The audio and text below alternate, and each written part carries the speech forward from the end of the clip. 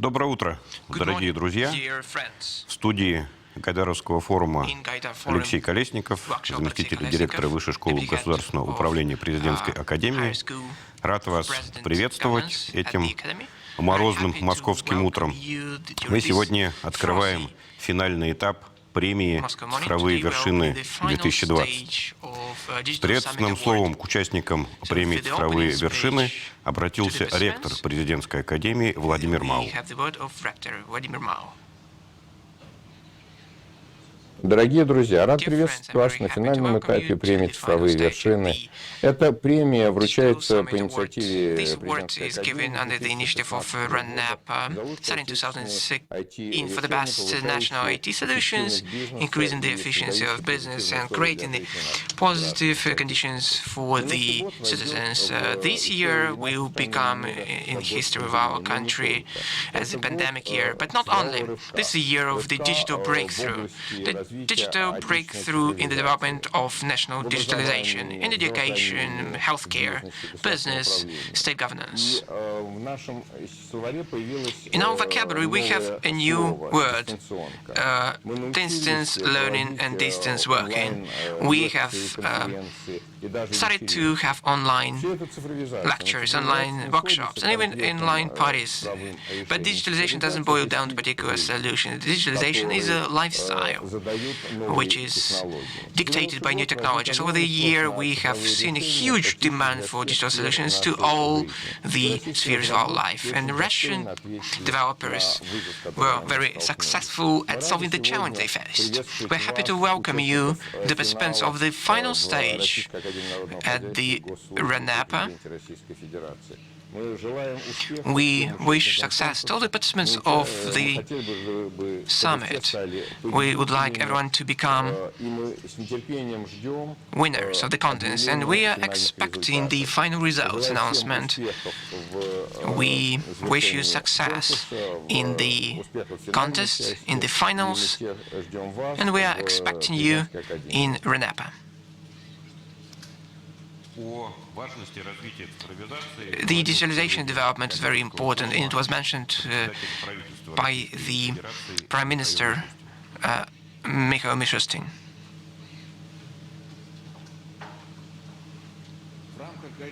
Within the Gaidar Forum, the Award Digital Summit will show the most perspective solutions in business and state governance developed by the Russian companies. So the solution to the tasks led to the situation that the segment of IT solutions has become at the forefront and most competitive globally. Today, Russian specialists are competing against their foreign counterparts. The coronavirus demonstrated the necessity for deeper engagement of digitalization in all spheres of life. It concerns social support, social benefits. Now the government is creating the tool which is called the social treasury. This is all national information platform to assist those in need. It is a necessary tool to achieve another important national goal, to decrease the poverty, to fight poverty. Such mechanism will allow us to act proactively and to have a target support those in need as fast as it was done with the president allowances for kids. During the pandemic time, there was a distance job increase. In spring, the share amounted to 10 to 15% of overall jobs. The format is not going to disappear after the pandemic. The specifics of such employment, based on the previous experience, was considered within the amendments to the labor code. It is very important since we face the global trend with emerging shifts on the labor market, and the former labor code didn't consider that. Thanks to digital technologies, distant jobs are going to develop in new innovative industries. However, the reality demonstrates that even in conventional industries of the real economy, we see the process going on. If during the pandemic time, the remote job was a mandatory thing, but further on, it is going to be determined by the real economy. It should be based on efficient economy and productivity. Thanks to the digital economy, the government managed to increase the support of the people who lost their jobs during the pandemic time.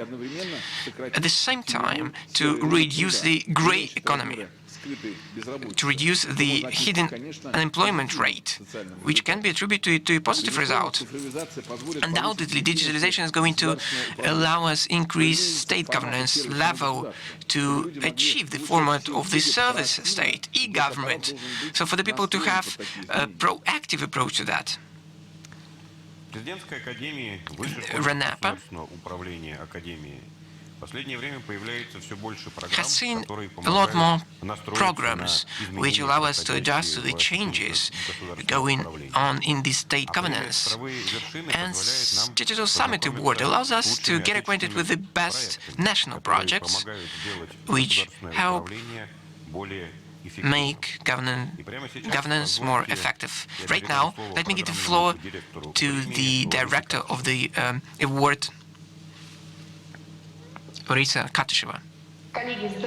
Dear colleagues, good morning. I'm very happy to welcome you to all those attendees expecting your presentations and in pitches. I would like to thank the jury of Summit Digital Award 2020. You know, today we have a great day.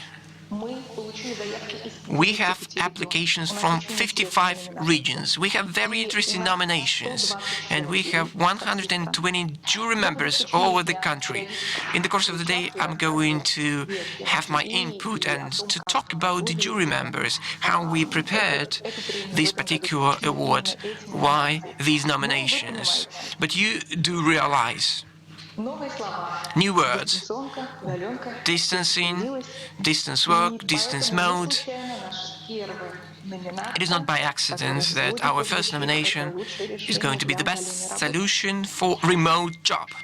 I'd like to give the floor to a colleague of mine, Andrei Kozlovsky. He is right now in the workshop. He's going to be moderating this particular nomination. Great honor for me to moderate this particular session, since being a representative of business, a representative of business striving to help other companies and state entities, non-profit organizations to build effective business and offers solutions for remote job. I do understand how important it is this year to see the opportunity to arrange very efficient shift for the employees to remote mode. It's a great privilege for me to moderate this particular session, the best solution to a remote job. Today we have 6 contestants in the finals. Each of them is going to introduce the project. Each will have 4 minutes to do that. At the same time, I'd like to say a couple words about the format of our today work. Unfortunately, it's online, requires a strict adherence to time limits. Therefore, all the questions from our distinguished jury members going to be asked at the end of our session. These questions are going to be voiced by me after all the presentations. Each has 4 minutes. The first is going to be Bittrex 24 company. I welcome you to our session.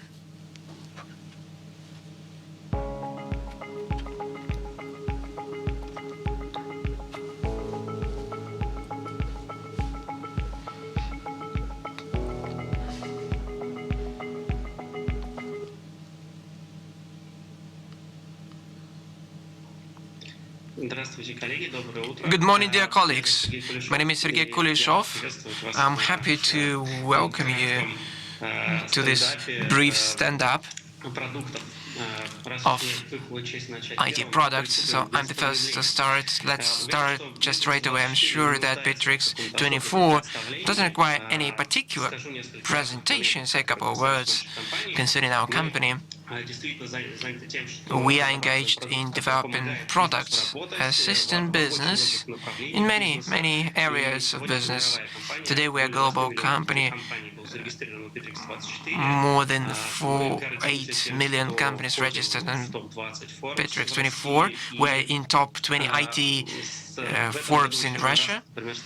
This year, we have become the winners of RANEPA award. Our strategy is to combine the companies to create the platform so it can work with many tools, digitalization, including a big number of tools, which can be separated into several blocks. Today we are focused on first two blocks, since we are talking about remote job. And of course, from this perspective, our online office is a toolkit for online work, task and project management, and a couple of words about this online store.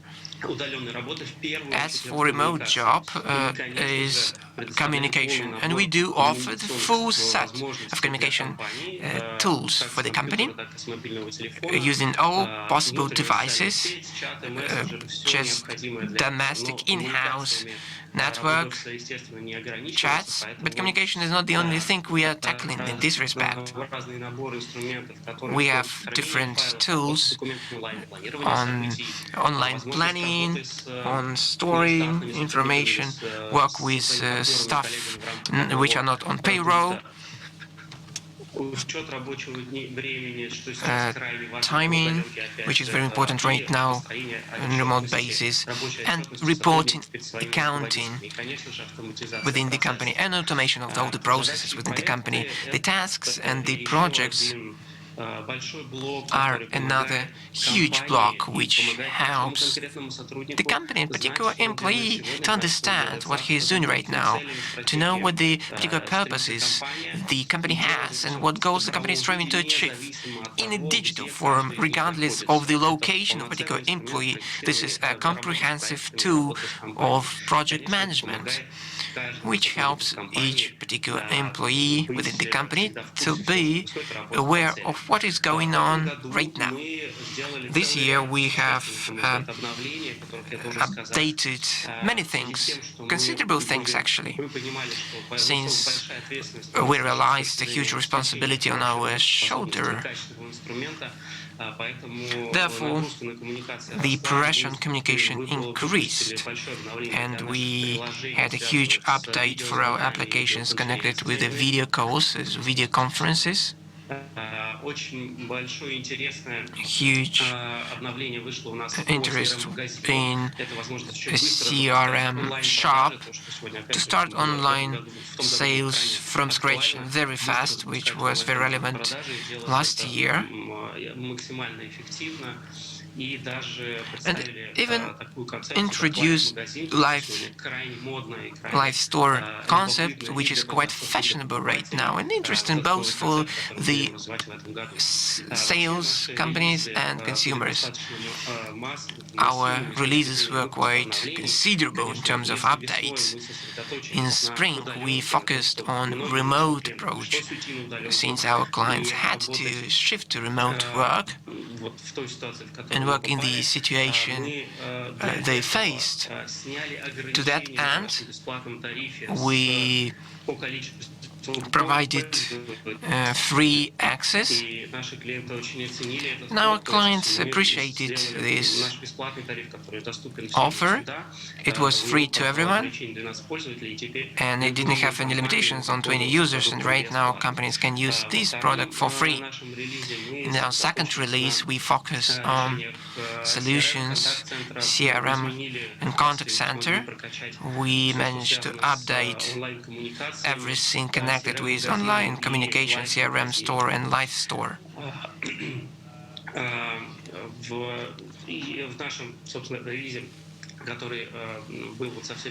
In our recent release, we provided for very high-quality calls, and we did a good job on project management, including automation option, a better interaction with the product, the attention focus system for the employees. It was mentioned by our clients. On the slide, you can see some of the adoptions of our products in the biggest companies in 2022. And we may talk about our assistance to the companies shifting to remote mode, who are trying to digitalize their activity. And that was mentioned by many companies from this list. At the end of my presentation, I say that Bittrex 24 is a very affordable tool for business, which is very important today. It is not limited to the number of users. There are some tariffs with no limits at all. And this is online service available 24/7 all over the world. This is a single product within our strategy, allowing company to work in a single window, in a single browser, in a single application. Thank you very much for your attention. So many thanks. Not even for the project, but for the talk what the company is doing. I have a lot of questions. I do believe that our jury members have even more. We're going to ask them at the end of our session. I'd like to touch on the timing. We are online and our time is limited. So I would urge all the contestants, remember that we have 4 minutes for the presentation of the project. We are going to remind you, please don't force us to switch to next project. Please let us give you an opportunity to finish your presentation. Now I give the floor to the second project, TrueConf. For me and for many others, this is a very famous company. The floor is yours. Good morning. My name is Dmitry Odintsov from TrueConf company. We've been dealing with video connection. So the time which we see right now is a kind of a golden age for video conference. Things which seemed kind of not necessary things have become a new normal, a new necessity, not only for the business, for the state governance. Video conferencing is everywhere, and it's to stay with us for a long time to come, even though it used to be with us before. What are we about? We're a national company, 15 years dealing with video conferencing. We're well known in Russia, and we sell our products in 80 countries. We are recognized by very famous organizations, Data RDC, analytical agency, recognizing us as one of the best providers of services. Our solutions are used both by small, mid-sized and big businesses, militaries, police, and even one king. Our solution is quite simple. It is done by IT for IT specialists. This is the solution working with the in-house of the company. So all the security issues are covered. So there are no possible privacy issues. There are free options and paid versions. So it is easy to start for a remote job. When we realized that the crisis was coming and we expected strict restrictions, we decided to offer free licenses to all the Russian and some foreign companies for them to easily shift to remote mode. We understood that nobody was going to pay since the process itself was very complicated. So we decided decided to give a free access to that. Whatever you want, take as many as you can. So the result was that about 50,000 companies, this is not about business, these are schools, institutions, academies, hospitals, state entities of different countries, were given access to our solution in order to have a very fast shift to remote mode. For example, in hospitals, for that to happen very fast, without any extra expenses, since the time really mattered. So as an outcome, we saw that, according to our estimates, in March or April 2020, about 3 million people had access to our system within this free mode framework to fight a pandemic from TrueConf. In summer, the number amounted to 4 million people. Of course, we faced a lot of problems, since on the one hand we have a very huge team. On the other hand, it was very difficult to adjust these solutions to higher demand, which increased 30-fold. We worked 25 hours per day, so we actually managed to do well. We worked during the weekend. We created new video guidelines.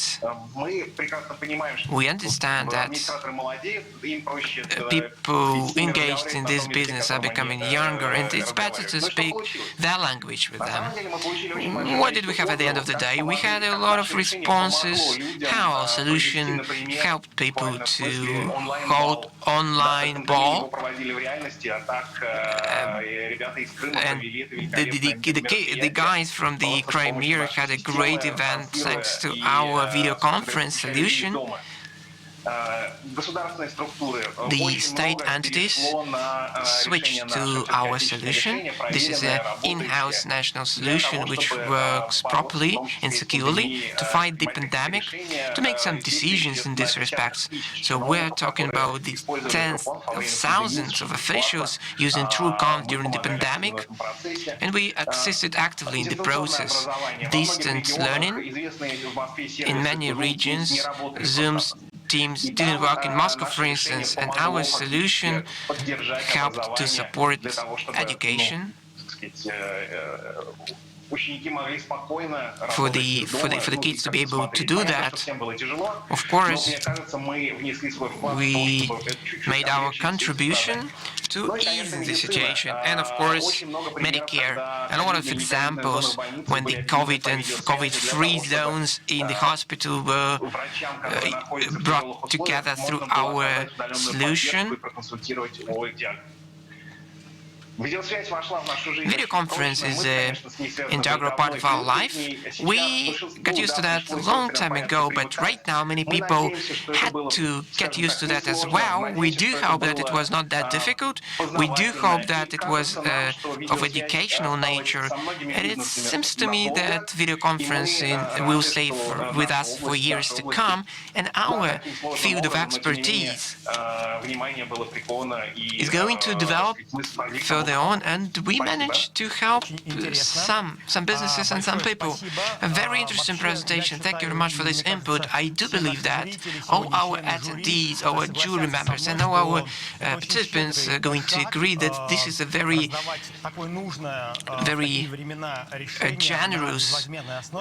generous thing to do when you provided free access. And our company also offers conference solutions based on your product. We supported the same idea, and we offered these solutions on a free basis to everyone. It's a very necessary and timely step. Now I have questions from distinguished jury members. I'm starting selecting these questions. Please do remember that. At the same time, I'm ready to give the floor to our next contestant, Megaplan Company.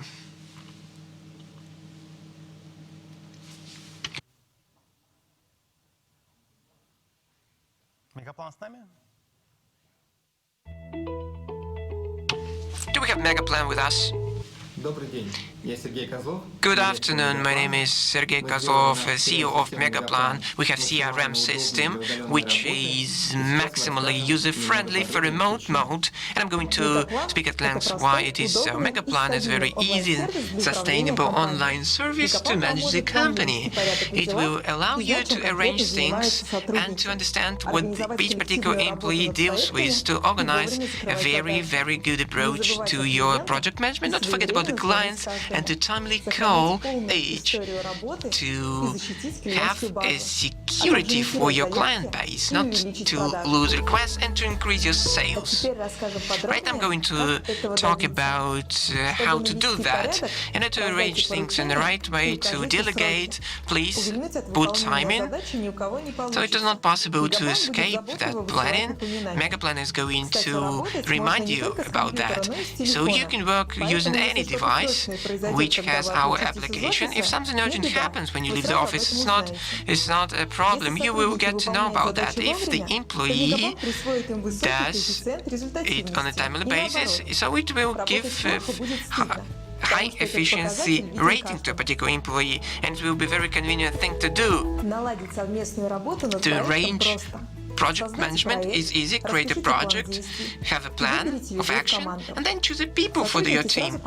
Employees are going to have a notification, and they will be ready to start to do that job, and they can share their messages in the chat of the project. Thanks to Get the diagram, you'll be able to see the particular stage of the project completion, and you'll be able to ensure that everything is going all right. Megaplan is going to remind you on timing constraints. If the job is done not on time, you'll be able to get to know that among the first.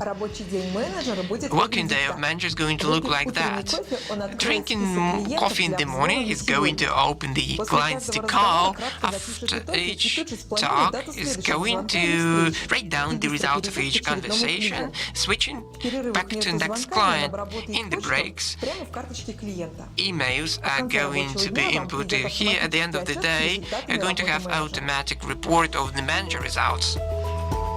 A new request is going to be within the module of a deal, and Megaplan is going to appoint a responsible manager and is going to notify him of that. Megaplan is going to notify him constantly to do how to complete the transaction. It's going to send text messages on the progress of the order. There is a desktop where it's possible to work with a huge number of tasks with the most important information on each to finalize the task, just moving and clicking your buttons.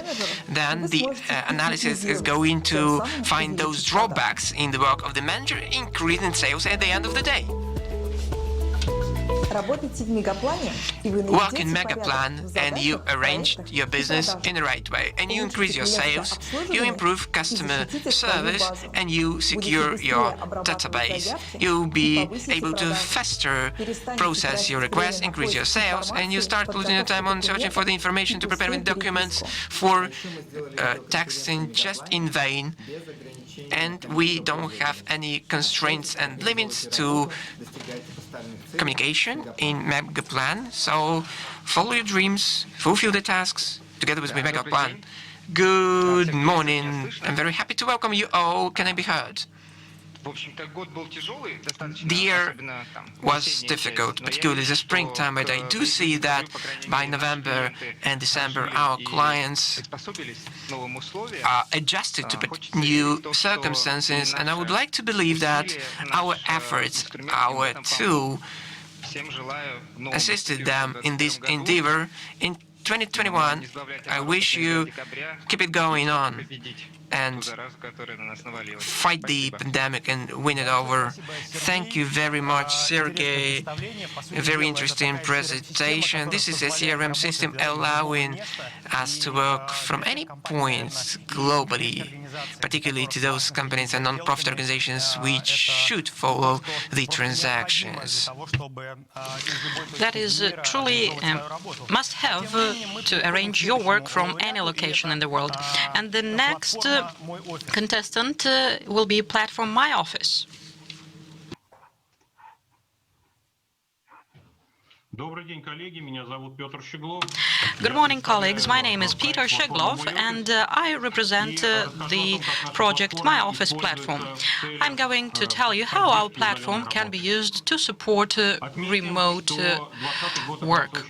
2020 was an uneasy year, and working remotely as a term turned from the one known to freelancers only to everyone, and the number of people increased by 100 times, from 60,000 to 6 million people in 1 year that started working remotely, and they all faced certain tasks of arranging effectively their remote work and operation. And now every third company says that they are going to practice remote mode of working further on, to use the means that help them arrange interaction with each other and remote work effectively. And it is My Office platform that can put forward solutions to this task. Our platform has been elaborating for over 1 year, and we focus on 3 major elements to organize effective operations. First of all, that is joint work. We suggest that documents can be copied, can be adjusted, and can be elaborated jointly. And this can be done not only with the help of devices. And this played a crucial role in 2020, because a lot of people that started working remotely, both in public companies, in governmental companies, faced that they did not have the device that they usually worked on at office. And they were forced to use tabs, phones, or they were forced to buy a new PC or a laptop. And we would like to say that My Office platform is accessible from any device, be it a phone or a laptop. And our app played a critical role as well. We also paid a lot of attention to data protection and control over data distribution, because remote work posed the question of how to control what is going on as really the most critical one. I would like to also note that lately we have reached a lot of results, and it is My Office platform that is the only Russian software that has certificates to prove its security. Representatives of 68 regions of the Russian Federation use our platform. That includes the Moscow region, Tula region. Not long ago, we declared Stavropol region joining these regions. Over 380 customers use our products, both in large and small scale projects. And these are our customers not in Russia only, but also abroad. We are accessible in education sphere as well. Over 5,000 schools use our solution. And this year, we also supplied over 1 million licenses of our products to Cameroon. There are federal agencies, regional agencies, and large commercial companies that are our customers. And I call on you to join My Office immediately. Arrange your remote work effectively to your customers, to your partners, and to your employees. Thank you very much for your attention. Please join us. Thank you very much. Thank you very much. That was, again, like a story, and I hope that thanks to this story, you would be able to find new customers today. And I will remind you that we give each contestant 4 minutes. We have 2 contestants left before we start asking questions from the jury members. And now I'm happy to give the floor to Pravo Tech.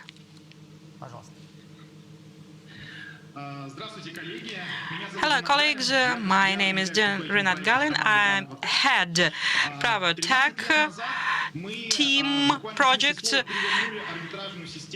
We really turned the arbitrage system of the Russian Federation some time ago, elaborating the law online universal platform. Starting with last year, we adapted our solution to new business verticals. What do those who first plan automation or need to go remote face?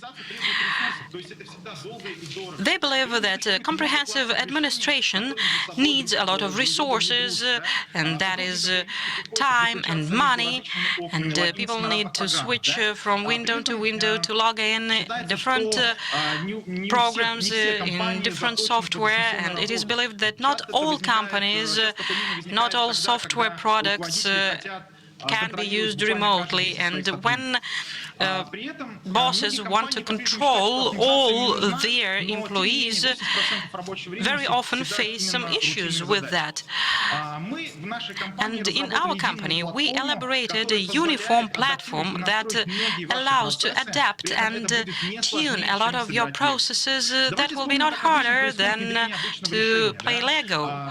Let us remember what is the ordinary solution making. There is a task set, then budget allocated, then business analytics, then description of task, then there is the execution of this task, then the result should be agreed and approved, amendments are introduced, and there is usually this circular process. And our low-code solution allows to attune this process in a maximum fast way with minimal resources in terms of time and money. The project card can be customized to your needs easily. For example, your procurement management department or HR or finance department or your property department can all automate their processes and customize their own card of the project with all the fields, blocks and stages. All the information on the work within the whole company or separate department will always be present here, and you would be able to monitor and control everything, all the processes, all the execution of and implementation of different stages of work with all the necessary detail. And automatically, the system can determine separate triggers to register specific deadline and to see what is needed per specific task. It can also agree and approve on some documents automatically. And there is also uniform base of information. You can add IP telephone and conferences here, your internal local services. It all will be present here. And Tinkoff Insurance or Headhunter just do not put in 90% of data manually, because they are present here automatically. And you can also abandon drafting templates, because we have a special software solution to draft documents, and a lot of data are dragged from the card of your project to your final document. And a report drafting will take not over 1 minute, because the system uses context search to drag any data, any attribute from any card, to be able to see it interactively in a dashboard. We paid a lot of attention to a user-friendly interface, as this system is something that you will work with. It should be maximally user-friendly, and it takes maximally 3 weeks to get used to it. And if you need, you can make any changes to this system through the administrator rights that you have. And it is easy to simplify communication through chatbot that can take 3 functions. First, consult internal departments. Second, collect important information. And third, prepare templates. There is a special portal of self-service where chatbot can process an application, prepare any document in just seconds. We pay a lot of attention to data security. So on the one hand, we say that our system is a barrier system, and there are structures, there are organizations of the Ministry of Defense, among other our customers, that prove that. And you can also use on-premise structure. We have customers like these, and our key motto is please work with pleasure, and it is the system that should customize to your preferences, not vice versa. Thank you very much. Thank you for your presentation. It was really very interesting. The talk was very interesting in terms of mostly the chatbots and their integration of solutions for law, the smart intelligence. And it is really interesting to get in and understand. Well, everybody understands when chatbots will replace taxi drivers, and it's interesting to learn when they replace lawyers. We have less than 10 minutes left, and again I give 4 minutes to the contestants of Vigile. Good morning, colleagues. I'm happy to see you here. My name is Anton. I'm founder and CEO of Vigile, and I will use the next several minutes to tell you how we arranged remote work for over 10,000 people. Can you see my screen, colleagues? Yes, you can now. Thank you very much. So let's start with the following. We solve the easiest tasks that are easy to word. In the companies, we answer the question, who does what? We provide for transparency and order. We answer the question, where the resources go. And now we answer the question, how to arrange the remote work of 100 people in 1 month. First, I would like to quote our recent integrations. For example, Rossetti says that it is intuitive, user-friendly, and handy. Pick, a very easy system. It was very simple to start for us and scale up to 200 people. A Committee of Digital Development of Leningrad region, Department of Digital Technologies Development. That is the best domestic solution for project management without unnecessary additions. Krasnodar. It has the easy logic, and we are truly proud of being a simple solution. I could show you dozens of processes organized on the basis of Vigile and hundreds of functions. We are proud of a lot of them because they are really powerful and convenient, but that is not that important. More important is whether the system is popular within the team, and we are working on that. There are 2 factors that solve that task. First of all, we are fully work-based system, and there is a very easy agile board as the basis, and everything is driven to perfection here. It has been tested many times, and none of 1,000 employees of a team will find it difficult to use it. And every task is a chat. That is another feature of ours, and you can click on every card and you will see very convenient chat, and therefore communication is not a problem, and the work is done where the communication is. The key indicator that we are monitoring, that is active users per day / active users per week, and that shows how many use your tool today. our indicator is 74%. That is very high. That is comparable to social media or TV. And usually you introduce a system, there is activity, then there is a slowdown, then there is also a peak and a slowdown, and then the system is changed, is replaced. It will not happen like that with Agile, because Agile is incorporated in your team, in your company, as an inherent tool. And we do not have any restrictions in terms of any wishes of our users. We have a lot of extensions, including API, cookies, any tools that have internal tools of any system with internal business logics. Any demand, like for example, we want agreements to be collected into a separate folder with a task set to be checked by the accountant's office. It's not a problem. All the tasks can be solved as extensions, and they will not harm the basic interface, and that is really critical. We have worked over 12 years together with our team, and we have come up with over 3 successful IT companies, and over 70 million people used our products.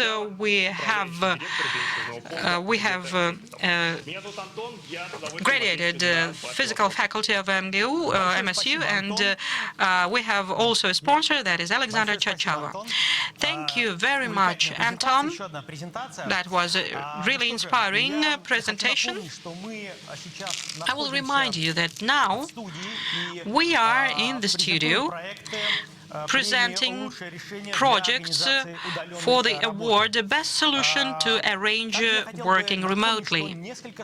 I would also like to remind you that several hundreds of participants applied for this award, and the best were selected. Today we heard 6 laureates, and I believe that each of them presents a very important product for an easy times. There are solutions for video conferences, CRM systems, e-document flow, automating lawyers' work, and many other things and solutions. And I would like to point out that the majority of these solutions, not only those that we have heard about today, but other participants as well, are Russian developments. And I'm truly proud that today Russian companies can fast offer business and non-profit organizations and governmental institutions solutions that are in such a need in these hard times to effectively take the work of the employees of the company remotely. The choice is not easy. Regrettably, we do not have time left for questions, so I believe that the choice will be made proceeding from the projects offered. The choice will be uneasy, but definitely it will be made. And in several hours, we will learn who will win this award. And now I'm happy to give the floor to Larisa. Thank you all very much for your attention. Thank you, colleagues. The presentations were really wonderful. I have 1 minute left. I clearly follow the time frames, so I would like to remind you, if you wish to have time for Q&A, please stick to the 4-minute time frame given to each of the speakers, because it is important to hear the questions of the jury members. So, as for those who have spoken now, we will send you the questions of the jury members. As for the Digital Heights Award, what is it about? It is the first national award in digital development. So we are pointing out about Russian-only digital projects, and they are really striking. I like it very much, what I hear, and I'm looking forward to hearing further projects. Like I have told you, we have a lot of jury members working today, and as for the best solution to arrange remote work, 32 jury members, including several ministers of digitalization, heads of departments from governmental corporations, and I was asked a question, why we do not put on the website the information on the jury members. We will do it afterwards. Why? Because we don't want anyone to think that you can get in touch with any of the jury members beforehand. We have a really rich agenda today, and we will travel around the country today, I would say. We will have online sessions with Kamchatka and Kaliningrad, and right now we go back to the studio while the jury members are voting for the best solution to arrange remote work award. We will now try to see what happens in Kamchatka today. Digital region of Kamchatka, and Andrei Shalihov, my colleague, will now introduce the session to us. Good morning, Larisa, and good morning, dear viewers. Yes, truly, we have a lot of projects, a lot of cases, participants, experts, and we would not be able to hear them all, but we will hear the selected ones, I would say, those who managed to join us this evening time in Kamchatka. And the first speaker today among the regional ministers responsible for regional digitalization will be Nikolai Vladimirovich Kiselov, Minister of Digital Development of Kamchatka region. Now we will get our dear colleague online. A lot of regions were forced to work on their cases in the pandemic on their own, and there are a lot of cases, a lot of issues that were solved. Nikolai Vladimirovich, in your region, you have had a new government team formed. It was done in April. And how did you manage to get in right away and to solve the current issues? Good morning, dear friends and colleagues. Thank you for this chance to speak to you today and discuss a lot of critical matters with you. Yes, you are right that our team changed in spring and we had to act right away. We had no chance to slow down, to wait in our decision-making.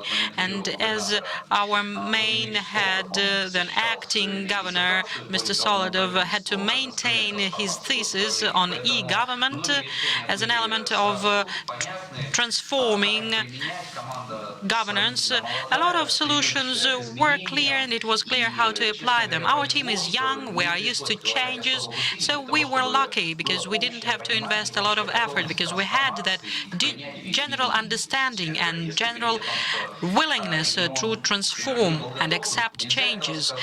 We cannot say that the region was not ready for that. Everybody was mobile and everybody managed to mobilize their effort. But the issue that we all faced, yes, clearly was the pandemic.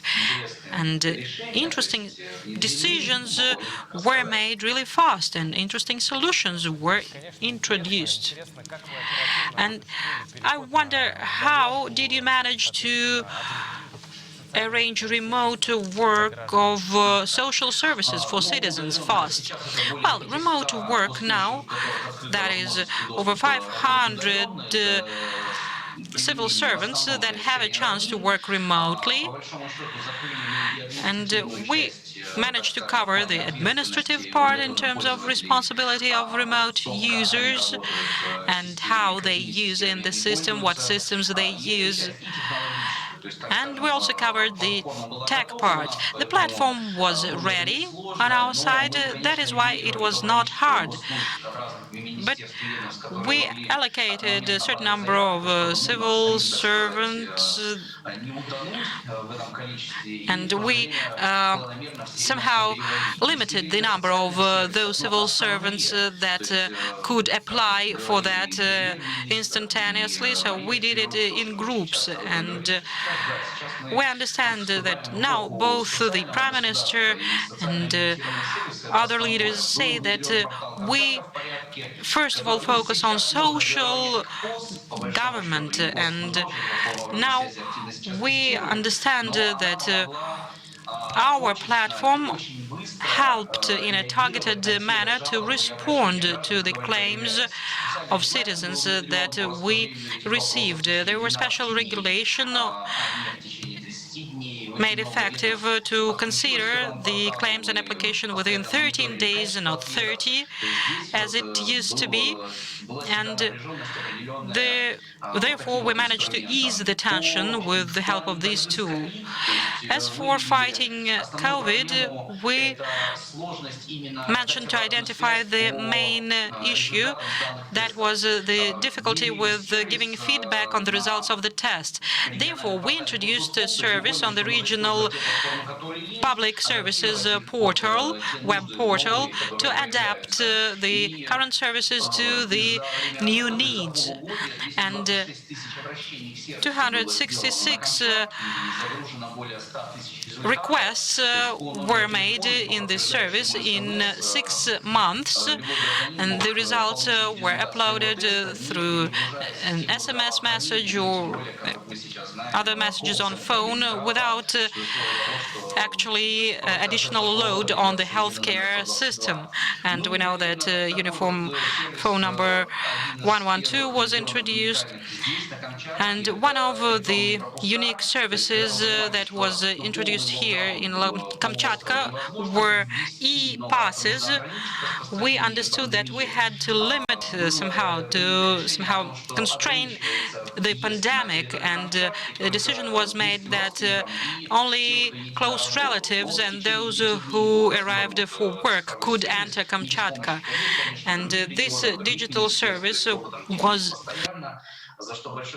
unraveled really fast, and I would like to thank all those who helped us there. This service is now up and running. It is effective, and we have handed out over 80,000 passes for both legal entities and physical individuals. So these are the three main services that helped us ease both social tension and assist the healthcare system and arrange the work of other companies in Kamchatka. Thank you, Nikolai Vladimirovich. And the last question that I have to you, it's clear that there were both positive cases and some hard, difficult cases, but what problems did you face, and what conclusions did you make for the future? What will make the citizens' life easier in the future from the perspective of the conclusions that you made?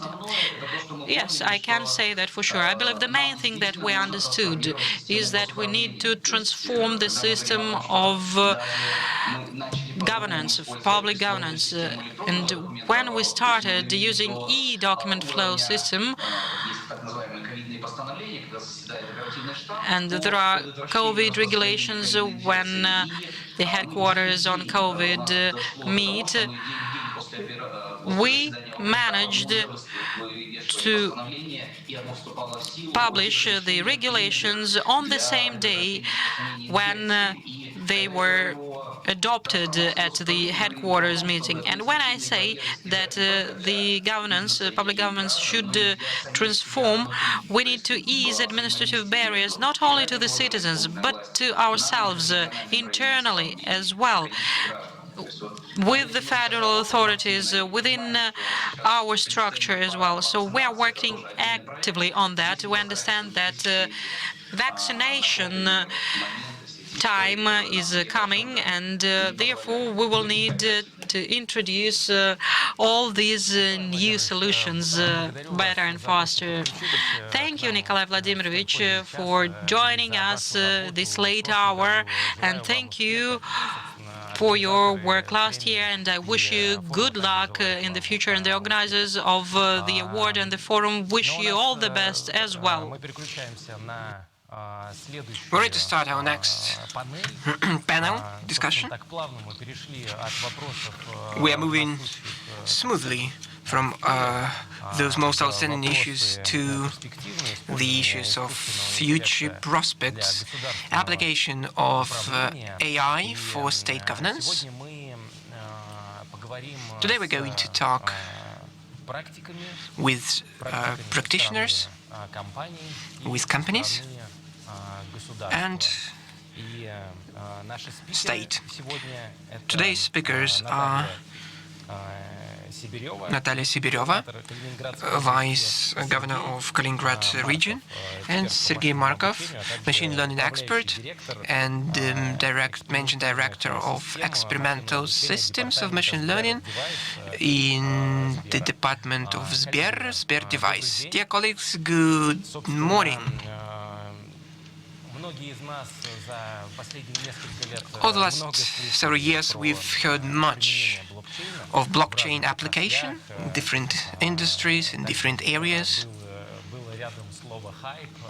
We saw hype word associated with this industry. Last year, we got acquainted with such notions as blockchain at the election. As for the artificial intelligence, there are still some questions among the citizens. They associated with a kind of a black box without a clear understanding what it is. But we are the specialists, we do understand it as a power, and it will be impossible to work further on without it. I'd like to talk about that right now. I'd like to give the floor to Natalia Sibirova.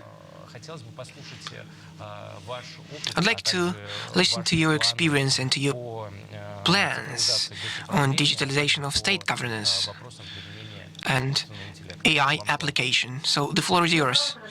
Good morning, dear colleagues. I'm happy to welcome all the participants. It is snowing outside. This is our Kaliningrad Stadium dedicated to the World Cup 2018. As of today, our region is using AI technologies, the technologies used in license and face recognitions used for safe city. Today's technologies allow us to decrease both types of crimes. Last year was very challenging for all the regions. And the specific challenge is that those solutions that could have emerged a little bit later appeared last year. We're actively using in our region robotics technologies as a tool in a medical call center. Before pandemic, we used virtual assistants to enroll the patients. But during the pandemic time, we used a special virtual assistant scenario, analyzing the patient based on the symptoms the patient has. But we started to use this system much earlier. And the same virtual assistant was used in spring when we tried to engage people to get the digital certificate in order to increase the digital literacy. These are the solutions we have right now. Another one which is being developed, which was pushed because of the pandemic in order to optimize labor and our opportunity. This is the photomaterial processing to increase our tax revenues. Together with Sberbank, we decided to develop this particular endeavor. So these are the solutions. Natalia, we're going to little bit change the format. I would like to give the floor to Sergey, and after that, I'm going to ask you a question, if you don't mind that. Sergey, are you online? Good morning, dear colleagues. I hesitated on the topic to talk on, since there is a lot of news about AI. You know, just talking about the big events would take hours. I decided to focus on several major things which happened in machine learning and AI, and share my ideas on how these new technologies going to influence state governance, how it can be applied in public services. Let's start. I have a couple of slides, actually. As a matter of fact, the biggest event which happened in 2020 is the emergence of the giant transforming models, which allow to understand the natural language very close to the comprehension of people. Such models, we're talking about GPT-3 model particularly, which provoked very huge interest. It is changing the technological wave itself. It can be regarded as an enabler, making it possible to create absolutely new services. If you look in retrospect at the revolution of deep learning, we can see that over the period when technologies in photo processing and applied artificial intelligence have covered over 2 decades, in natural language processing, there have been 3 major milestones leading to a new type of approaches, new type of flagship models used by the specialists to create the systems aimed to process natural language. The latest revolution was connected with the model called transformer. Transformer is a building block of an artificial neural network, which can be used as a brick to have huge computing systems which demonstrate significant capabilities. If we had demonstrated 10 or 15 years ago what the neural networks could have done in this respect, nobody would have believed it was possible at all. But we do see that how this building block, which emerged in 2017, led to a huge number of neural networks aimed at solving different tasks. If we look at GPT-3 model, which solves one single task, it predicts a next text based on the previous one. So it can predict the next word in the text based on the previous words. But it turns out that this capability gives us an opportunity to solve many tasks in natural language terrain, as all these tasks can boil down to this particular solution. In my department, which is called Experimental Machine Learning System Application Department, we are using them for different purposes, and there is an interesting paradigm that everything is a text. Many types of information can be presented in the form of a text. These are not only just clear examples, analytical documents. Music can be shaped in text, as the music itself is kind of a language. Even an image can be represented in a text. This is an example how a modern neural network based on GPT-3 architecture is capable of composing music, which is quite intriguing.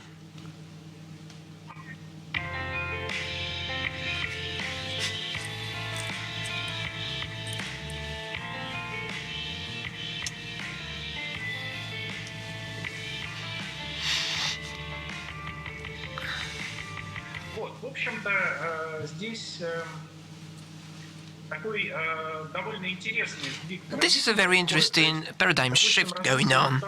Development of virtual assistants based on the same model, GPT-3 or GPT-2. This is absolutely new level of interaction with the client.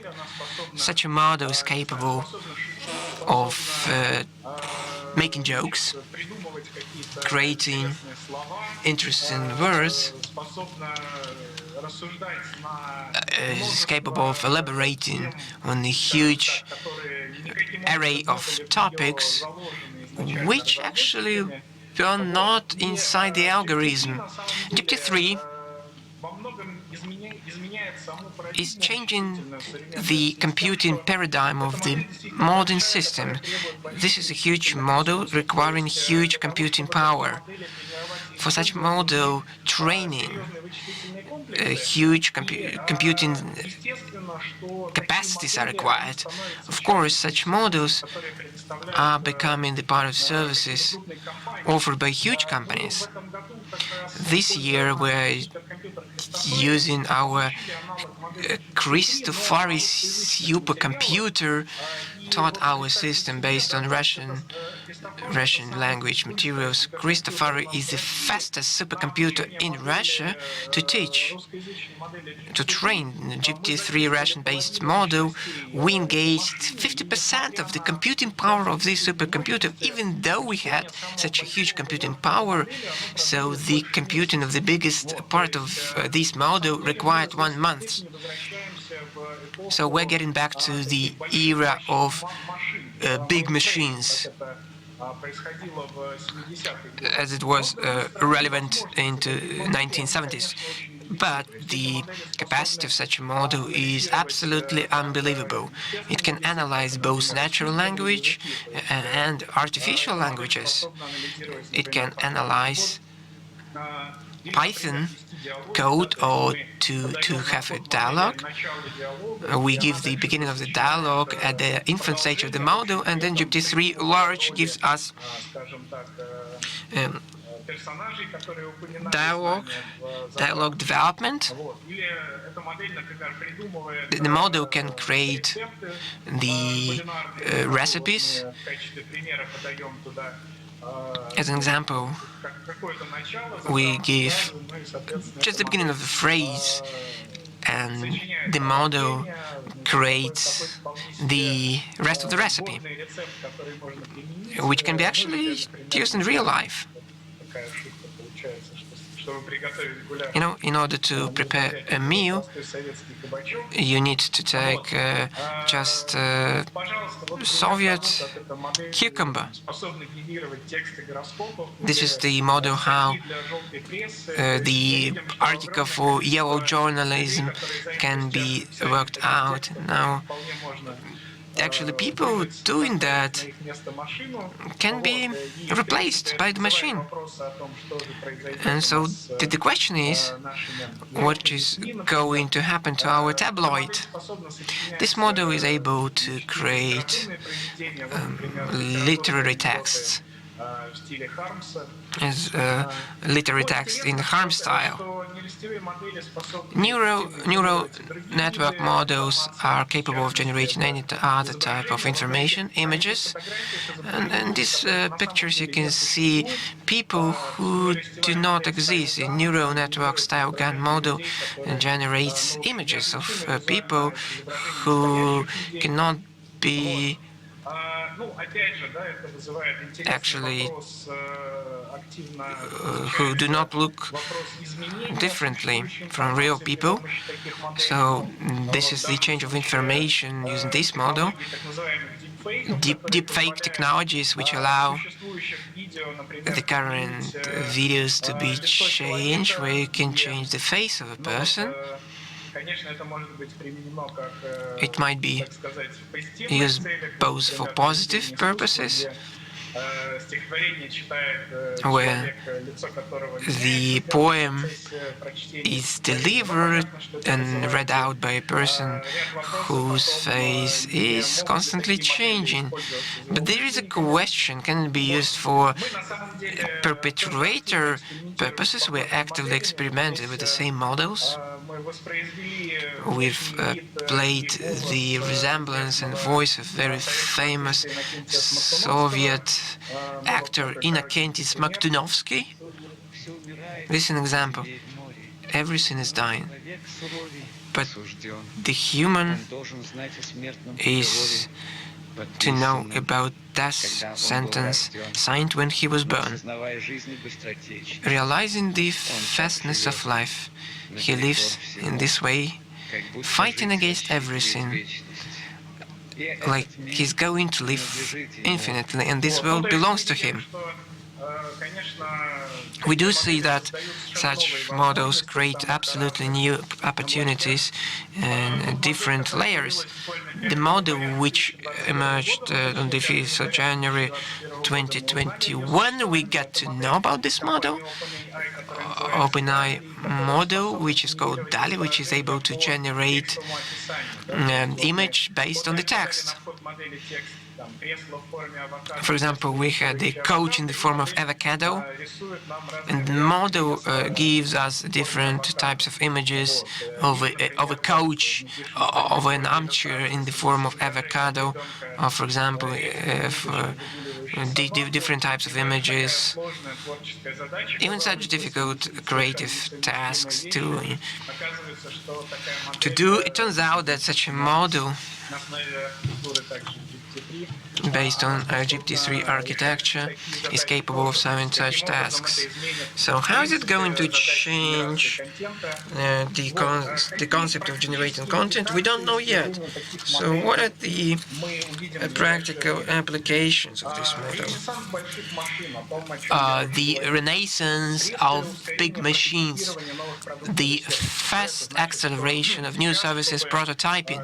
It means that in order to have a smart application generating recipes, you require not weeks or months as before. The prototypes of such solutions can be worked out within days. Cheaper content and new services based on this cheap content generation.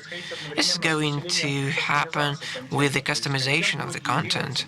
It's going to be generated to every specification, to every particular specification. It means that those systems which are used in communicating with the clients based on the script engines is going to accelerate as well, as the scenario of communication with the client can be generated with the help of these huge generating models. Coding 3.0, a new paradigm, when we don't need to prepare data sets to train neural networks, we can use just a small number of examples to explain to the network what we want from this network. And this is a shift to universal artificial intelligence. This is a dream of all the researchers and scholars for many years.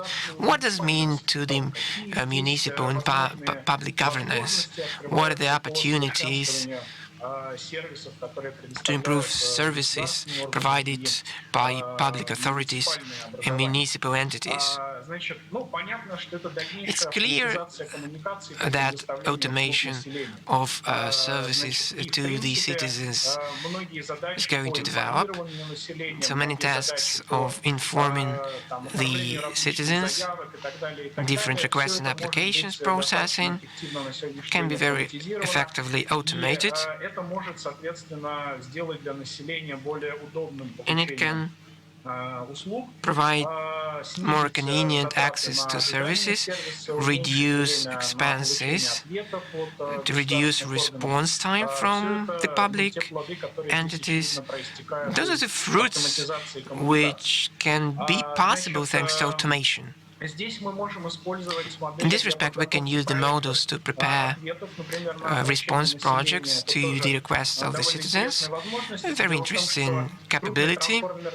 As a big transformer models using understanding of natural language comprehension is at the average person level. It means that in the future we can use this model as legal consumers. We used Russian legal framework, which became a part of a learning data set. We need to conduct experiments. It's not going to happen with the wave of the magic stick, but there is a capability which we should use. Thanks to lower time of response processing, we might see an opportunity to create a new range of services which didn't exist before. This is directory, information services, which can increase the interaction between the state and the citizens. So the analysis of mass media information in order to increase and improve the response of state authorities, particular crisis outbreaks which we can see. In many conflict situations can be avoided in case potential problems are detected at the very infant stage in social networks, in mass media. Of course, the state authorities don't have an opportunity to monitor everything which is online, but the task can be tackled by the machines. And thanks to their understanding of natural language, they are capable of detecting those potentially dangerous situations and cases in order to avoid crises. Adoption of speech technologies in public governance. Sometimes it's easier to use a speech mode of information. Of course, there is particular field, particular number of people who are going to use speech services. A young mom with a kid who is busy. The speech channel is the solution she needs. In this respect, speech technologists are going to have a breakthrough that the progress in neural networks allows to recognize speech better, to process speech better, and to generate speech better. We can see that more and more people use virtual assistants. According to our estimates, there's going to be a rapid growth of virtual assistant users for public and municipal authorities using these new channels to interact with the citizens is very important. That's it. That's all I wanted to say today. Sergey, thank you very much. Such solutions were very important, particularly last year. Chatbots you've mentioned, and of course it allowed a decrease in the pressure in the society, informing awareness among the citizens, and increasing the understanding of what to do and where to go to. Over the last year, over 2020, compared with the previous year, the artificial intelligence became more popular, not that considerably, Mostly we talked about COVID-related issues. Thank you very much with your journey into the artificial intelligence. Sergey, I have a question to you, a brief question. Not long ago, Elon Musk, as usually in social network, mentioned that within 5 years we will witness a huge breakthrough in artificial intelligence. Things you are talking about is a deep inside the artificial intelligence. Of course, citizens and businesses don't need to ask whether there is artificial intelligence component in particular solution. What is your perspective? Are we going to witness breakthrough within these 5 years? Is our life going to change drastically? Of course, it is not the question which can be answered within a minute. The point is that when talking about artificial intelligence, we should clearly recognize that there is a huge industry behind the science and technology dealing with automation, intellectual tasks.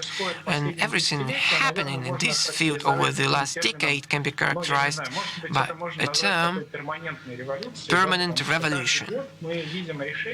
Every year we see new solutions which improve capabilities, image recognition, speech recognition, generation of speech, understanding of natural speech.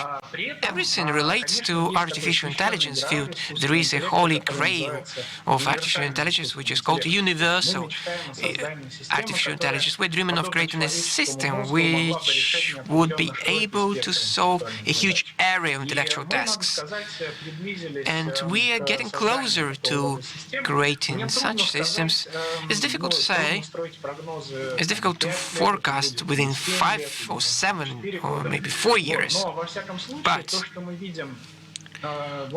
what we witness in natural language processing demonstrates that we're very close to that point. GPT-3 is an example of a model capable of solving many tasks, huge area of tasks. But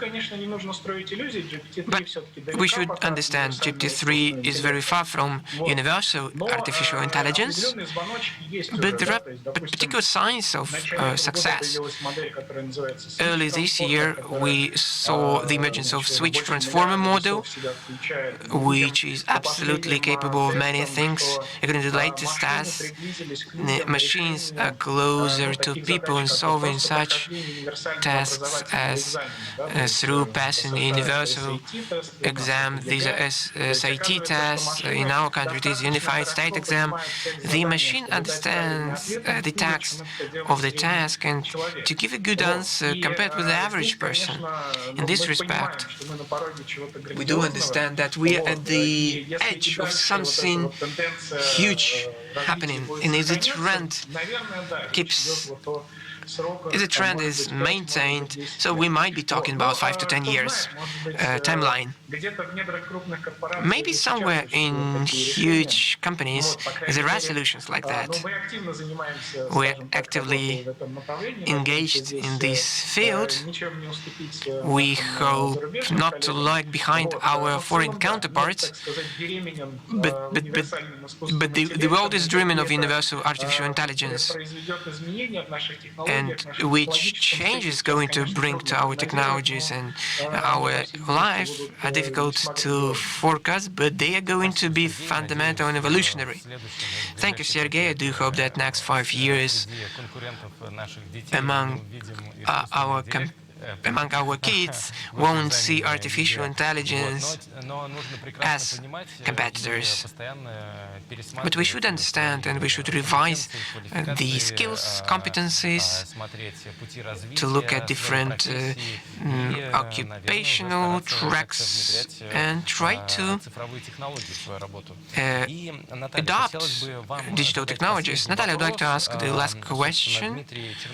Dmitry Chernyshenko, the Prime Minister of the government, last November instructed to create a register of ready-to-use solutions in artificial intelligence for federal, regional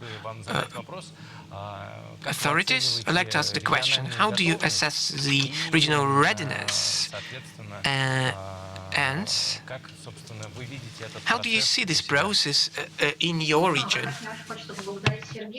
First of all, I would like to thank Sergey, and I believe that my presentation will be logical after his, because all the cases mentioned are truly applied by us on our end in automation, in communication, and I'm sure that in 2020 all the regions have become ready to come up with a unified register of all solutions, because 2020 has posed a challenge to all and to IT experts mostly. So we have had an IT breakthrough. Therefore, our developers, our young developers, and our state corporations that are actively involved in AI developments are all ready to join in. And Mr. Putin has said more than once that Russia has to and will be leading AI development process. Therefore, the platforms that are in existence today, including Skolkovo, that a lot of universities cooperate with, and our Baltic Federal University are developing the strategy of education in the sphere of AI. So I'm sure that every region today is ready to new solutions in AI. Thank you very much. Thank you, Natalia. True, we are ready to gather cases on governmental platforms, non-for-profit platforms. So I'm happy to thank Sergey and Natalia for this session. And we are moving on, and I would like to give the floor to Larisa. Larisa, are you here with us? Yes, I am, sure. Thank you very much, colleagues, for this truly informative and interesting conversation. And now we will see the finalists in the award The Best Solution Using Artificial Intelligence. They will start talking soon, but before I would like to thank the partners of our award.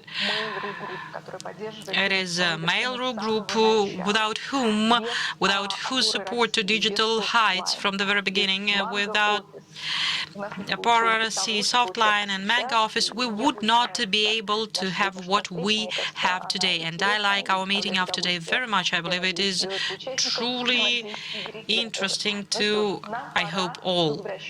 So it's time for us to go back to our contest. And right now, we will hear the finalists for the award The Best Solution Using Artificial Intelligence. You know, that is the most popular award. It received a lot of applications, and the jury members choose themselves what they will be juries for, and 38 members will be here. Igor Fetisov, Minister of Digital Technologies and Communication of Chelyabinsk region. Kirill Semyon, Head of Department of IT of RZD, and Konstantin Shavrin of Roscosmos Digital Department. I cannot name all, but that is really a very good jury. And I'm happy to give the floor to Alexander Zorin now. Thank you, Larisa. I'm happy to see all of you, colleagues, and to welcome all of you here. I believe that we start the new year with a very good event, so we are going to consider really the best solutions, and I'm happy to hear 5 finalists today that have provided solutions using AI. And Arseny actually had hosted a session that was devoted to using AI for state governance, and now we will have a look at the solutions that allow to enhance the efficiency of organizations for real sector of economy. And I believe that these solutions can be used for further improvement of the efficiency for public sector organizations. So before we start considering the solutions themselves, I would like to note that we have a 4-minute time frame, so please stick to it. After all the presentations, the jury members will have a chance to ask questions to our presenters and receive answers. And all in all, we have 40 minutes, so please be aware of the time. And jury members, please fill out the questionnaires and send them right after the presentations. So let's start with listening to the presentations of the projects. And the first project is Чистая руда, or clean ore.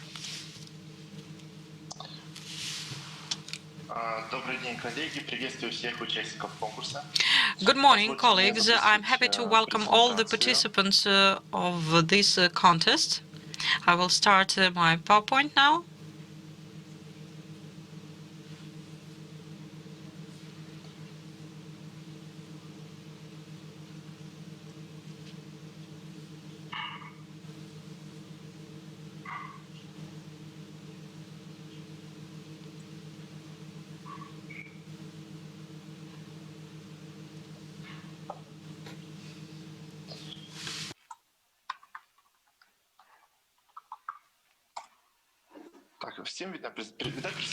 Can you see it now?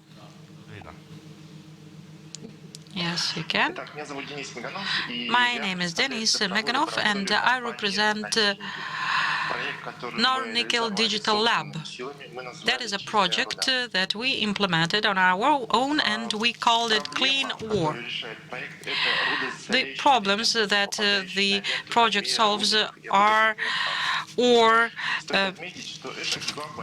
polluting elements, and that is a global problem that is topical to all ore companies, to all mineral companies. And you know that there is a concentrate that is made from ore, and the less external inclusions are in the ore, the better. And as these all inclusions are damaging the equipment.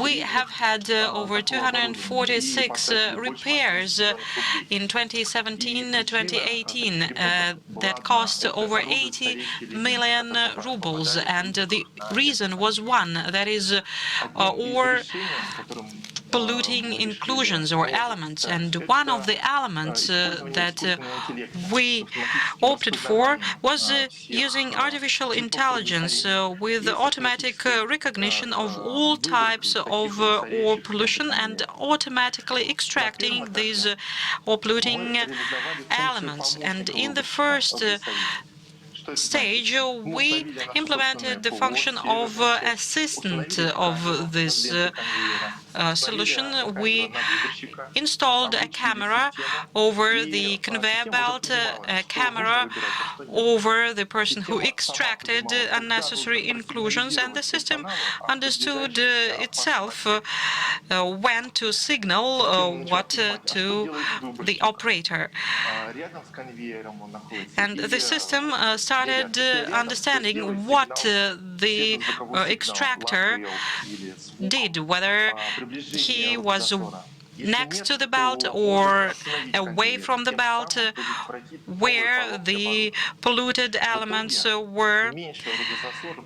Therefore, fewer pollutants got into the machine. And we did not have a single repair in 2019 for the crushers. And we are now carrying out lab tests. The system can work from the cloud and on-premise.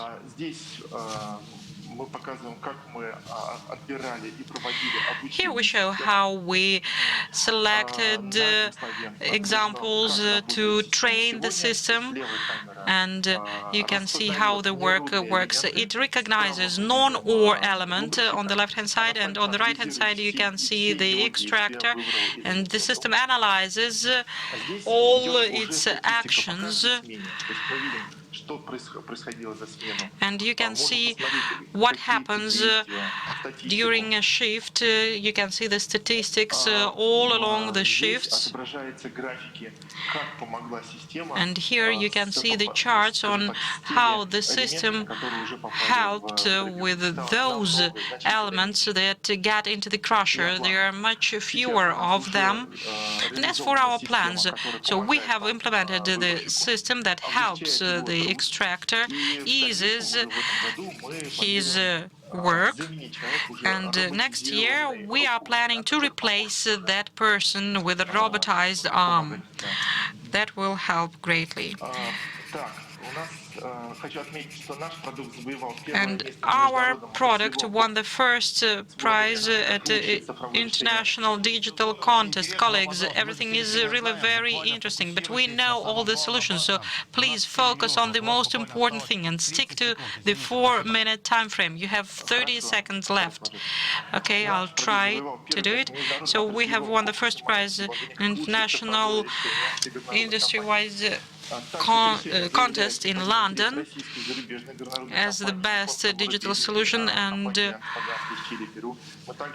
companies from Japan, Chile and Peru are interested in our solution, and all wishing can buy this solution for their needs today. And we will be happy to partner with a company that will be interested in our product. Thank you very much. And I would also like to point out that it is a truly great solution, and we receive questions from our colleagues from the jury member. I will ask them afterwards. And now let's proceed with the next solution. That is an analytical platform polyanalysis. Good morning, colleagues. Please stick to the 4-minute time frame, the most important thing. Good morning. My name is Dmitry Koltsov, and I would like to introduce to you polyanalyst platform. 2 years ago, Mr. Mishustin said that today in the digital world, data come first. That is the gold of the 21st century. That is the main asset that we need to work with. 2 years later, we cannot but agree with Mr. Mishustin. The scope and importance of data are growing, but 90% of data are unstructured text. That's why it is even very difficult to work with them, to check accounting transactions and find 10 conspicuous out of them. It will take any inspector 20 days. And it is obvious that to have fast data analysis, we need to employ AI technologies to process natural language and machine learning. But these technologies are very difficult for an ordinary user. That's why developers have to be engaged here, and that increases costs and timelines. Therefore, in a data department, there should be a tool for to make the department to work with data on their own, and polyanalyst can help us there. That is a Russian analytical platform for visual scenario building basing on AI and NLP that does not require development skills, and the interface is easy and intuitive. It is a throughput solution for all stages of work with data, starting with data uploading, preparation, then machine learning and text analysis, visualization and export. As for the interface, it has nodes with over 100 algorithms. The user forms visual scenario analysis that can be changed easily, and therefore financists, analysts or marketing experts, all those that are not aware in software development very well, can work with data easily. The customers that used our software managed to help, for example, the accounting chamber of the Russian Federation, inspectors, to analyze hundreds of thousands of documents. And one expert in September, for example, taught a polyanalyst to find the necessary links in the documents in 3 hours instead of 20 days. And the 2035 University tried to use a polyanalyst to analyze the professional standards and 10,000 vacancies using or needing skills of machine learning. And now the competences that it put together for non-existent job specialist on machine learning that it drafted is pending in Ministry of Labor. And some words about us. Megaputer is a fully Russian company with almost 30 years of history. We have 107 developers, 16 linguists and analysts, 8 candidates of sciences. We have introduced over 300 solutions to over 100 customers. We know how to make a good product. Thank you very much. Thank you very much, colleagues. That is a very interesting solution. Colleagues, please fill out questionnaires. Don't forget to do that and send them to organizers, and ask questions, send them to me. And the next solution is corporate search in Energomash, the leading Russian enterprise in rocket building. Good morning. Please allow me to share my screen, first of all.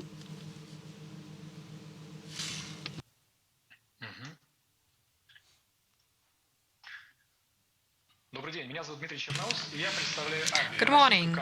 I'm Dmitry Chernaus, and I represent ABI, the Russian leader in artificial intelligence recognition company. And I will talk about ABI Intelligence Search that was used for corporate search by Energomash. What can be more trivial than search? Any modern corporate system, whether that is a web portal, CRM, ERP, document flow, cloud, storage, or whatever, can and do have search tools. What do we do? Well, to answer this question, we need to look at the essence of search. Have a look at these numbers. And search task does not have a value in itself. We search something only to carry out another, more general task, to do it faster, for example, to find one document out of a million, and to find this document that will be more relative. So to do this search in a qualitative way.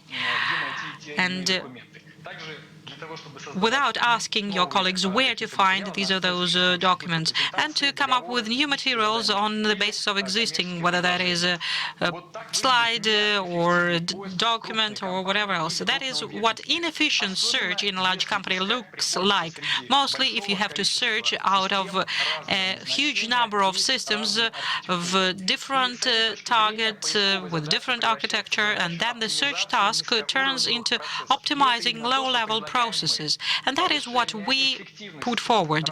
We put forward an idea to enhance efficiency of working with corporate information, cutting costs with over 40% and lowering the risk of working with non-topical, non-full information using centralized search with artificial intelligence. And corporate search is not Google. You cannot ground on the statistics of searches and switches of a million of users.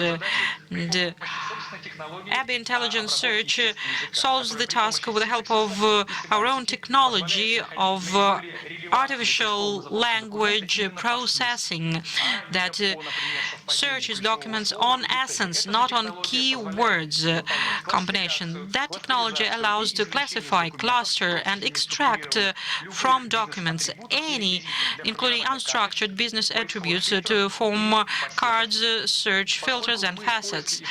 And as in our search we use Abbey recognition technology, we work with any formats of documents, scan images, photos, or whatever you wish, and that allows our clients to search new areas of activity, launching searching tasks that were unthinkable of before, like Energomash that uploads to our search documents from 7 different systems, and these documents are results of tests, research work, and they manage to save 3 million hours per year, getting closer to cutting the cycle of development of a new rocket engine from 5 to 7 years to 4 to 5 years, therefore also easing the access to previous generations of developers.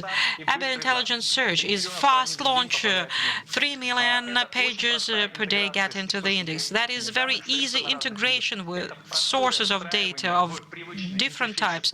That is easy incorporation into the user interfaces. That is safety and security. Our program, our software works on premises for the customer, and we are on the register of domestic software. Thank you very much. I will be happy to take all your questions. Thank you very much. I will remind you that we will ask the questions after all the presentations. We do have time left for that.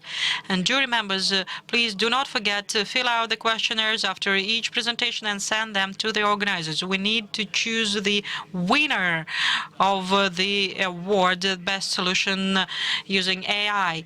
The next project is the system of preventive analytics from Avtor. Please take the 4 minutes to focus the main things, as we know the general solution. Thank you. Good morning. Can you see my screen? We can see you now. Yes, we can see the screen now. So then I'm starting. My name is Maxim Politov, and I'm a co-founder of Avtor project. And people call our project Machine of Inventions. We create AI that cuts time to development of new products by 30 times. Therefore, our product can take the Russian Federation to the leading positions in innovative developments in the near future. Today, artificial intelligence can write poems, music, and drive cars. Can AI create innovations? Is any of you an author of an invention? If so, you can understand that an invention is a result of technical tasks solved in the mind of an inventor. But can this function be given to AI? The market of research and development grows by a factor of magnitude every year, and success of companies are developed by that, including the success of countries as well. Billions are invested into R&D. Traditionally, R&D are solved in three ways. Researchers first study technical design documentation, then they research, make mistakes, and start from the beginning. Now, there is another way of R&D. We offer R&D people after software, that is predictive analytics system that can come up with unique inventions on the demand of an engineer.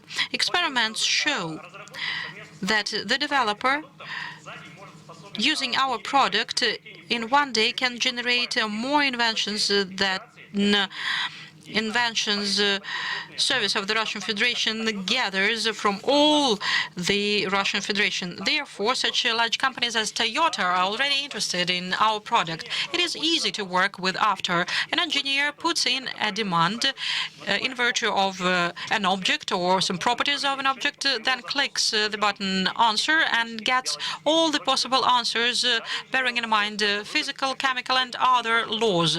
Then the engineer selects the offer, the solution.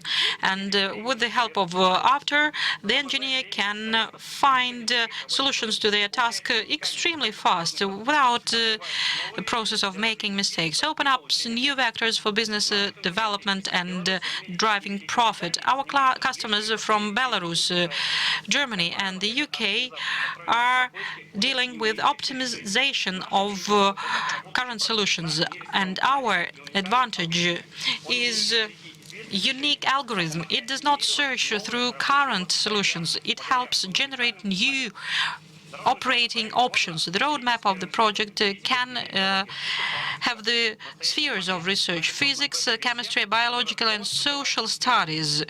And according to High School of Economics, the project can claim 1.7% of R&D market that currently is $34 billion US. The product is given to the customer as a year or annual license, and to date we sell the product directly and are also shaping an agent network.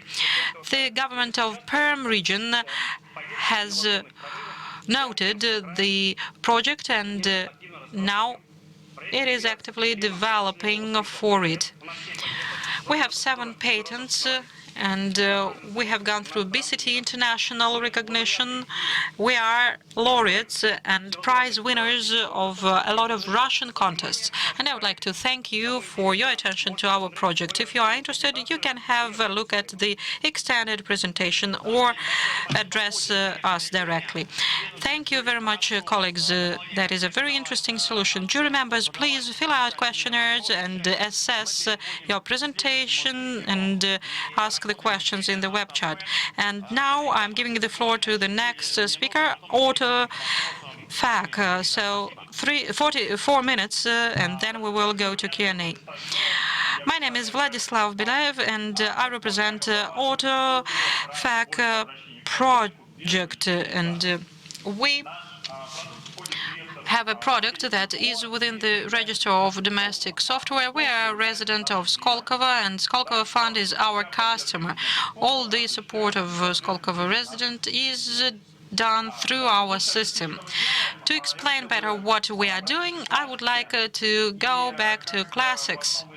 And like they say in one of the famous movie, we can see that people are always asked the same question, and you need to train the customer. There is a lot of routine work that you would like to go away from. It might seem that robotization is an obvious solution to that, but why do we have a lot of experts, both in-house and externally, in private sectors and others, that still have to solve typical requests?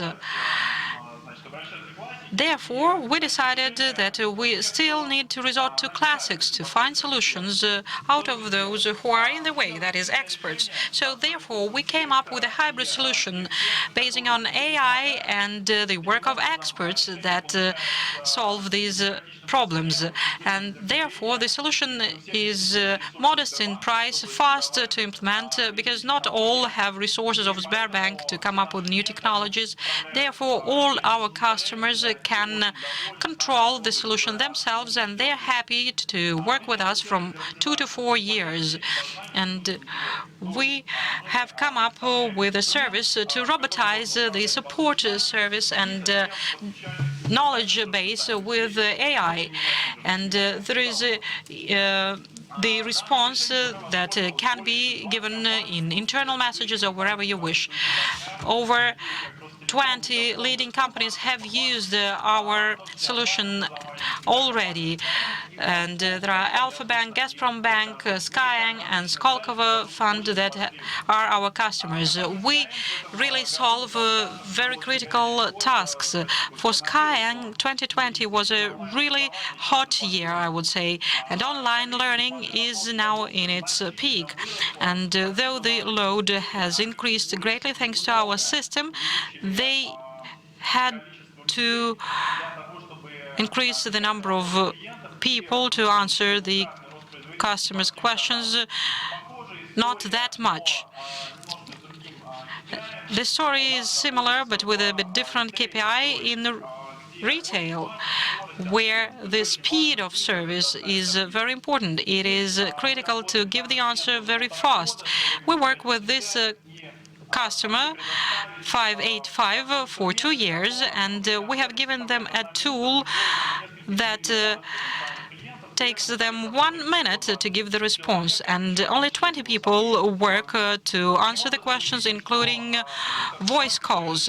So therefore, we can see that AutoFAQ is a solution of a new industry standard. The largest banks and telecom companies are resorting to it, and our partners use us as an exclusive supplier of top-notch solution.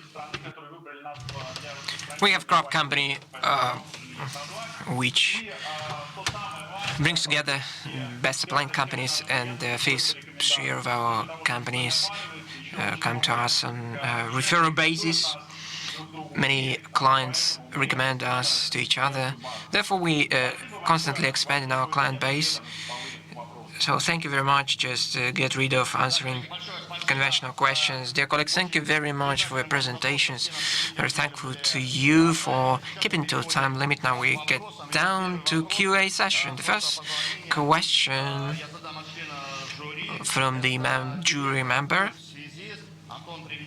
Anton Privizentsov. The question goes to Clean Ore Company. What is the period of time for a project to break even? So what is the amount of the first investment? What goes for the revenue? If you're going to replace human with robots, how are you going to solve the issues with employees working in ore production? A very good question. Thank you very much for the questions. We didn't have any goal to get any revenue. We saw that a year later on, we economized around $1 million. So those repairs amounting to a particular number cost almost nothing at the end of the year. It didn't require any special equipment. If you have CCTV cameras, if you have a card-based service, we can say the necessary information to implement the solution. Then we install our software, we teach the model, we train the model.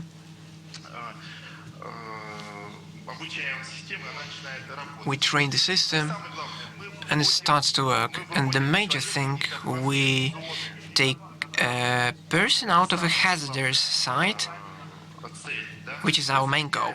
So we replace this human by robotic device, and the human starts playing a surveillance role, but not the person who executes routine hard work, which is the major task of ours. Thank you very much, dear colleagues. Question from Minister of IT Development and Digital Development from Altai region to Poly company. So what is solutions for what is the deviation of such an analysis of tone? Thank you for the question. May I ask the head of our company to answer your question? Sergey, please take the floor.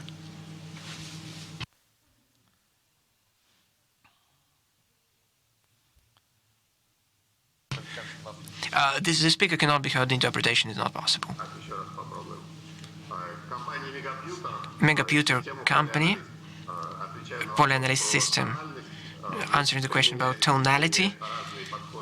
We use different approaches to tonality of the text analysis. We do it with the help of based on deep learning in neural networks and with the help of linguistic rules-based approach,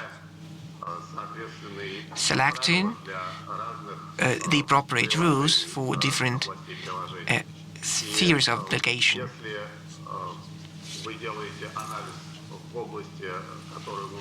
If you analyze the text we support, so you can have 99.5% of accuracy. The analysis is on a granular basis, so we do not only assess the text, but the object related to this assessment. There is another task when we need to determine the segmentation of the text and the purpose of the text. It can be solved based on neural networks.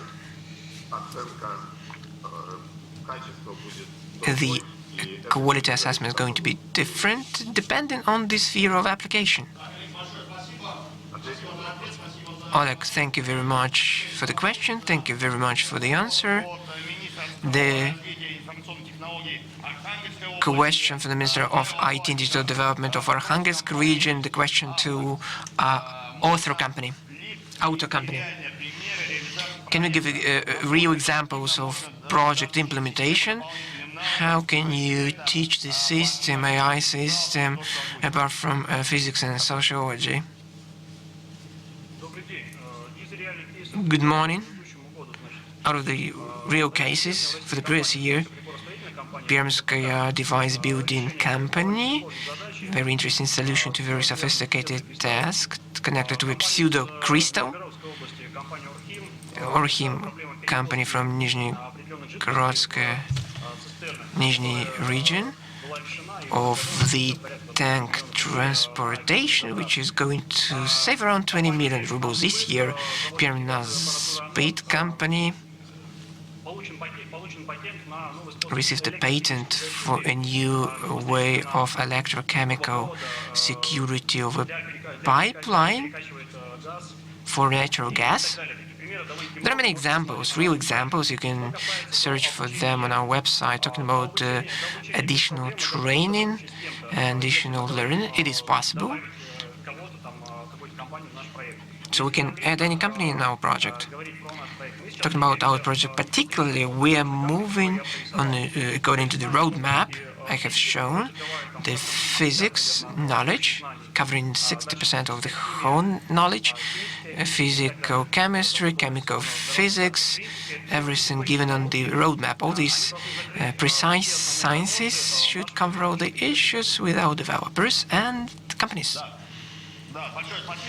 Thank you very much, dear colleagues. We have the next question asked by Andrei Nikolichev, Deputy Head of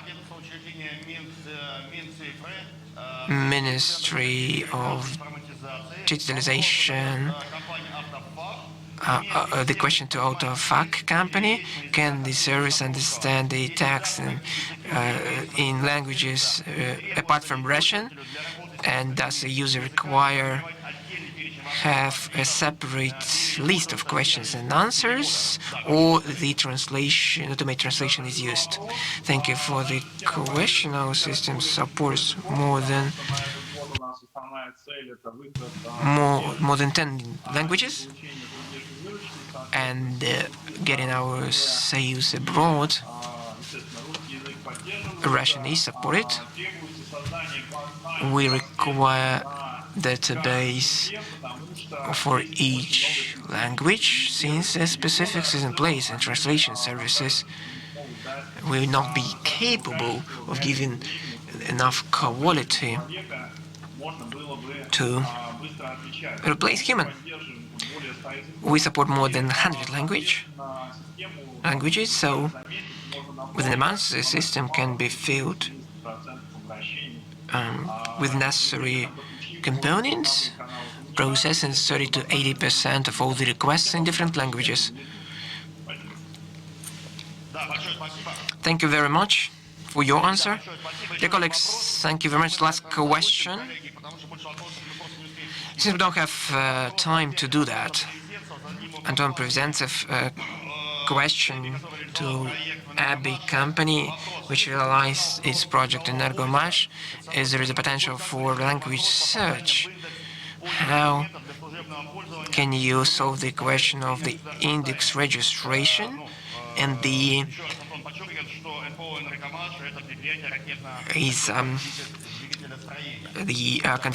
confidentiality and privacy issues? We do have cross-language search, which we gave on the last slide. The second point I mentioned, we regulate the access to the documents according to the system itself. So the sync works in the following way.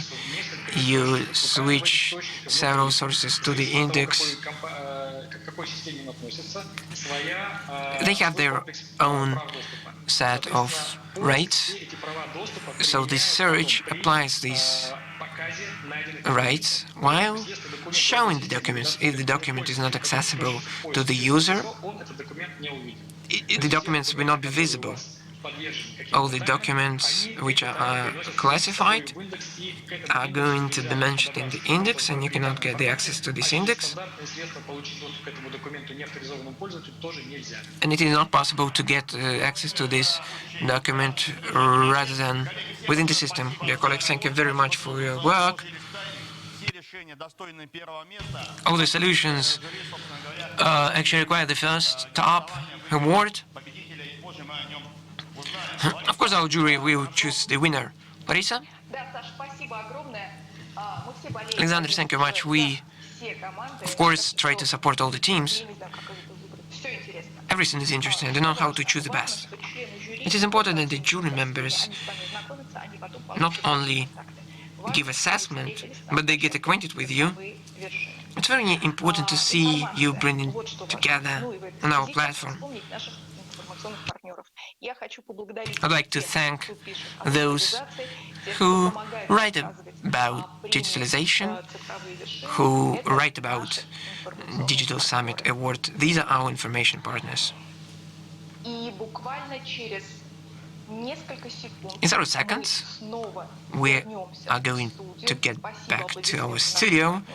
A round of applause to our information partners. In several seconds, we're going to get back to the studio and continue talking about Russian regions, digital regions. We started with Kamchatka. What's further? Yakutia. In several seconds, we are getting back to the studio where Pavel Matev, a colleague of mine, is not alone. Pavel, is everything all right? Are you online? Yep, we are online. The floor is yours. Dear friends, dear colleagues, my name is Pavel Matev. I'm the leading expert of the Center to prepare specialists for digital transformation at RANEPA. I'm happy to introduce my speakers, the head of Yakutia, Larisa Nikolaev, and the Minister of Digital and IT Development of Sakha, Anatoly Semenov.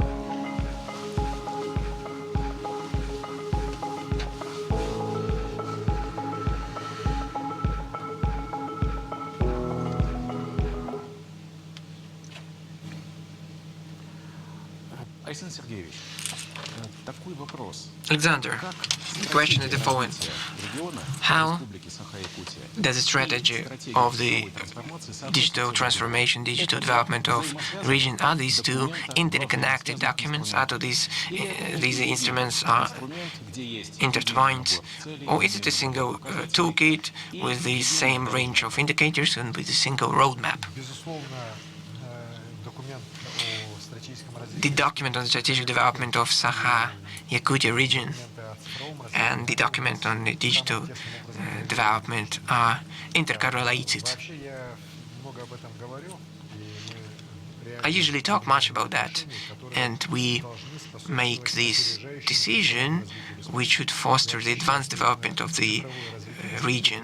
The digital development of the region will be able to develop our region as fast as possible. This is a huge area, low development infrastructure, road system. Our severe climatic condition put us not very equal circumstances compared with other regions. So the issues connected with advanced digitalization are able to bridge this digital divide as fast as possible. So we are quite conscious and relying on digital transformation, and our strategy was adopted the 31st December 2020. Since we had been planning and working out this strategy for a long time before, and we have had a number of sessions with expert community of our region, of Russia. And document is a very interesting one. Moreover, I would like to mention that after winning the election in 2018 for the governor of the Republic, I signed the digital transformation program. Some of the provisions in terms of the broadband internet access among the citizens were fulfilled by 2020, although the goal was set for 2024. It doesn't say that we have no other things to achieve. Of course, we need to digitalize the Arctic region, to adopt digital services in everyday life. I'd like to mention that many services, as of today, are becoming very popular with the citizens of our region.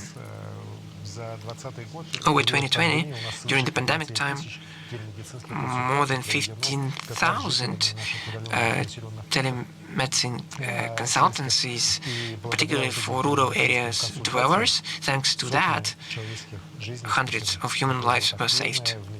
This is very active adoption of digital technologies in those regions which lacked internet not so long ago. Even last year, we managed to have 1,500 kilometers of fiber internet connection to provide access in 75 rural area settlements.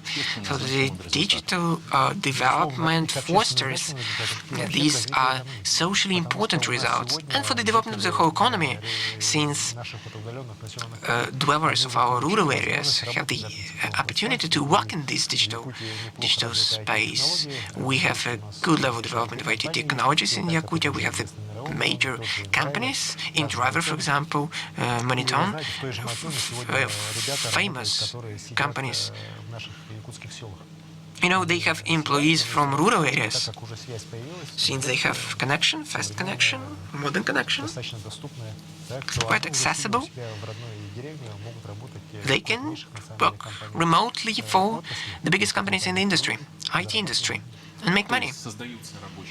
So the jobs are created, the welfare is growing equally in the whole area of your region.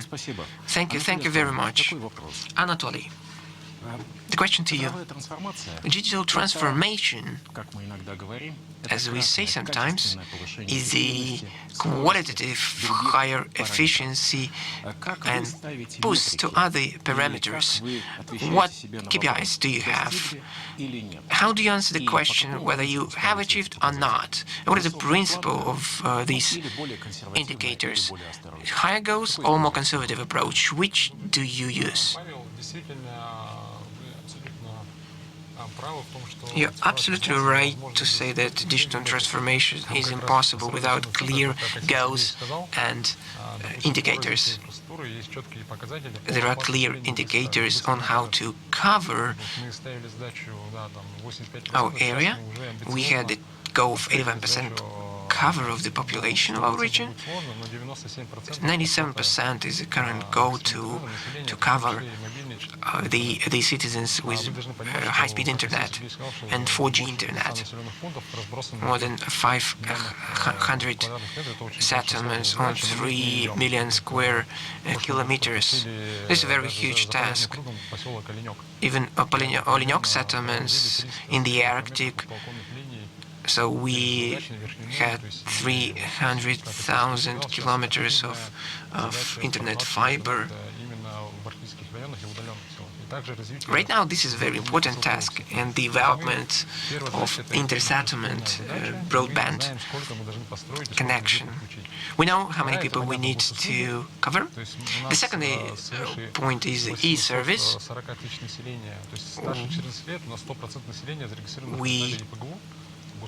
We have more than 800,000 adults.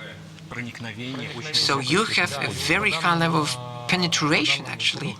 According to the mobile service operators, our citizens 3 times more internet time compared with average Russian before the pandemic.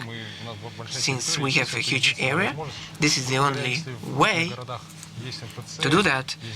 In big cities, there are different e-state services.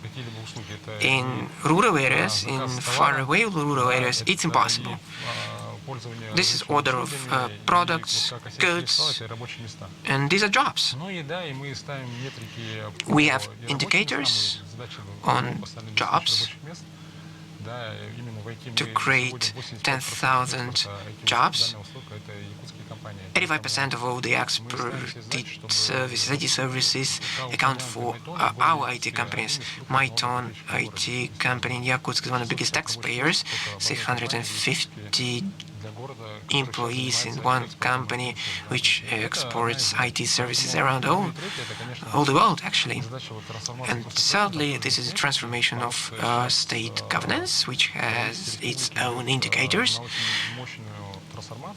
Right now, we're striving for a big transformation to increase efficiency by reducing the number of officials.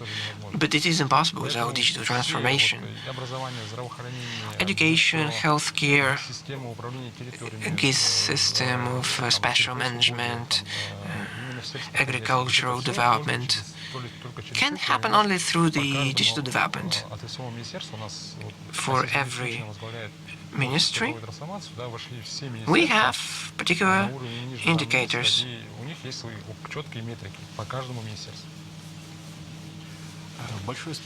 Thank you very much.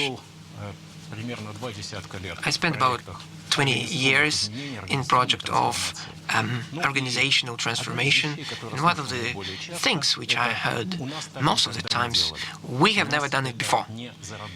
It will not work in our case, we will not succeed.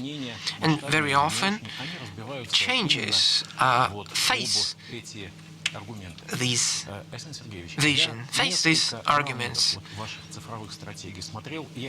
I've seen a number of rounds of your changes, and I've mentioned consistency in your management. How do you manage to do that, interacting with different levels of authorities, different levels of public governance? There are different visions, there are different positions. How do you manage to explain the idea and to implement this idea? The major thing about transformation is changing mindset of people. From this perspective, the digital transformation of public governance is impossibly difficult. Bureaucratic procedures, bureaucracy, red tape, bureaucratic mindset is deep in our minds. So we're talking not only about reducing number of officials, but we're talking about the changes in approaches to public governance. We have a very systematic approach. Over 2019, in the Ministry of Land Management, which was one of the most developed, tackle the issue of re-engineering project management issues. So in our most advanced ministries, one of the most effective ones, we found out that 85% are processes, around 10% are issues connected with project management, and only about 6% is strategic questions of a real future. So what kind of results are we going to talk about? In the same just procedures connected with processes, 35% are not necessary, then can be get rid of. And it was done. In 2020, we expanded this approach and did it in 6 ministries. The results are the same, around 80% connected with process issues, around 10% account for management, and only 8% account for strategic vision. Now we're changing approaches to improve these processes, to change approaches in all the respects. In this respect, the pandemic actually helped us to do that. So when we talk about people's lives, so the questions are negotiated fast, which is always under my control. As a result, at the end of the day, we understood that we may work faster. We can do that. There are some things that we can just abandon. You can have remote mode for 60% of all the employees. You can approve the documents within 24 hours, but not within a month, as it usually goes. So the pandemic helped us to do that. We should remember all those positive achievements during the pandemic and use them further on. We should improve them. We should make them a part of the system. But the question, how do we achieve that? I was the head of headquarters responsible for digital transformation. Since it influences our lives, it is one of the cornerstones of our work. You know, when I started to do that, I was often laughed at, but after the president introduced digital transformation as key 5 goals of our country till 2030, now I'm not laughed at anymore. But we do require engagement of a head, of the governor. It's not necessary for him to understand all the peculiarities of this, of the software, but he should require this digital transformation going on fast, efficiently, as fast as possible. Dear friends, right now one of the stereotypes is questioned that the head of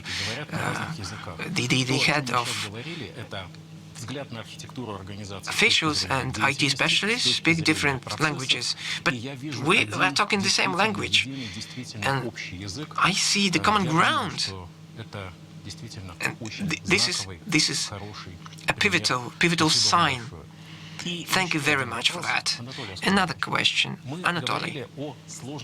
We talked about those difficulties associated with adoption. We have federal level, we have a regional level.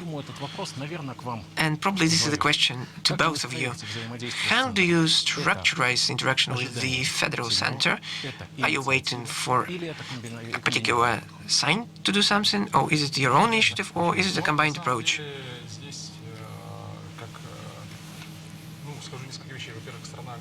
Country is huge, the area is big. There is no single solution. You know, talking the language of IT specialists, there's going to be microservice approach, national software framework securing the privacy, but the requirements and the capabilities are different. Some regions have a big area where you need to use satellite internet connection. Some regions are not that huge and they should use broadband internet connection. In our project office, led by Mr. Chernyshenko, we are working online on a weekly basis, so we do see a harmonization, single set of rules, but providing the opportunity to develop your own services, which would be very convenient for the citizens. So single framework, but local context. I totally agree that the only combined approach can be used and help achieve positive results. The country is huge and all the regions are different. We have 9 time zones and absolutely different climatic conditions. Along with that, I would like to see the following. While building the whole single platform, the interests of businesses and regions should be taken into account. I've mentioned that on the outlines of the GAIDAR forum. Being in a state, we just start learning to work with big data, to process big data, to use big data in our work. And I see willingness from federal authorities to somehow monopolize big data, to use these big data as they see fit. You know, we're going to provide you with this set of big data, but not with that set of big data. The more open the data is, the better results will be. Thank you immensely, and I would like to wish you health and further heights and achievements. And I'm happy to declare that Yakutia Saha is the winner of Digital Region Award.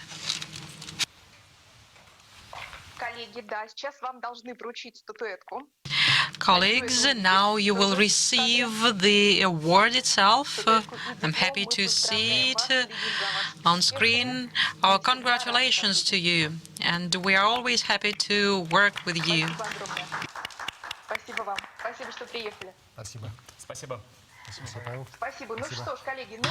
Thank you for joining us, colleagues, and let us move on. The first prize was awarded, but we have a lot of them ahead.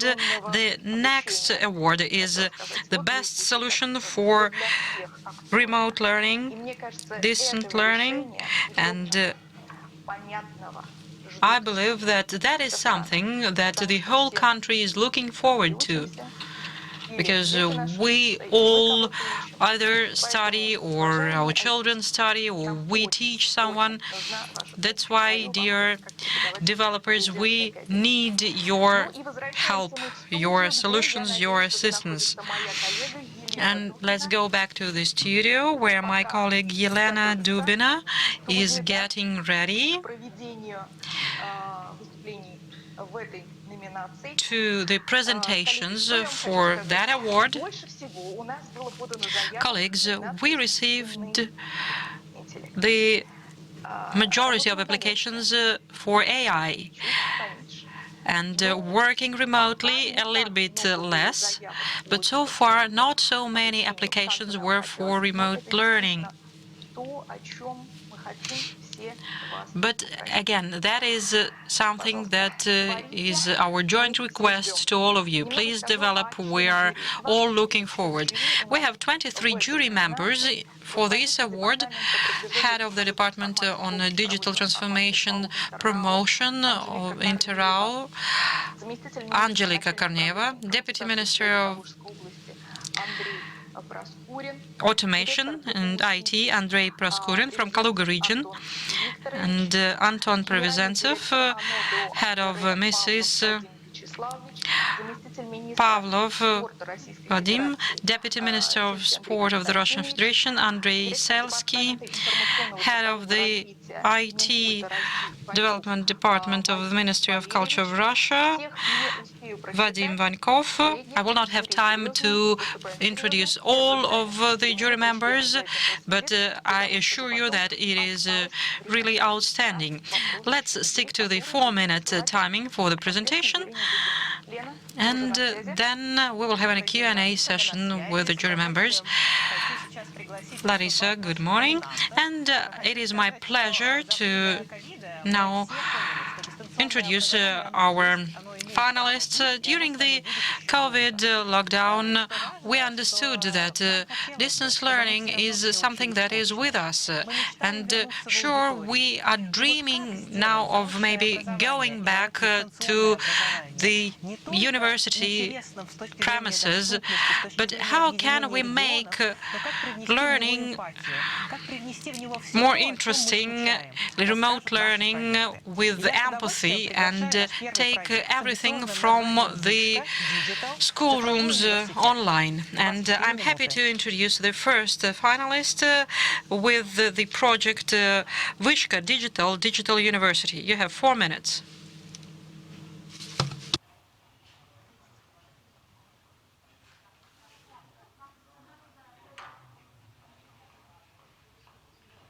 Нет звука.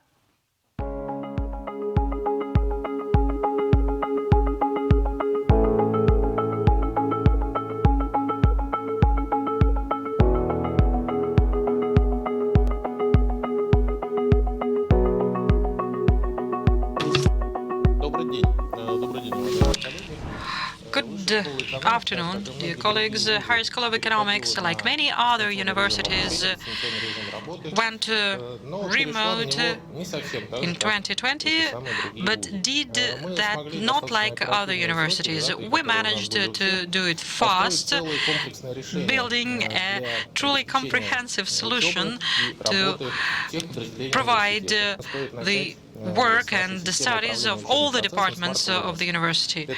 And we have unraveled a system that is now working together with testing starting from September. And there are classes that are held online, and we can solve all the tasks of students and professors. The second important component is a uniform marketplace of training material and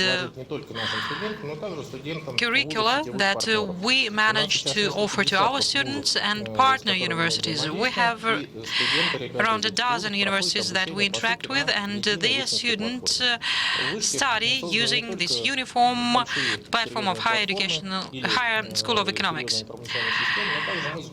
We have also launched a mobile app for all our students, and all students have a chance to see their classes, their plans to have an access to project activities.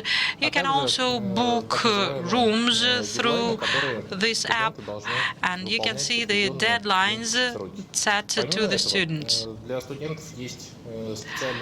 Students also have a special mode of work, and using the mobile app, they can go to online studies and launch a session in Teams or Zoom seamlessly. Apart from that, we have built several hundreds of rooms for the so-called blended learning.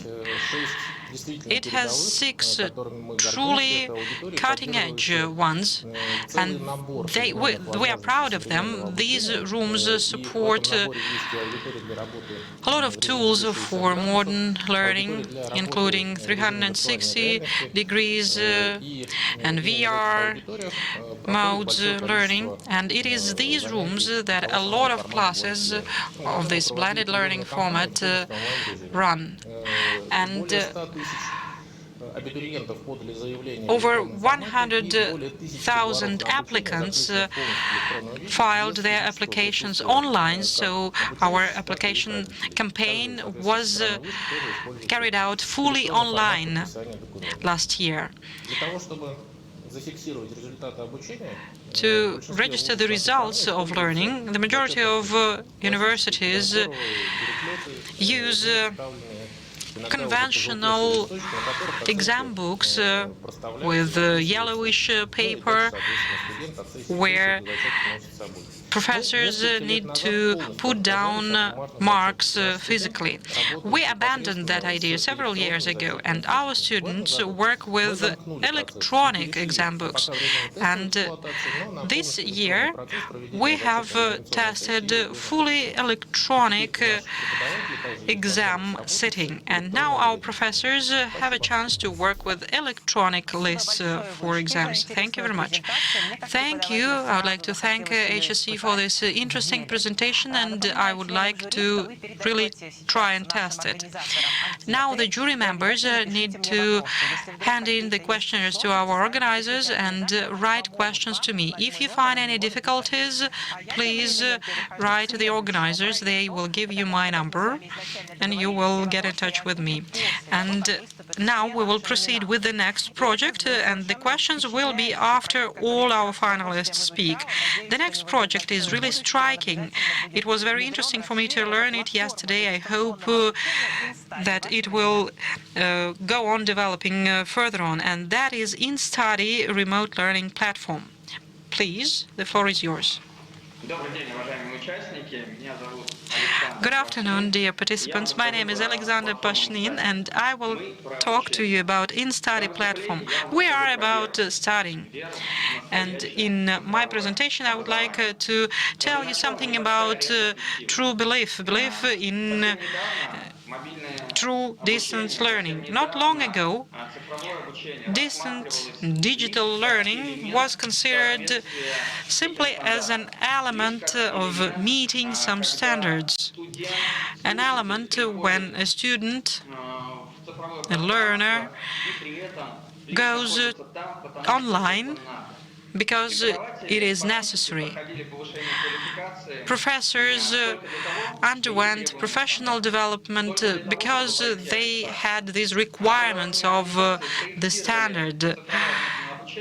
And digital or distant learning was drafted just because it was a requirement of federal state educational standard. But then the pandemic outburst and everybody went online. And what happened afterwards? It turned out that that space did not have students, did not have results of learning. And nice words about digital transformation and digitalization were beyond the field where the student was. Talking about our platform, I will frankly tell you that we are not unique. We do not have some unreal opportunities. We work in the field where there are a lot of different players. But why did we elaborate in study, and what is it? It is a response to an eternal demand. Let's try to cover an educational system for the students. And in 2013, 112 students of Moscow Psychoanalysis University started learning there, and in 2020 the number of students exceeded 49,000 people. But that is not the most important thing. InStudy is a tool and union of students and learners from all over the world. That is a tool to unite students of professional development in higher education and secondary education students. To date, InStudy is 7 educational organizations in Russia, and that is students and learners from 15 countries of the world. What is InStudy in terms of technology and solution? InStudy is a platform for fully fledged digital learning. That is a modular platform that allows to adapt to the demands of an educational organization, that allows to adapt the system to the needs of this or that education, be it secondary or vocational or higher. They are all different, and we are ready to adapt and customize. Truly and surely that is integration with external services for the learning itself and for managing the learning. In 2020, we all came to video conferences, and it is critical for us to let the student have both in sync and not in sync interaction with the professor. We have our production, full cycle production, and that is professor search, designing a course and redesigning it. That is actually developing the course and support to the product. We need the students to be in one digital environment, no matter what device they use, a laptop, a tab, or a PC. A student can go on learning, switching between devices without losing the results. And most importantly is the transformation and redesign of all the managerial team, because digital learning is a new educational paradigm of the whole process, and people responsible for studies have to understand how the process is built. Professors need to have real competences, and students acquire new competences in digital learning. InStudy is even more than that. That is a new approach to those for whom education exists. We are student and learner-centered. We focus on the needs and difficulties that students have while learning. That is a new format of student communication with new roles, with professors, tutors, and curators. InStudy is a living organism. Thank you very much. That is a very interesting project, and it is really striking in terms of the number of users. But I have a suggestion to all the finalists. Do not say that you are not unique. Focus on the reasons why the users actually opted for you. But if you visit their website, you will see why the users opted for them. I'm reminding the jury members that I'm looking forward to receiving your questions. Otherwise, I will ask my own questions, and you need to write the questions to me in WhatsApp. And by the way, I have a lot of questions to our finalists, and I have a request to the finalists to stick to the 4-minute timing. Afterwards, I will have to interrupt you. And now I'm happy to introduce Uchi.ru team. Good afternoon, dear jury members.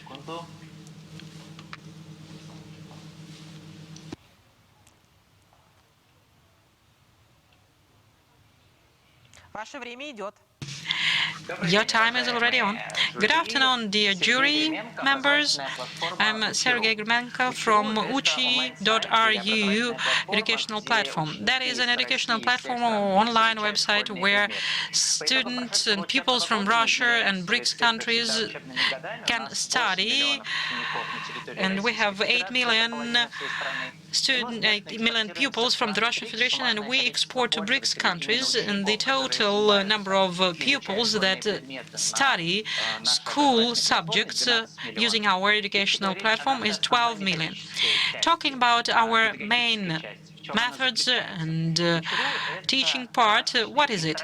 Uchi.ru is a colorful, interactive content that gives a chance to pupils to acquire knowledge interactively. The basis is a continuous dialogue with the kid. The system asks a question, and proceeding on the answer of the kid, the system either asks another question or helps the pupil solve the task. And there is an individual educational trajectory shaped per each pupil, and the tasks and interactive activities are selected individually. Spring 2020 showed that it was impossible to cope with the studies alone, and every teacher tried online learning, and our team had to adapt the services that we had fast and come up with additional new services to arrange educational process. The service that was in highest demand was virtual classroom that enables to arrange a full-scale work of a teacher with the class using the interactive board and all the necessary tools. Teachers wanted to have the communicative part of the process, to be able to communicate with the pupils. Apart from that, the teachers were able to give tasks, then the pupils performed them, and then the teacher checked them. In spring 2020, the number of classes that teachers had was over 800,000, and that included video and audio connection, and 900 million tasks were solved by pupils in total, and method support to teachers had over 114,000 views to our teachers and parents, where we had a lot of webinars and trainings that showed them how to cope with it all.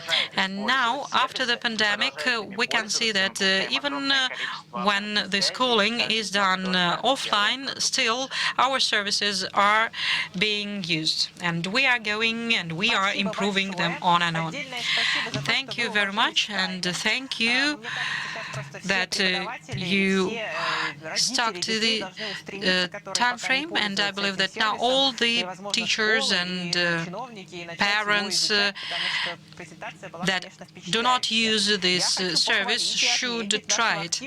And I would like to say that Anton Priverzhentsov, head of Svyazist in Digital Ministry of Russia, sent me the first question, and please send your questionnaires to the organizers.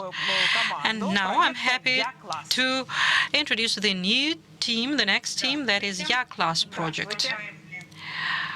Good afternoon, dear jury members, dear participants of the forum.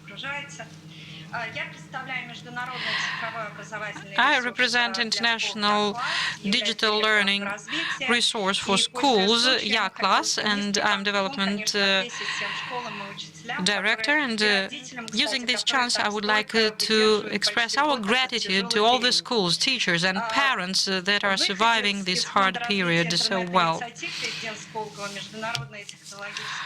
We are an international company that were residents of Skolkovo, and we were noted by Mr. Putin as a socially important project. we developed 1.6 trillion tasks on traditional school subjects, and we managed to provide one of the best solutions to 10 million students, teachers, and parents in the hard times. In April 2020, Ya-class came fourth in the ranking of global educational services. We provided a lot of our services during the lockdown for free. Why are we so popular? Gamification, school ranking, and interactive tasks stimulate kids to engage into learning. We can be used in any device. You can look at the mistakes at different tasks, and that actually enhances the interest of pupils. We have become a unique service thanks to task generator Nexus that enables pupils to train continuously. For teachers, Ya-class is an assistant in automating tests and checking homework and tests, and you can elaborate your unique tasks for any subject. What is also critical is integration with all digital journals and digital loops. We are a true partner to both teachers and school administration. Most important is also our team. Now we have 207 people on our team, apart from volunteers, and our main stake is competence and value of people in a team and in schools. Our goal is to grow qualitatively, facing the challenges of the digital world and providing support to schools and governments during the pandemic and afterwards. And we support the national project on education. We support the Ministry of Education with information. Our task is to provide high-quality learning materials to millions of users, and we're happy that it is not only our vaccine that helps to other countries, but also our education. Therefore, our strategy is our team and partnership building and perfecting our product. Thank you very much for your time and attention. I would be happy to entertain your questions. Thank you very much. Your timing was ideal. It's great that we have largest universities, including Skolkovo residents, among our finalists. And it would be great if you pointed out something that helps you stand apart from everyone. And now our jury members can have a look at what Ya-class is using Yandex or Google. And now I'm giving the floor to, last but not least, a team that is Moderators. Good afternoon, colleagues. My name is Vladimir Loktenko. I'm co-founder and CEO of Katysheva, and today I would like to introduce to you our project that is called Moderators. That is a digital platform to manage educational trajectories, individual educational trajectories in universities and vocational training colleges. Katysheva has 25-year experience in project management. We elaborate projects, large-scale projects for industry leaders. Our customers that need continuous development and learning work with us. 5 years ago, when we were searching for new opportunities in the market, we looked at educational sphere and saw a niche to ourselves. Technical implementation for the platform was given to our trusted team. Ideology and philosophy of the project were developed by leading method teachers of Russia, and Mr. Volkov was our mentor of the project, and we together elaborated the essence of it. Modeus helps develop people ready to act and ready to develop continuously. When I talk about a portrait of a young specialist, I mean a person who has basic knowledge and naturally humanities training and self-learning abilities. They are open for communication. They opt for their purpose, not just blindly, but they try and test and check, and they choose their career, their scientific path, proceeding from what they need and what they're capable of.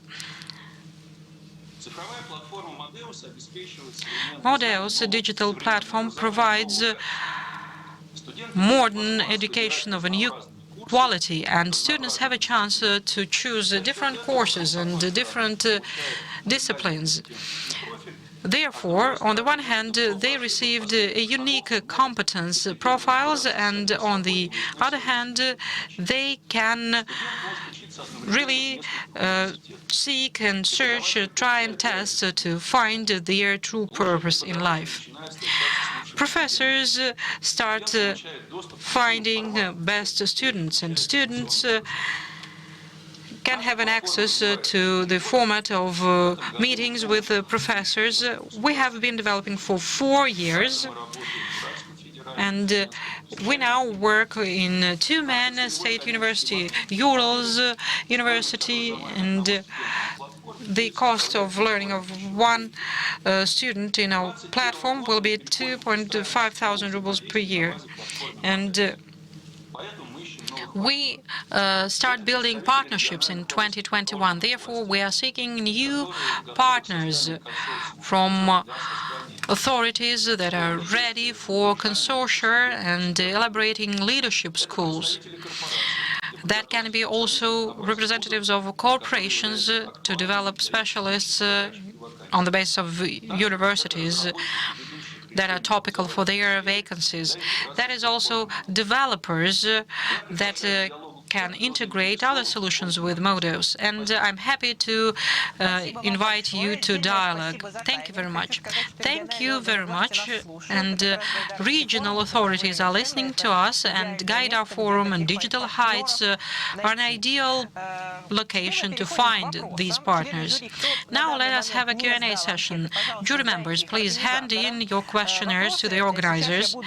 As for the questions, I will read the questions that I received from the jury members, though I would really like to investigate these services myself, and I would like to have a look at Modeus and InStudy, being a teacher myself as well. And I read a question, then we receive your picture, and you have 1 minute to answer the question. So Anton Viktorovich Pervizentsev, head of Svezist Digital Ministry of Russia, sent several questions to us. The first one is to HSE. Have you experienced any problems when you introduced your educational technologies that fast, and how did the lecturers and professors adapt to the novelties? You have 1 minute. There were some problems, but this is not the problem of technological nature connected with the necessity for the teachers to adjust to a new format. As the readiness was 90%, so it was not that difficult from the perspective of the teachers. So the tools were enough to hold lectures, to hold workshops, to hold seminars, to get acquainted with the platform, how it operates, to talk about the necessary points of digital literacy, to have high-quality education, how to provide for security.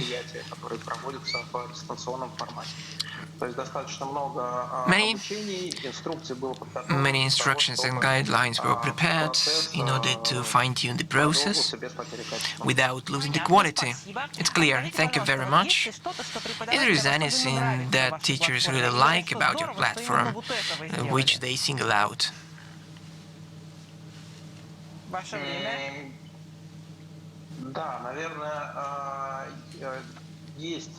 Probably there are some things which appeared after the platform was introduced, many positive responses on the interface. User interface was totally changed. Even those tools, ready-to-use tools, were subject to good revision for a better user experience. This is probably the point with the most positive responses. We switch to InStudy. We continue with the question from Ministry of Digitalization. Which model of commercialization for your project do you see? We have several approaches. We have the platform. We have additional production center, talking about the global education and the major difficulties. They're not connected with the platforms themselves or solutions on the market, not with the video content, but with the lack of clear understanding of designing and position what the digital online education is. Because everybody keeps on saying that we need to have the same design but digitalized. But there is a problem. We have a core platform, we have a production center where we help designing and creating courses from scratch, and we have the cell connected with readjusting the whole team. These are online courses and individual tutor assistance. The question from Tsukar, Deputy Minister of Digitalization in Novosibirsk region. How are the services integrated with regional services on e-register, home task, and ratings? Let's start with Uchi.ru. We have some cases where regional educational systems use our content. Can you just give the fields? We have Moscow integration in St. Petersburg with the city system in Belgorod region. There is a methodological question which is difficult, and we are trying to solve this question connected with the rating procedures as Uchi.ru. We don't have a test system, QA system. It is a fully fledged system. It's difficult to offer a particular rating for a particular activity, but it's difficult to transfer ratings in figures. We're working on that. E-class. Our set of tasks is very closely tied to major format of tasks carried out within regular conventional school system. It allowed us to integrate with almost all the e-systems. We integrated with Register.ru in those regions where this system is in place. BRSK, Bars Group, Mirtech, Eljour. And there are many systems, Artec City, Eljour.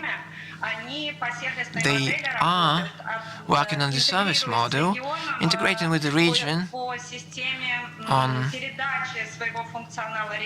transferring the functionality kit to the region, so it's easy for us to integrate in many regions. All these registers cover 86 regions. We are integrated with all of them, so 3 layers integration, which is being fine-tuned on a constant basis. This is seamless authorization for the teacher to get down to work immediately. This is the test result through the e-register using the content of your class, and the rating transformation, which has been fine-tuned within our company. Thank you very much. I'd like to ask about the major obstacle while these conversations, but it's not possible. We have one question to Amadeus, last question. I'll be happy to ask this question. Anton Privzentsev asks you, how are you different from your competitors? What is your unique feature? And my question would be the same. Everything is great, but what different? Why do regions want to work with you? Amadeus is a conductor of educational process. It allows describing educational products in any form, of any duration. Thanks to that, it supports all the communicative formats of education. It supports all possible forms of offline, online, distant, hybrid interaction. Its unique feature is about liberty of choice we give to the students and those attending post-professional education, extracurricular education. You can choose any level of education. You can choose the best teacher from your perspective. So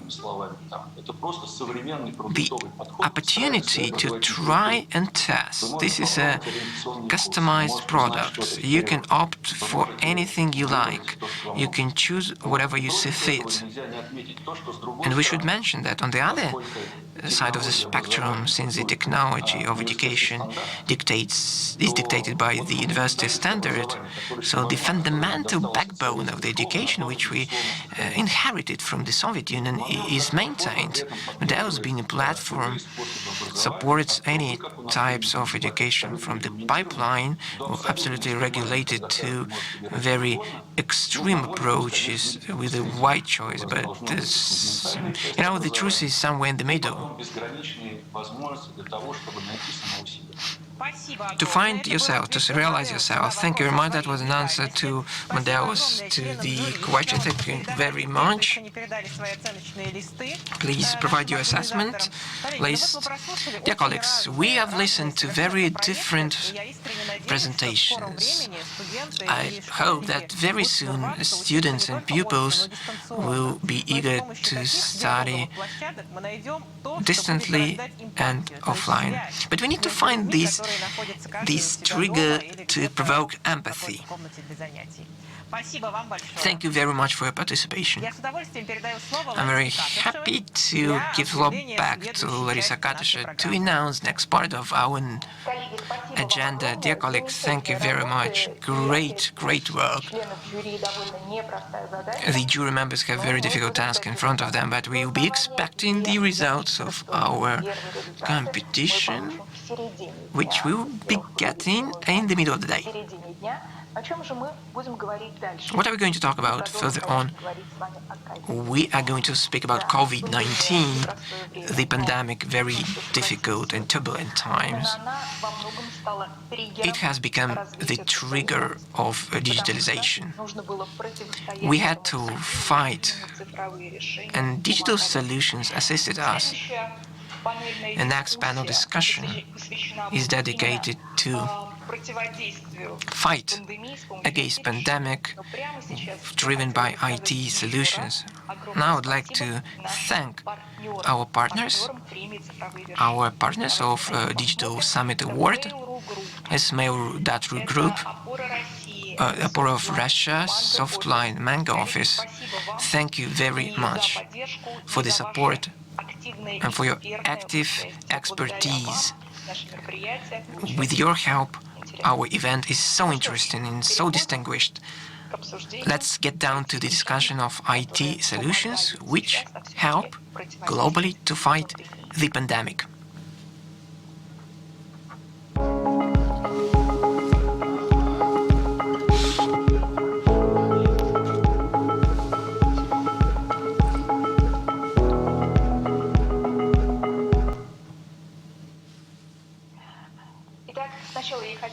Now I'd like to introduce our experts and guests. Today online we have the Dmitry Ivanov, Deputy Head of Digital Department from Seoul. We have our colleague from the Institute of Seoul, South Korea, Dr. Song Chang-woo. Hello. Hello. Hello, nice to meet you. I'd like to say that Dr. Sean is going to speak English, so you have an opportunity to have interpretation in Russian, so thank you very much. With us we have Michał Frackovic from Helsinki, the Director of International Programs, the Institute of Management of Finland. Nicholas, good day. In the studio, we have Arseniy Shevtsin, Director of ANO Digital Platform, and the Russian representative in Singapore, Alexander Swinin. Good day, good day. This is the format we're going to have right now, online and offline in combination. Let's start with Moscow. Dmitry, it was a difficult time. Tell us about that, how you managed to do that. Dear colleagues, good day. First of all, I would like to thank you for the opportunity to take part in this discussion, to share the experience which we survived and we are going through right now. With all these Muscovite city is huge. It's not only a big city, this is a huge transport hub, huge traffic. During the pandemic time, Moscow faced very difficult situation.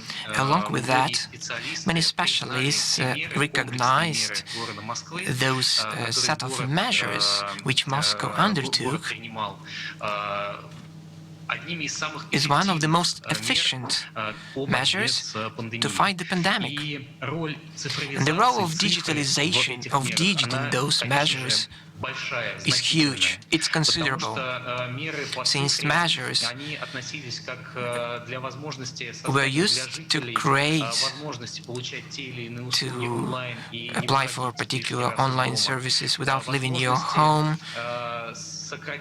to reduce possible movement in order to break those chains of infected people.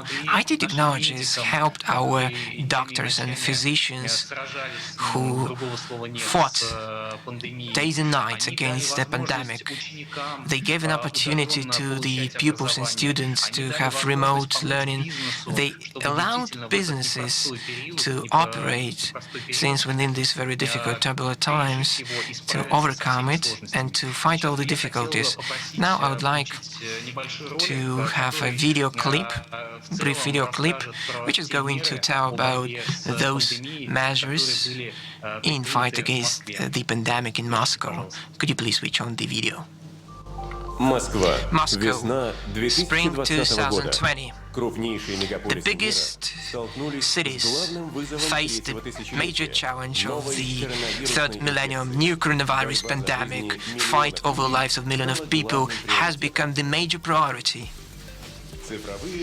Digital solutions allowed avoiding a great surge in infected people. Moscow kept its activity and stayed open for the whole set of regions of Russia. All the digital solutions are aimed at fight against the pandemic were implemented on the base of developed IT infrastructure of Moscow. The major tool of cooperation between the city and the businesses has become the official web portal of the mayor Mosdatru. This is a fully fledged ecosystem, digital ecosystem. With the help of any device, the Muscovites pay for the services. They get to know the homework for their kids and get information about the medical analysis results. Apart from that, Mosdatru is a source of very relevant official information on the current situation of pandemic in Moscow. To use the most useful services, Muscovites have an opportunity not on Moscow.ru, but in their mobile devices, My Moscow e-services, emias.info. In April this year, Moscow has introduced a system of e-passes to move around the city. That was done in order to minimize movement around Moscow and to reduce social contacts. The major way to get the Moscow pass was Mosdatru portal. Then there was an additional range of tools through text messages or contact center telephone call in order to control the traffic. We used CCTV cameras, validators, and passes. This system allowed to mitigate the curve of coronavirus development and to reduce the pressure on the medical system of Moscow. Spring and during autumn time, Moscow is doing its utmost now to have lockdown situation as well. We shifted the maximum number of employees on distant mode. In autumn, Moscow has introduced a system of check-in registrations with the help of QR codes in entertainment facilities, thanks to which we managed not to stop the whole industry and to inform the Muscovites of a possible contact with a confirmed infected person. The current system of registration is introduced in all the buildings of state facilities.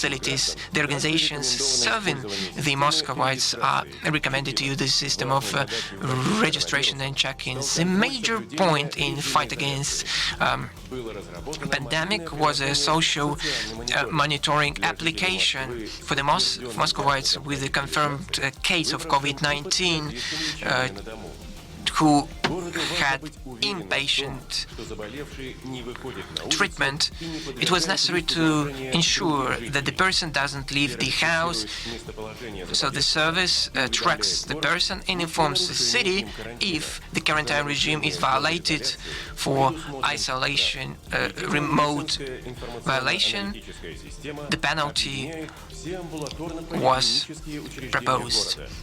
It brings together all the entities. The Muscovites have the access to their electronic medical record, which became the source of information on the coronavirus and antibodies COVID-19 tests on Moscow.ru, portal and emias.info, and in mobile devices. The unique platform of Moscow Electronic School managed to provide education on a distant mode. In autumn, the amount of pupils decreased twofold. The pandemic demonstrated that the digital infrastructure in Moscow allowed the city to efficiently and fast use those infrastructure, which helped to save lives. The task of the whole global community to fight against the pandemic and to move towards the goal of the sustainable development in UN 27 GDP goals. We save lives.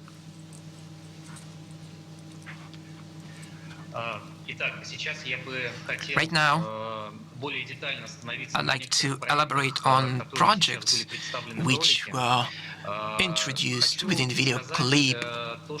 I'd like to mention that the pandemic became unexpected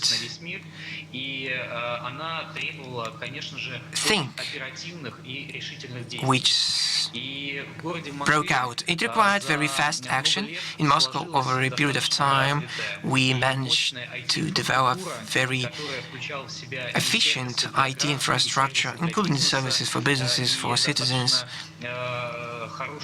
Very good platform for efficient development and generation of IT solutions. That was the infrastructure which allowed us to implement particular projects, particular services, which were required within the period of the pandemic in spring and in autumn. The major tool which was used for interaction between this Muscovite and city was Mas.ru web portal and e-services My Moscow MEAS.info.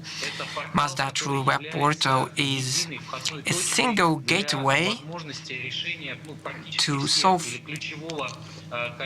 almost all the tasks, to meet all the needs of the citizens, of the dwellers.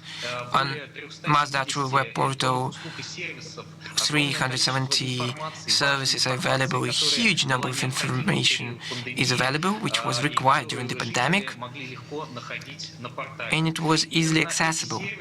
These particular services, accessible online, allowed Muscovites during lockdown period, try to stay at home, to get all the services online. Moreover, it is interesting to mention that in spring, we found out that many services which were accessible online but were not very popular online, so many Muscovites kept on attending entities and multifunctional centers and applied for these services offline. Spring demonstrated that the higher demand for these services was huge, and they switched to digital way of getting these services quite easily. It's worth mentioning that Mas.ru web portal and different websites are aimed not only at the assisting of individuals, but businesses as well. We can speak of i.Moscow as an example of this web portal, which focuses on assistance to businesses to provide consultancies, advice, and necessary services required by business to assist businesses in these very turbulent times. Moscow has proven as a very efficient and active tool to support businesses. And next, a very important component in IT infrastructure, which took part in the fight against the pandemic, is a medical information system, MEAS, which accumulated and provided for the work of our doctors, physicians, patients who can have an engagement with a doctor online. Now they apply for vaccination online.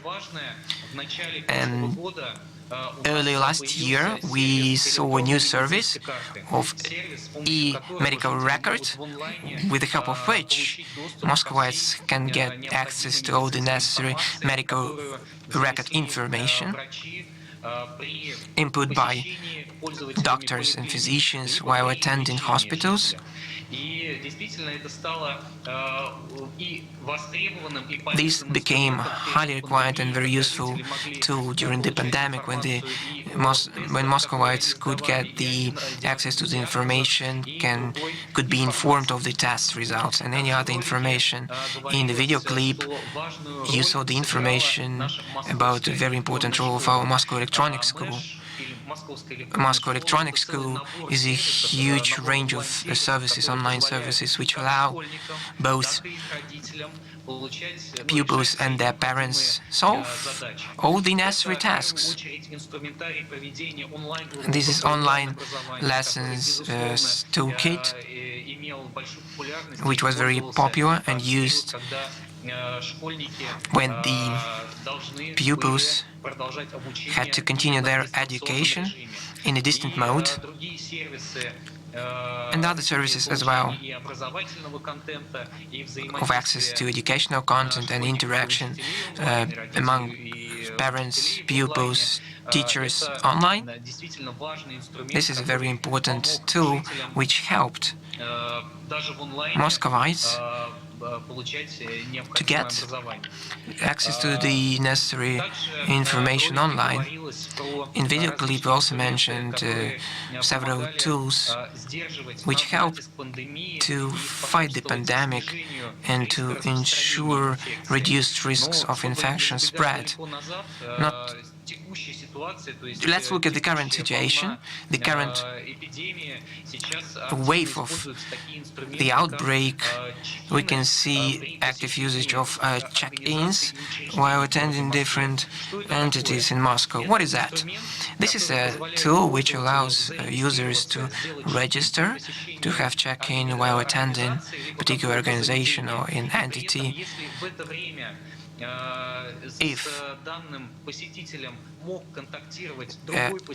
another attendee with confirmed case of COVID could have contacted, or the rest of those who attended these entity organizations are informed of the possible risk of the infection spread, and all the precaution measures should be followed. It's necessary to make a test, and in case of any first symptoms, they need to apply to a doctor. This is a tool which, on the one hand, doesn't disclose personal data, but on the other hand, you can get notification and take your precautions on a timely basis. So it is still popular, and it is still efficient. Thank you very much. Thank you very much for... I'm going to ask you a question at the end of our discussion. I have to interrupt you, Dmitry. Why? We are going to get to know about the same solutions from Seoul. I'd like to get to Seoul. We have online Dr. Sean, a researcher and scholar from Institute of Seoul. Good day again. Dr. Sean, can you hear us? Yes, I can hear you. Tell us, please, about those tools, about digital tools which are used in Seoul. About IT solutions in your city. Can I share my presentation? Yes.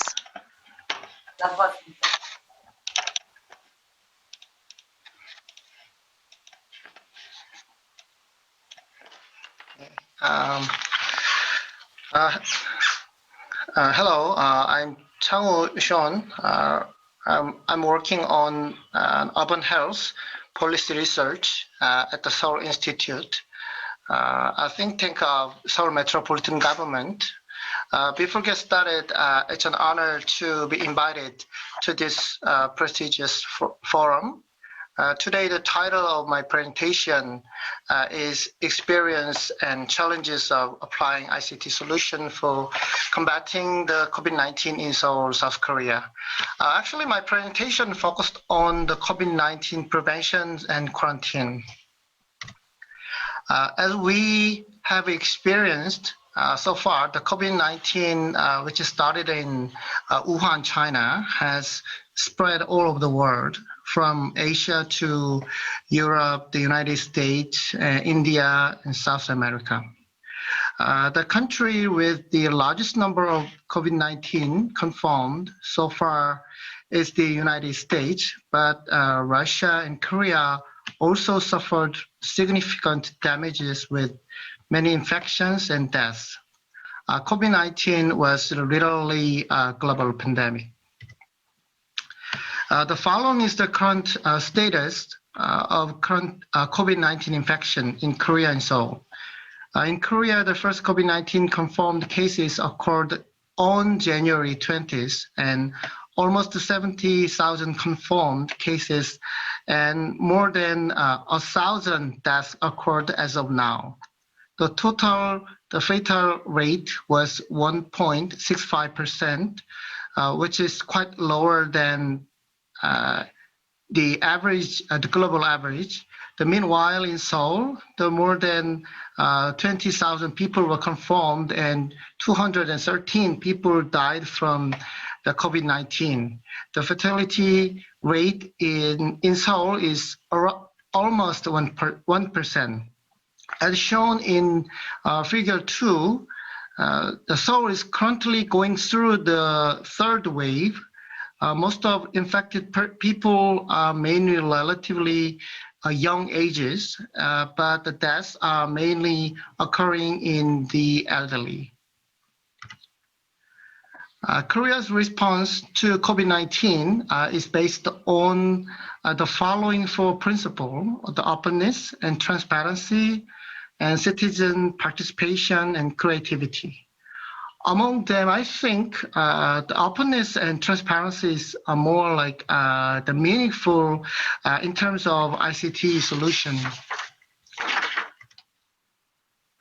The response to the COVID-19 in Korea is largely divided into the three phases, including the test, tracing, and treat, which is called the 3 T's.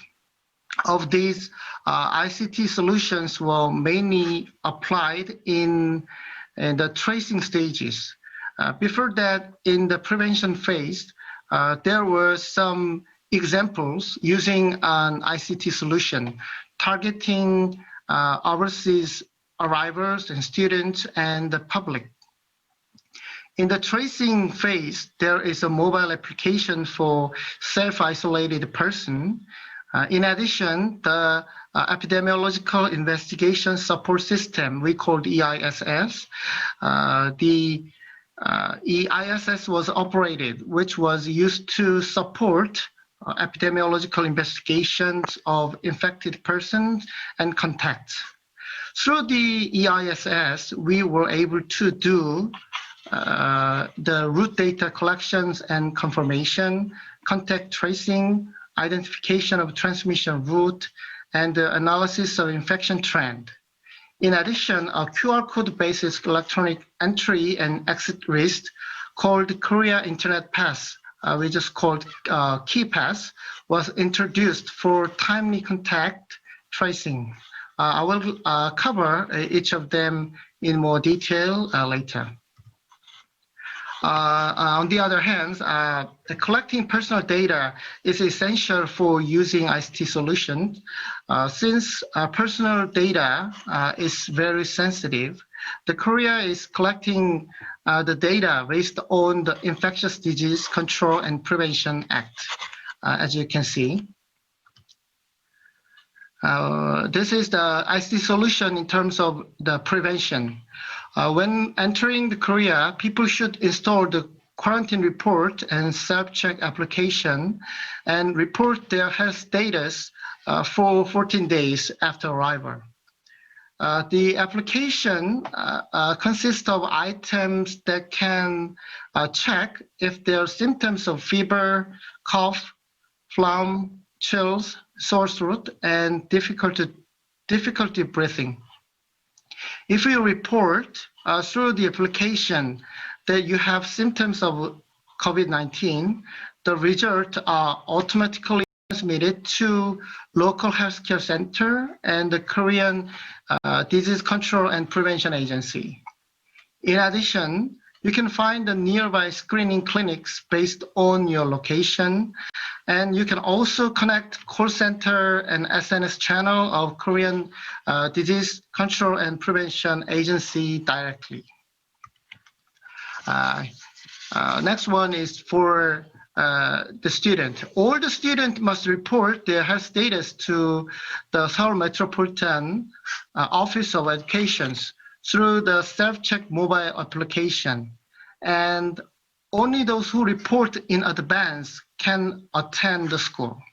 All the questionnaires for the health status is provided in 5 languages, including English, Japanese, Chinese, Vietnamese, and Russian. Through the map service of internet portal with largest number of users in Korea, the screening screening clinics are guided so that as many people as possible could quickly receive the COVID-19 screening. The following is an example of using ICT in the tracing stage. There is a mobile application for those living in Korea who need self-isolation. They must register the individual information through the mobile application and submit a daily-based self-diagnosis result for the health condition for 14 days. Healthy and safety rules and phone numbers for designated officials are provided. On the other hand, in the mobile application for public officials, the current health status and location information of self-quarantined person can be checked. Here is the EISS system. The EIS system is that by providing automated epidemiological investigation result and intelligent statistical data and support epidemiological investigators in intervention. Based on the AI, the EISS provides automatic tracing of confirmed cases, analysis of infected network, and analysis of infection risk area. The EISS uses credit card payment history and road information based on the mobile phone location data, and it predicts the movement of the infected person. In addition, the Seoul Metropolitan Government has increased the accuracy of the investigation by conducting interviews with healthcare workers and families, and additionally collecting the information such as on the medical record and CCTV and the public transportation card data. And the QR code-based electronic access list has helped health authority find the people who have visited the facility at risk of infection. All the information is automatically discarded after 4 weeks. The data is only accessible to health authority, and the access to others is prohibited. The places that are obligated to introduce keypads are facility used by unspecified people, such as pubs and bars, indoor sports facility, and the coffee shop and churches and cinemas and buffet. Here is the final presentation, final slide. We have looked at the examples of ICT solutions used in Korea so far. Although the ITC solution has been effective in suppressing the spread of COVID-19, the challenges to be solved in the future have also emerged. First one, we need kind of social consensus on the priority of human rights and social benefits in process of contact tracing. And we have to train the experts capable of analyzing epidemiological data through ICT solution. And we also reinforce civic communication and policy development for the result of using ICT solution. And we need to provide a program to promote physical activity and depressions and stress management during the self-isolation period through the smartphone devices. And we have to strengthen the digital social network, considering on the socially disadvantages, such as the elderly living alone, low-income people and disabled, or resident in the care facilities. Now, finally, I think it is time to begin the public debate about the introductions of telemedicine that is not yet allowed in Korea. Okay, this is what I prepared. Thank you for listening. Thank you.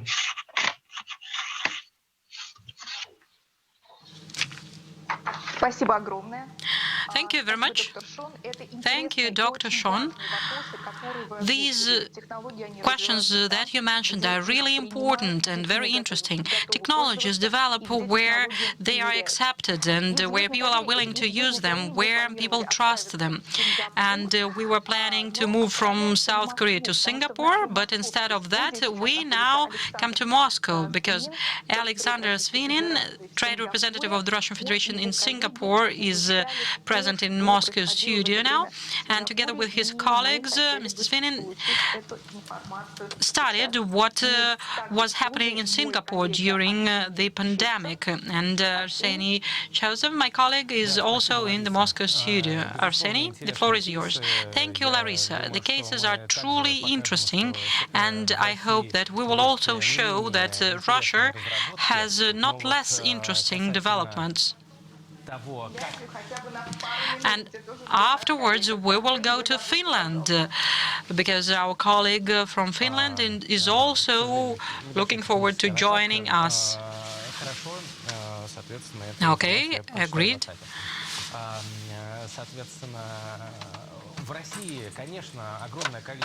Russia has a lot of developments, and it's great that last year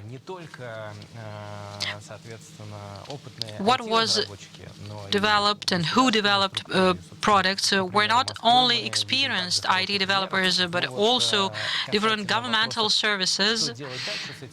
And as for what we should do with these products afterwards, whether we can scale them to some partnership countries, whether we can scale them globally, including in Singapore, that is something that we would like to discuss with Alexander Alexandrovich Svinin, trade representative of the Russian Federation to Singapore. Good afternoon, Alexander. Good afternoon, and thank you for a chance to speak at this forum, Larisa. And very soon I will go back to Singapore, and afterwards I will definitely make a presentation on my personal example on how technologies influence the life of people that go to Singapore now, because there are many of people of this kind. Thank you very much for a chance to speak here, to be present here, because the majority of us have missed these kinds of events. And I understand that there are certain time limits, and I will tell you a couple of words about Singapore. Statistics shows that now the Republic, with over 5.5 million people, inhabitants, around 40% cases are registered, and 58,900 are cases registered, and out of them 58,700 are those that received assistance. And all in all, from the beginning of the pandemic, Singapore has had 29 fatality cases. How did they manage to do that? So I believe that all the speakers mainly focus on technologies that were introduced during the pandemic and will be introduced afterwards, but I would like to speak about the future. Like my colleague from Moscow said, I totally agree with him, and the example of my previous job in Udmurtia proves that. What is important is what was done before the pandemic, the infrastructure and the foundation that was laid before the pandemic are those that allowed to cope with the pandemic better or worse.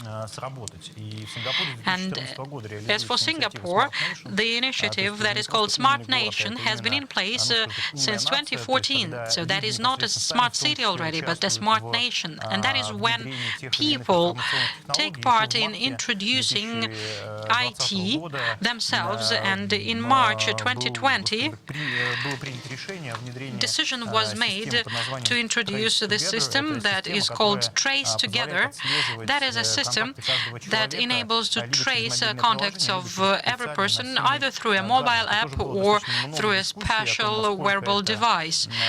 And there have been a lot of discussions on how it infringes on the privacy, how it influences whether people will use it or not, because you need to install the app first or to put on the wearable device. But the figures given by the government of Singapore shows that over 2.5 million people have installed these apps or started wearing these devices. So almost half of citizens have done that.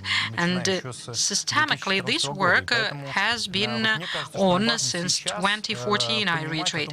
So it's important for us now to understand what technologies and what spheres will be susceptible mostly to digitalization in the future. What will happen in 2021, 22, 23? What will be in demand in the market?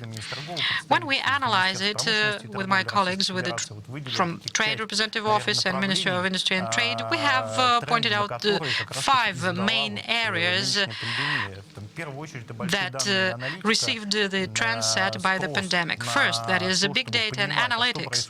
The demand to understand what happens in this or that sphere or industry or territory is huge. But how to work with this data, where to take them from, how to analyze them, how to manage them correctly, that is something that regrettably not so many startups and solutions allow so far.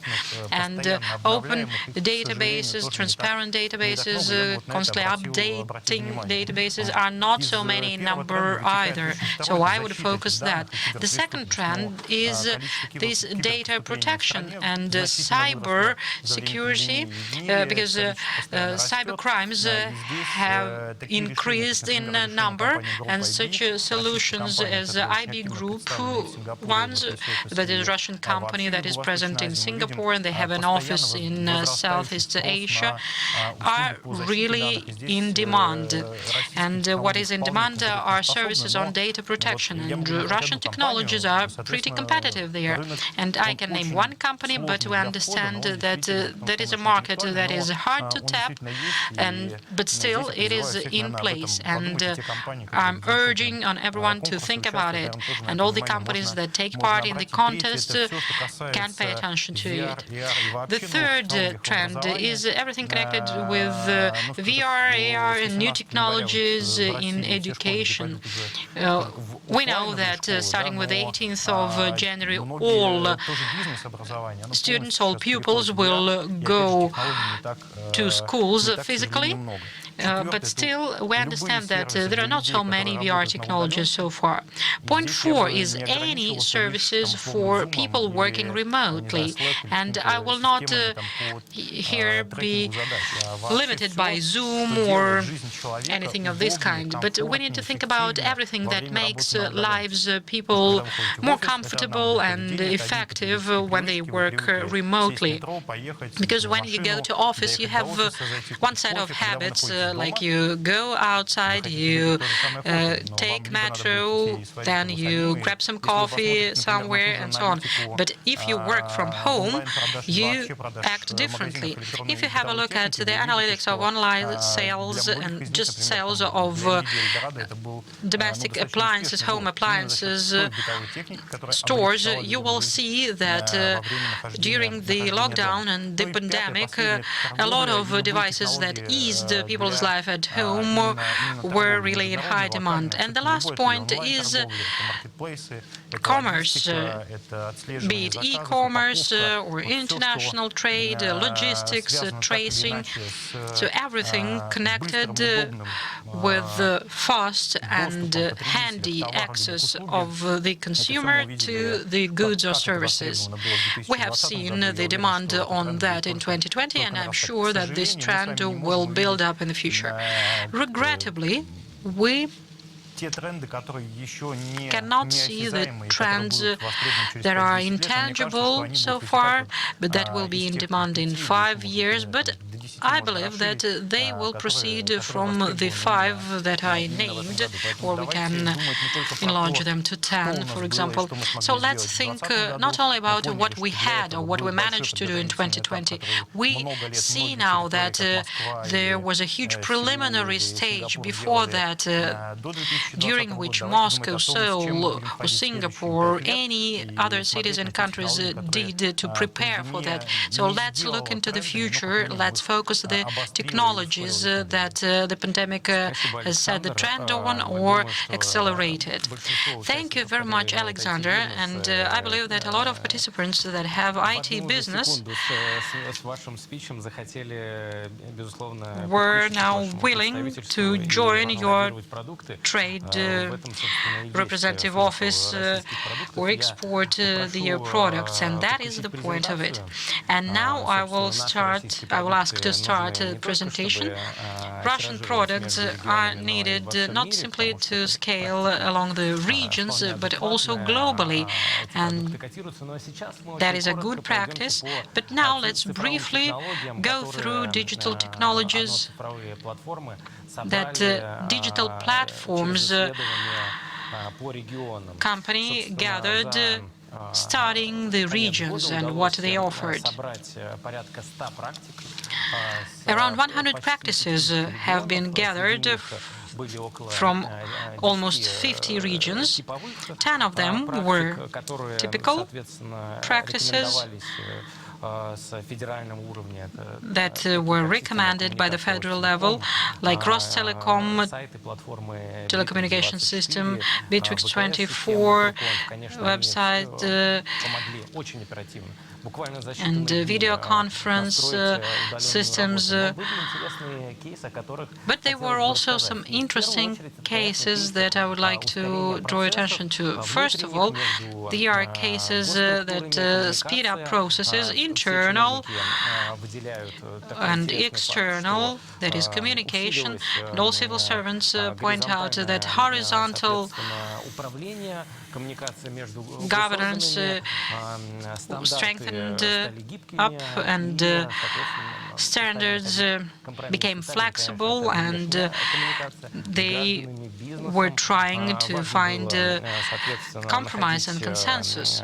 As for external communication, that is communication with citizens and communication with business, it was critical to bring home changes to citizens. Point 2 is system services, and point 3 is those cases that eliminate different rule barriers. And I would like to point out one of the most interesting cases of those that have been gathered. That is a system of online analysis of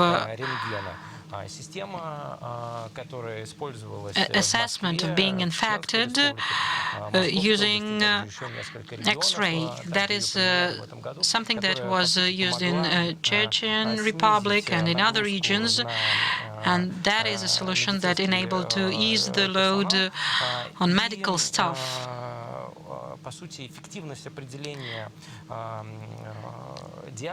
The efficiency of diagnosis went up from several minutes, like 10 minutes, to 10 seconds.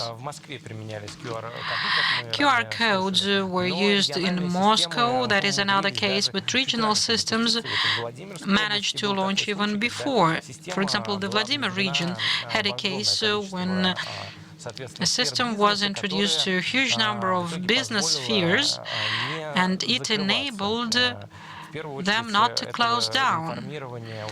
And first of all, that was informing participants about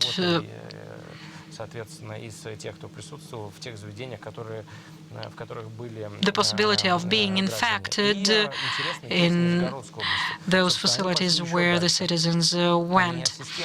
Nizhny Novgorod example shows us how QR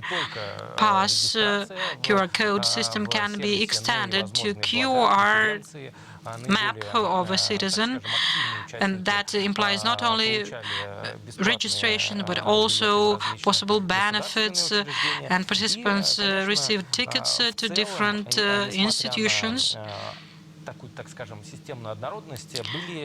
And apart from homogeneity, there were some outstanding cases, like using text chatbots, voice chatbots that processed huge numbers of questions of people, and AI systems were employed in public services. We remember that multifunctional centers that provide public services were closed down for a certain period of time. Interesting cases are those when citizens received additional social support. So some regions allocated certain groups of people to receive psychological, educational, or monetary support. Driving business online was arranged by several regions, and there were web portals that instructed business how to do business online.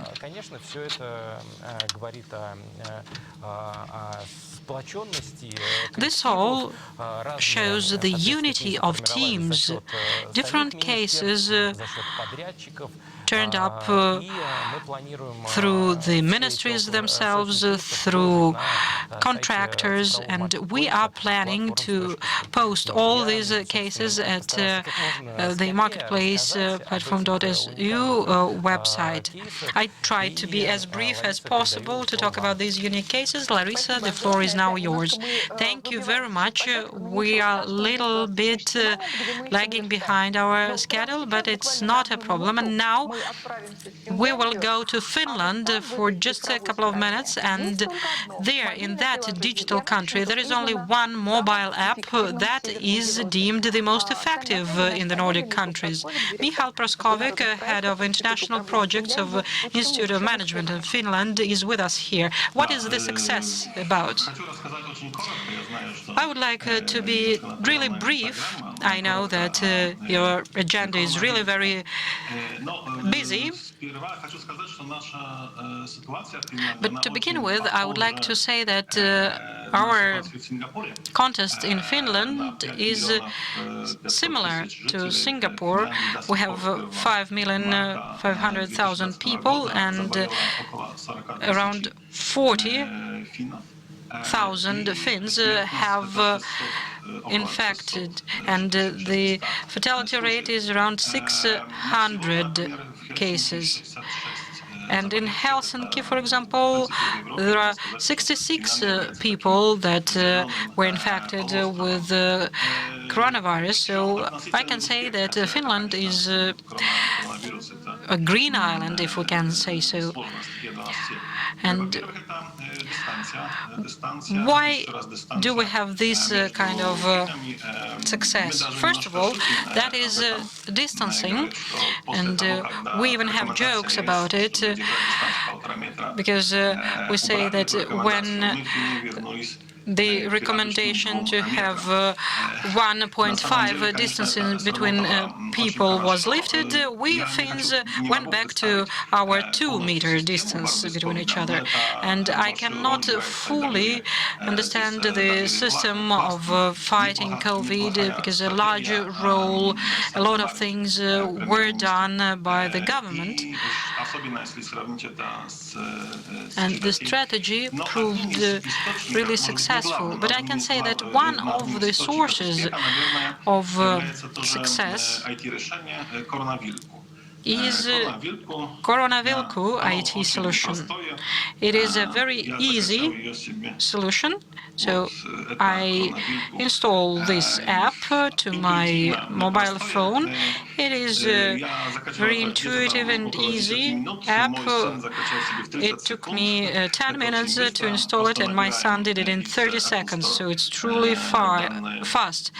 We just need to find it in App Store. and download the app. What is the way of its operation?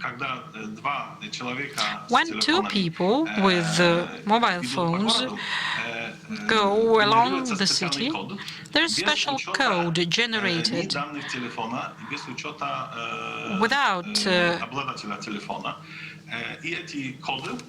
processing the data of the phone, and these codes just recognize each other via Bluetooth, and if someone is infected, and health services of Finland send a special code, and a person puts it down, and then everyone will know that there is an infected person somewhere nearby.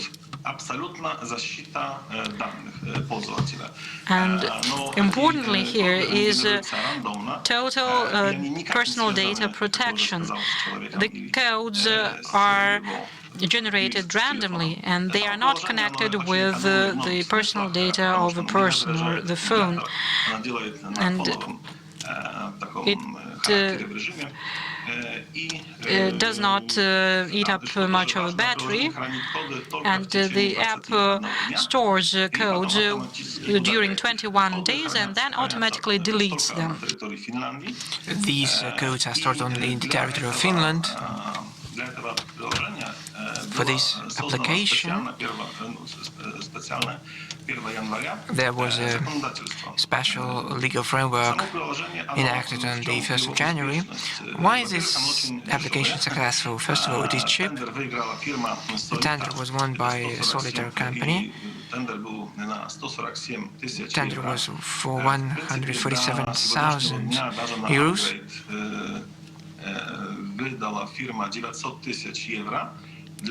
So, for example, to compare, this same solution, Germany cost 20 million euro. So the cost effect is amazing. What is important?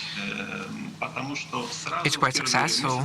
Within the first months, the application was downloaded by 2.5 million, almost half of the whole population of Finland. There are some complaints, not many actually of them, that this puts pressure on Bluetooth operation. And the second complaint is what to do by the kids, elderly people, and by immigrants who do not quite understand how to use this application. The major upgrade 4 days ago, which results we're going to see, which connected Finnish application with 9 European Union countries. That was a shock for Finland. Usually, the application showed 6 to 7 people infected in the city. On the 1st of January, there was a number of 33,000, which demonstrated all the possible foreigners who could have attended different countries. There are many benefits. The only drawback right now, but important one,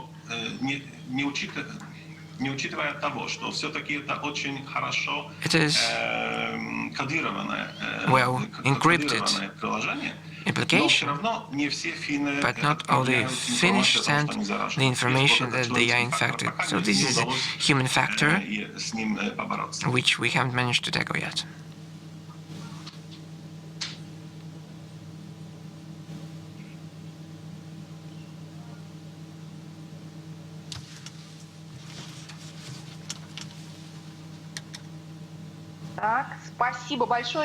Thank you very much, Mikhail. Dear colleagues, we have now understanding of how coronavirus is fought through technologies in very different countries. And we go back to Moscow. We are running out of our timeline. we have some extra opportunity. Right now, we're going to see the presentations of our final contestants, the best solutions to fight COVID-19. But I'd like once again to remind that we have partners,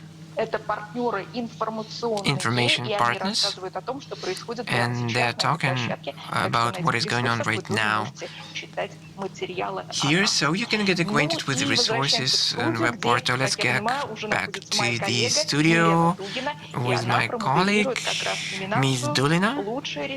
She's going to moderate nomination best solution to fight COVID-19. Lena, you have 40 minutes, you have 6 teams. We'll be back to timing during awarding. Thank you for giving us enough time. I'm very happy to introduce our sections, the best solution to fight COVID-19.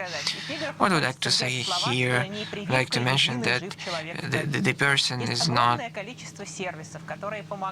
to deal with the vaccine. There are many services to analyze what is going on with the patient, to understand how the COVID is spreading, where it's going to be tomorrow, next month. All these services work out interesting solutions, interesting projects, which we're going to deal with in our nomination. But there is a lot of services which worked in COVID not to change our life. For the kids to attend schools, for the people to attend jobs, for them to securely and safely move around the city, and to get the access to the cultural component which makes our life interesting, makes our life human. I'd like to thank all of them, and of course they are part of the fight against COVID-19. There are some regions leading in this respect. Therefore, we start our nomination. Mobile volunteer would be the first to present.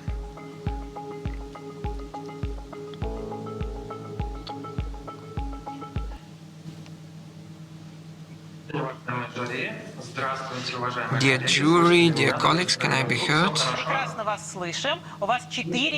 You have 4 minutes. My name is Sergei Skolkovo. I represent ECF company from Cheboksary region. Our project Mobile Volunteer to arrange work. I'm going to talk about a team consisting of 23 employees who work with utilities, with state officials. 25% of tech generation using our solutions. These are our clients, the power holdings, Roseti, Rosgidro, Interrail companies, small and medium-sized businesses of utilities. One of our solutions is a mobile development, mobile profiles, mobile accounts, mobile applications used by our clients. eServe is a very flexible, agile company. Our mobile volunteer application appeared after free medications in Chuvashskaya region. So there was a task to provide these medications to infected people. Volunteers had some difficulties as it was necessary to confirm the delivery. With the help of our application, the volunteers started to work systematically. The application was developed at short notice and launched. The project became pilot in our region, and we are going to share and develop it in other regions. So we decided to respond to the challenge in Russia. So we had a special application to control over anti-COVID measures, which has been operating since October. I'm going to demonstrate 40 seconds video clip presented to Mr. Putin at the social forum of Single Russia Party, how our application works. A mobile application for smartphones worked out in the company helped to arrange the process. On your screen, you can see where the volunteer is located. So the volunteers scan their QR code, which we put in every prescription, and the photo is made, and together with geospatial data. Data is transmitted online. It allows controlling the whole work of volunteers. I'd like to thank you. I'd like to thank you. Thank you for your attention. Very fruitful day. Thank you. Thank you. This is one of the projects which is very interesting, very important, and we cannot imagine ourselves without volunteers. So the more distantly we work, the more empathy we lack. It seems to me that thanks to our volunteers, the whole country took part in this volunteer movement. I'd like to mention that we have different regions and different projects, and I'm very happy to see Chuvashskaya region. I'd like to remind you that jury should send questions to me. You fill in the questionnaires and send them to the organizers. They were choosing the best projects. All the questions are going to be voiced after presentations of our companies. Please be proactive, otherwise I'm going to ask my questions myself. We have very interesting projects in place. Let's switch to another team, which is going to present issue. Lung damage recognition after the computer tomography. We need to understand which diagnosis should be given. So the floor is yours. Good day, dear colleagues. My name is Anna Mishirikova. I'm a CEO of the Third Opinion company. Today I give the service to recognize lungs damage with COVID-19.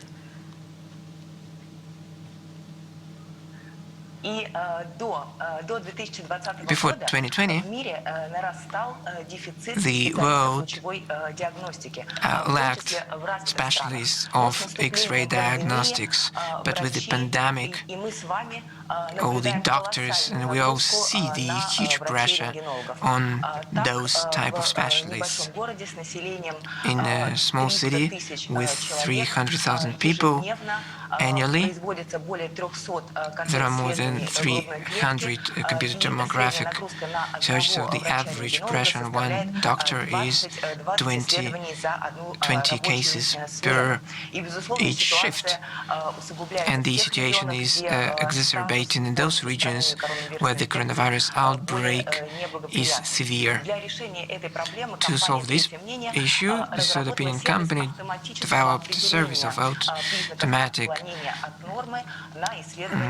recognition of lungs damage. Within a couple of minutes, the service automatically assesses the picture, prioritizes with deviations, and fills in the pre-screening protocol of the report conclusion, which then is accessible to the doctor. So the benefits are vivid and they are proved at all levels of this service introduction, both for the doctors and for the authorities. So there is a lower chance of a mistake, but for the medical entity, the service is a very unique control tool of pressure on the doctor and management of those cases. For the region, the problem of doctors shortage is very important, since the doctors are at risk of being infected with coronavirus, so the deficit of these physicians is a problem of the region. After it is done on a computer tomographic device and it is saved in particular software, it is processed. In a couple of minutes it is sent back to the storage with 2 additional files. First file is processed photo, which should be looked into by the doctor, then preliminarily filled in report on a scale CT1 to CT4 based on recommendations of the Ministry of Healthcare for next recommendations and routine of the patient. The market of digital Medicare is going to develop 50% annually, so the situation with the pandemic is going to give a boost to this market, and analysts globally have renewed their optimistic forecasts,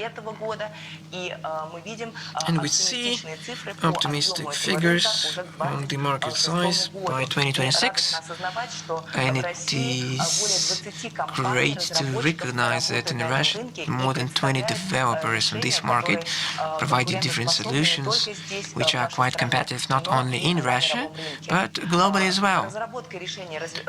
The development can be seen not only in startups, with the big IT companies. This is a huge, interesting market, and we have some ground to fight for. Thank you very much for a very interesting project. I'd like to ask which hospital, which region was the first to work with you, and ask the opinion of the doctors, but we do not ask questions right now. We switch to the next project. I'd like to remind you, jury members, that you need to send questions to me if you're in the questionnaires, which will help to understand who the winner is. COVID-19 is evil, which can be seen in all the regions. We have very representative jury members from all the regions, different levels, ministers, deputy ministers, and experts. So our companies should understand what problems regions have. Now I'm happy to give the floor to Moscow, which is going to speak about the services and projects implemented in Moscow to fight coronavirus outbreak in Moscow. We have cultural underestimating our achievements. Moscow has some things to be proud of. I spent quarantine lockdown regime in Moscow, and different people from different countries sent to me messages envy of those new technologies adoption in Moscow. I hope that you will share my opinion. Москва. Весна 2020 года. Крупнейшие мегаполисы мира столкнулись с главным вызовом третьего тысячелетия – новой коронавирусной инфекцией. Борьба за жизни миллионов людей стала главным приоритетом. Digital solutions allowed to avoid surge in the number of infected people. Moscow maintained its business activity, stayed open for Russian regions. All the digital solutions to fight the pandemic were implemented using the well-developed IT infrastructure, the major tool of interaction between the business and the city, and became web portal Moz.ru. It is a fully fledged ecosystem with the help of any device. Moscovites pay for the services, get to know the home assignment for their kids, get the information on the medical analysis and medical records. accurate.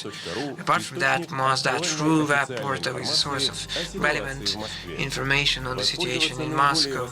To use the most required services, Muscovites can do using mobile applications of e-services of Moscow, My Moscow, and Mias.info. April this year, Moscow introduced a system of digital passes to control traffic in the city. To minimize this traffic in public transport and social contacts, the major way of getting the pass was Moz.ru web portal. It was also possible through a text message or telephone call to a service center. To control this traffic, CCTV cameras and special validators were used. So this approach allowed to mitigate the curve of coronavirus pandemic and to lower the pressure on the healthcare system. In autumn, with a new wave of coronavirus-19, Moscow is doing its best to avoid lockdown regime.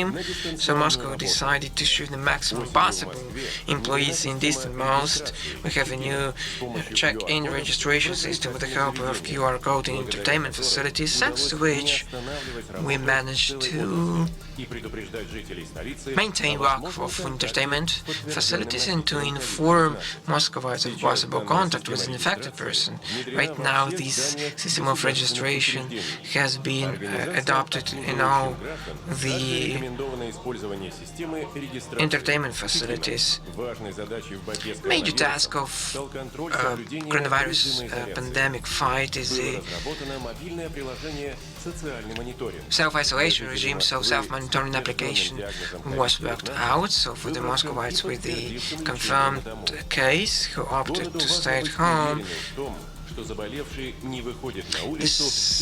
authorities must be sure that the infected person doesn't leave the house. So there is a penalty for violation of these rules. A single medical information system brings together all the hospitals and medical centers. Citizens can get the access to the e-record, which became the source of information of the coronavirus tests and antibodies, COVID-19, or web portal Mias.info, and in mobile applications. The unique platform Moscow Electronic School helped keep education going on thanks to distant learning. In autumn, the share of Moscow students went down twofold, particularly the Moscow digital infrastructure allowed to have solutions, the use of which helped to save people's lives. We are developing technologies for the sake of the people. I'd like to give the floor to Denis Ivanov, who is going to comment on that video. In this video clip, there is a detailed presentation of those services and solutions which allowed us to fight the pandemic, both for businesses, individuals, and for the city, and the tools and the single medical record system and the services which allowed pupils and their parents to continue online education, many other services which still help us to fight this pandemic. I'd like to mention that all these steps undertaken by the authorities were kind of interesting. When we entered trolleybus, underground, the hospitals, those marks were followed. People were responsible, and they said that social distancing was very important. They explained why it was important. It helped us to become more mature. And it's great. It's not when the official is against an individual, but when we acted as a team, becoming a single society. I give the floor with great pleasure to Cell's company. Why am I so pleased to do that? Last year they were one of the winners, and we had a great interview after the award with Anton, and I'm excited at what they're going to introduce today. Dear colleagues, the floor is yours.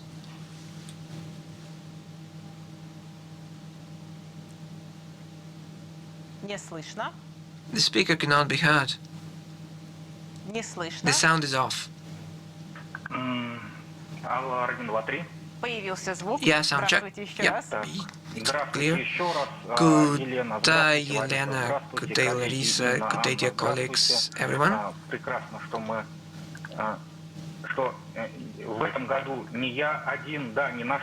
It's not only our company, there are three of us working in the same area. Can you see my presentation? Yep. Good day, my name is Artem Kaplinsky. A year ago our team was a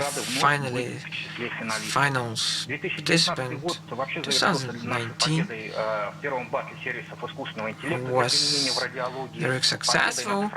We won Digital Summit Award.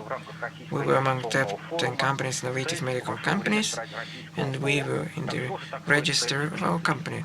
So what is our company about? This is a system of assisting physicians, reports and conclusions driven AI, interpreting the results. This is a system, artificial intelligence, to use in radiology in neural networks. The main goal is to assist in doctors' decision-making process. Cells is a service which reduces 40% time to interpret the results of particular terms. So by 10% it decreases the chance of screening for cancer patients. We can build architecture for high pressure. For Moscow we created infrastructure which allowed to process 3 cases per 2 seconds. Our competencies allow us to process 25% of all the cases in 2020 by all the participants of the experiment. Talking about COVID 2020, the world faced unknown virus which stopped the whole spheres of our life. We're still fighting. But the virus cannot be won. We only can coexist. We decided to contribute our own effort. We did our best to develop high-quality product within a short period of time. According to the experts, we managed to do that. The results are on the right side. But the COVID put aside cancer, which is not right, and the cancer is still a serious problem.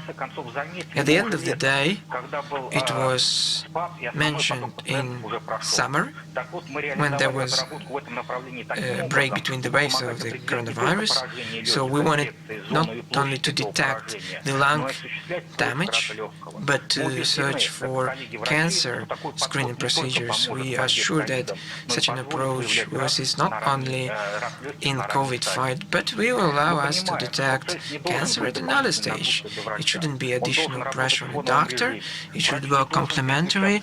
The doctor shouldn't switch to a system, shouldn't run from a computer to computer. The doctor should operate in his own ecosystem and to see the result of the assistant. Our philosophy is a seamless integration and radiological information systems.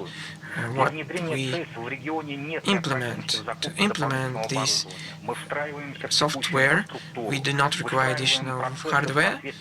We fine-tune processes in accordance with the protection of confidential information law. 2020 was a very interesting year. It demonstrated demonstrated how successful we can be. We finished clinical trials when the experts proved high security and safety of our mechanism. One of the key indicators is the deal signed in December, so we are trusted not only by the expert community but big businesses.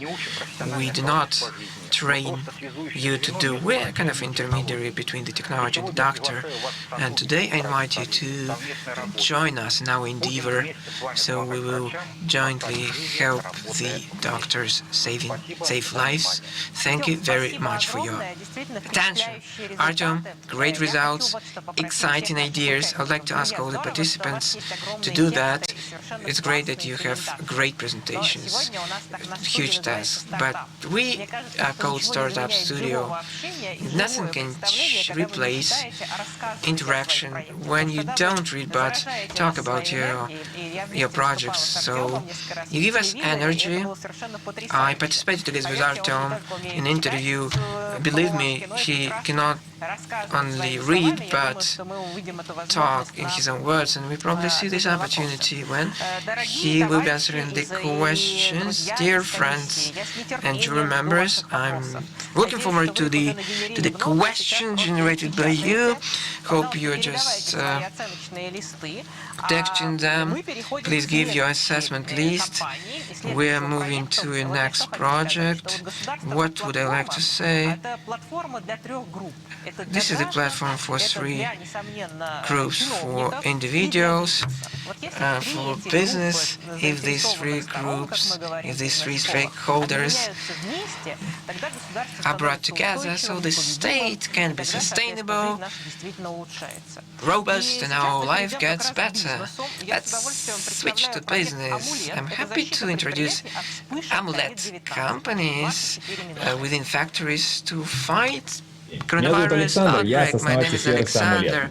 I'm a co-founder of Amulet Service. We have factories to minimize losses with such virus outbreaks as COVID-19. Every outbreak of COVID-19 spreads particularly within big companies due to a huge number of contacts among the employees. If there is one person infected, the number of infected employees surges. При этом утрата трудоспособности до 30% персонала Up to 30% of personnel therefore cannot work, and it entails the risk of closing down the company, lost profit, and just losses.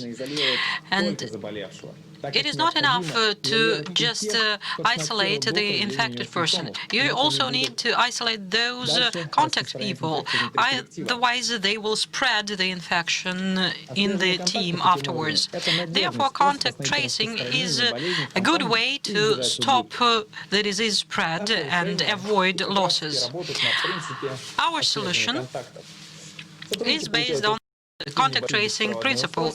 Employees receive these devices that trace signals and register the fact of contact between employees. Then routers collect the data and send them to the server, where the designated person receives reports to see whether there is a risk of being infected. Reports are formed that prioritizes testing inside the company, and the solution can downscale the number of infected cases by 3 times. Our customers are production companies starting with 200 persons headcount, and to Russia that is over 17,000 companies. As compared to our close competitors, we are aimed at lightweight infrastructure that enable to unravel the solution fast and that can form COVID-19 analytics. So we come up with testing and lists with most highly risked people to be infected. We are hardware as a service, and we provide hardware on the basis of subscription. Our main sales channels are online exhibitions, direct sales, and we are planning to roll up partnership scales. We first of all started with launching an app to trace contacts. We afterwards trained our neural network, and after the pilot, we are continuing to use this intellectual property in our amulet solution. We have 5 pilot launches. And as for our team, we have worked for over 10 years developing hardware and software in communications. To this project, we employed the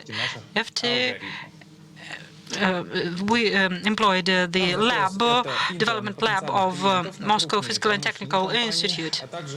Our demand is potential clients and partners on distribution and sales in Russia and abroad. Thank you very much for your attention. Wish you all the best. Thank you very much. I believe it was an ideal startup pitch. Thank you very much, because we managed to understand the point of the project, commercialization model, pilots, and the allocation and contact details. Dear friends, and I would like to introduce the last contestant for this award, Care Mentor. Thank you very much. We are very happy that we were selected as a finalist, and we are extremely privileged to introduce to you our team and our project. I'm happy to see our dear colleagues that introduce their solutions that can help us in these uneasy times. Can you see my PowerPoint? Great. We elaborate services of ARC diagnostics based on computer vision. That is a platform solution that helps making a decision to a physician on test prioritization compared with pathologies, prioritization showing certain findings, and it helps in patient routing, and it helps to trace the dynamics. As for the economic advantages, practice has proven that speeding up process by 10 times and high accuracy that responds to metrics of accuracy of the Ministry of Health, and all the method recommendations are in place. As for clinical advantages, it optimizes the physician's work. The physician does not have to spend more time. It integrates the workstation of the physician, and the physician can use the information to make a faster and more accurate diagnosis. Here are examples of our services. It responds methods recommendation of Ministry of Health, and there is the study from computer tomography from 0 to 4, and the lung damage signs are recognized. Both on-premise and cloud integration is possible.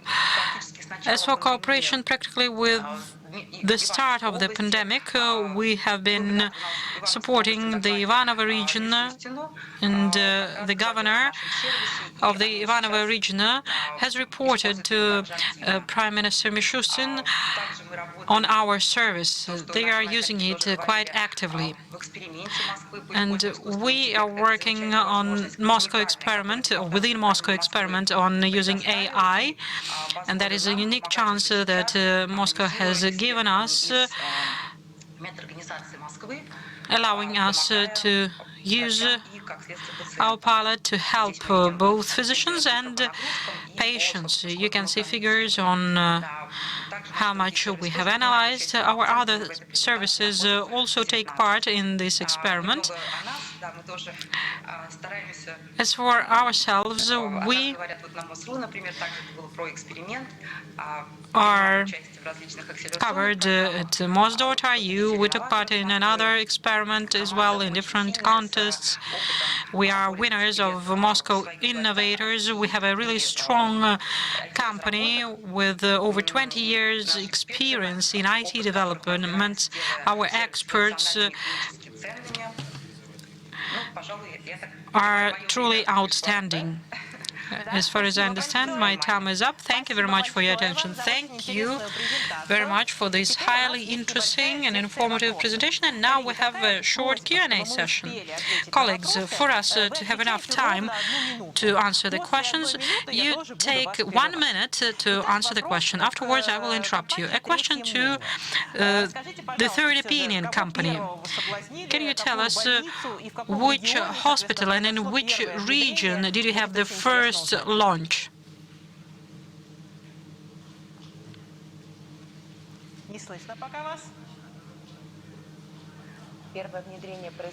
The first launch was very close to us in Moscow region, and to us that was a really signpost launch, and the load remains really serious in the region, and the requirements to service, quality, accuracy, and architecture of the solution have been really very high. And after you have tried it in Moscow region, have you had any upgrades? Sure. As the first launch, the first implementation was in late May last year. Sure. Afterwards, there have been a lot of upgrades and fixtures and additional conditions, both typical and atypical, started to be recognized. And how many regions are you working in? Apart from Moscow and Moscow region, we have 10 regions today with active implementations. Thank you very much for your work. And now let us move to the question to sales. Artyom, can you name briefly, first, what new things happened in 2020? And second, what makes you different from other recognition systems like those two that were presented today? I'm sorry that I read the text. I had throat surgery, that's why it's a little bit hard for me to talk. Thank you for participation. Yes, so what happened in 2020? First, in 2019, we had only one area of activity, that is mammography. That was in its inception, I must say. And 2020 enabled us. Well, in late 2019, we started actually X-ray per lungs, and therefore now we have both mammography and lung X-ray, and we also have other diagnoses, and we have another scientific project together with the Pirogov Center. They are MRT on brain. So that is how our product was developed in 2020. And participation in the experiment really boosts perfection of our products. We are improving. We are always not ideal. We always have room for improvement. And if we have a look at personal evolution, we can compare our stage now with childhood, or transfer from childhood to teenage years. Thank you very much. And the last question to Amulet business project. The question is as follows. Do you have any export plans? Do you have any cross-border partners, or are you planning to find them? Yes, first of all, we have considered Brazil as a large market to ourselves, and we started working with them in 2020 because the economy of Brazil and its current status and conditions in the pandemic is really very similar to Russian ones. And we are negotiating with construction companies and such companies as Nestle, for example. But you understand that the cycle of closure will be a little bit longer, and we are planning to develop through Rosinfocom Invest. Thank you very much. I believe that the scale of the project has become clearer with your answer. I would like to congratulate all our finalists with reaching this stage, and I wish you to expand your business, and I'm happy to give the floor to Larisa Katysheva. Colleagues, we continue, and now we will go to a digital agency. Right now, we are joined by Andrei Budarin, Deputy Head of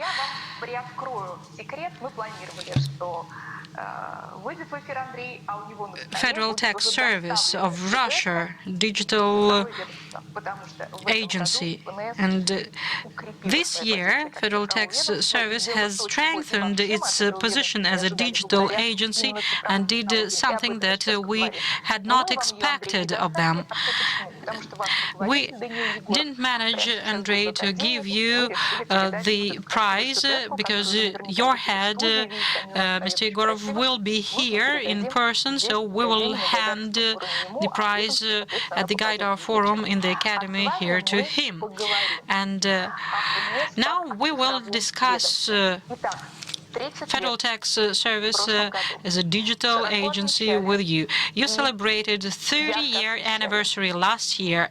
It was covered in mass media really fully, and everything dealt with digitalization. So modern-day Federal Tax Service is the digital. Sure, it is the digital, and it's a trend of the last decade, and we are moving actively ahead in that direction. But even in this trend, there are certain changes that are seen. 10 years ago, there were first startups on data centers, first attempts to come up with a federal info system that will unite all regional tax systems. But now we do not think in that way. We take another perspective at the digitalization process. You are considered by many a driver of digitalization in the country because Mr. Mishustin has launched it all, and it is going on. And you are not simply the driver, but a team that can cope with any tasks, even not characteristic of it. And in 2020, thanks to digital solutions, you managed not simply to collect the money, but also spread it, give it out, hand it out. Why did it so happen? To answer this question, I must say that the digital to us is, yes, on the one hand a tool, but on the other hand, that is a mindset. From the very beginning, we have covering all our products from the perspective of how user-friendly and customer-oriented and automated they are. And the vector that we embed into our products from the very beginning sets a foundation for us to act afterwards and to implement on the current solutions and technologies that we have, to be able to also produce new ones if something is in shortage. When we talk about the experience of 2020, no one had thought that it would be like this. We had implemented a lot of products before that. We turned VAT transparent. We came up with a lot of solutions on the union register of legal entities and individual entrepreneurs.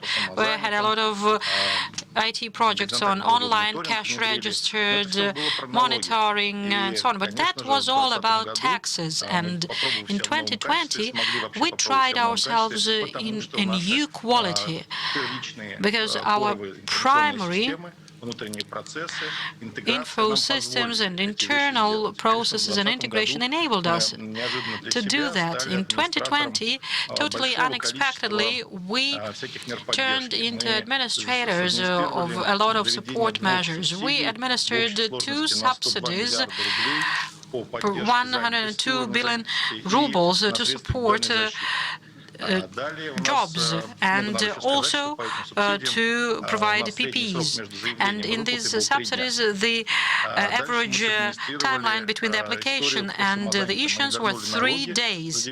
We also recovered taxes for 2019 and accrued the tax bonus of 2020. And the first payments were made on the first day after the ruling was adopted in the government. And we also registered benefits for businesses that suffered from the pandemic. And the processes are simplified through the general platform of loan issuance. And banks approved of loan issuance of over 1.3 trillion rubles. We received a really large-scale experience and understood that we could do that really fast because we have a good foundation. And what will happen in 2021? Well, it's a little bit scary to look ahead because we have much more plans for 2021 than we had for 2020. And despite coronavirus agenda, we practically did not change our plans at all. So we did our best to include COVID agenda on our overall agenda. And we are planning to integrate a platform of data supply to external users. And we are planning to support citizens and business. We will launch a unified register of population. We will have new tax regime based on online cash registers online. We will have 2 science-intensive projects. We are planning to introduce a range of AI solutions in interaction with the taxpayers. We are planning to extend analytical opportunities in neuron networks and cluster analysis on fiscal data and slips of cash register. But these are the main ones. We can continue it really for a long time. Thank you very much. My congratulations to you on winning the award. We will give the prize to Mr. Yegorov. He's really close to us already, and we are congratulating you and your colleagues warmly. Thank you very much. Thank you. Let us go back to the studio of Digital Solutions, and my colleague Arseniy Shestin is there, and he's not alone. In the studio with us, we have Deputy Minister on Digital Development and Communications of the Russian Federation, Oleg Kolchonov. I'm happy to welcome you. I would like Arseniy to ask a couple of words to Oleg. We will not let Oleg go without a short interview for 5 minutes, and afterwards we will be looking forward to receiving the information on the winners of our contest, because we have the results of voting on the first awards. So now I'm giving the floor to Arseniy. Thank you, Larisa. We are all ears, I agree. But before that, we will listen to Oleg Yurovich, Minister of Digital Development and Mass Media and Communications of Russia. Last year had a true breakthrough. Who had dreamt of automated services of payments like we witnessed in late 2020? It was pure magic. We could not even dream about it in 2017 or 18. So, Oleg Yurovich, my first question to you is as follows. What do you think are the main breakthroughs in the Ministry of Digital Development of Russia that you had last year? What did you manage to achieve? To put it short, first, we managed to work really fast. And for a long time, it seemed practically unreal. During my civil service, all the project that is planned has to have all the legal and budgetary and contracting process that will take from 6 months to 12 months. But as soon as COVID broke out, we had to mobilize our effort fast because we had to respond fast, and the services to citizens that had to ease the lives of citizens, improve them, had to turn up instantaneously in not even weeks but days. The most famous example is with the May payment, when the President declared that on the 11th and on the 12th we had to already make payments, and that was the most difficult period of our web portal, but we learned certain lessons out of that. We understood that architecturally we need to seriously refactor the current systems, that is about the web portal and systems of authentication and identification. So we had to reach a status that when even 10-time load increase should not result in any panic. So it should not be a contingency. So therefore, we had to see all the bottlenecks to understand how we could cope with them, to refactor, to scale up afterwards, and to be able to cope with these loads just as ordinary work. So we had to work fast, find bottlenecks, and structure systematic work on refactoring of current system. The second lesson learned is that we should not make citizens to go to the web portal. Like Confucius said, the best battle is the one that nobody came to. So we have to be maximally proactive. Therefore, in December, we all had a chance to see how it works. Those users that visited us once, leaving all the data necessary for social support measures, are there already. Therefore, we can act proactively. If data have to be updated, you're welcome at the web portal. If you have not been there before, please file an application. If something has changed, please file an application on your data update. Therefore, the next lesson is that we have to be maximally proactive. Lesson 4, well, it's not actually a lesson learned. That is a pretty obvious thing, but still, that is something that we managed to reach and understand in 2020. That is maximal customer focus. All our further activity on service development should proceed from a human being, from a person. That is a lesson that business learned long ago and stipulated in all textbooks. Everybody learns customer journeys, studies customer journeys, and this lesson learned helped us develop all further services from the customer journey as is and as should be. And it can be illustrated with maternity capital.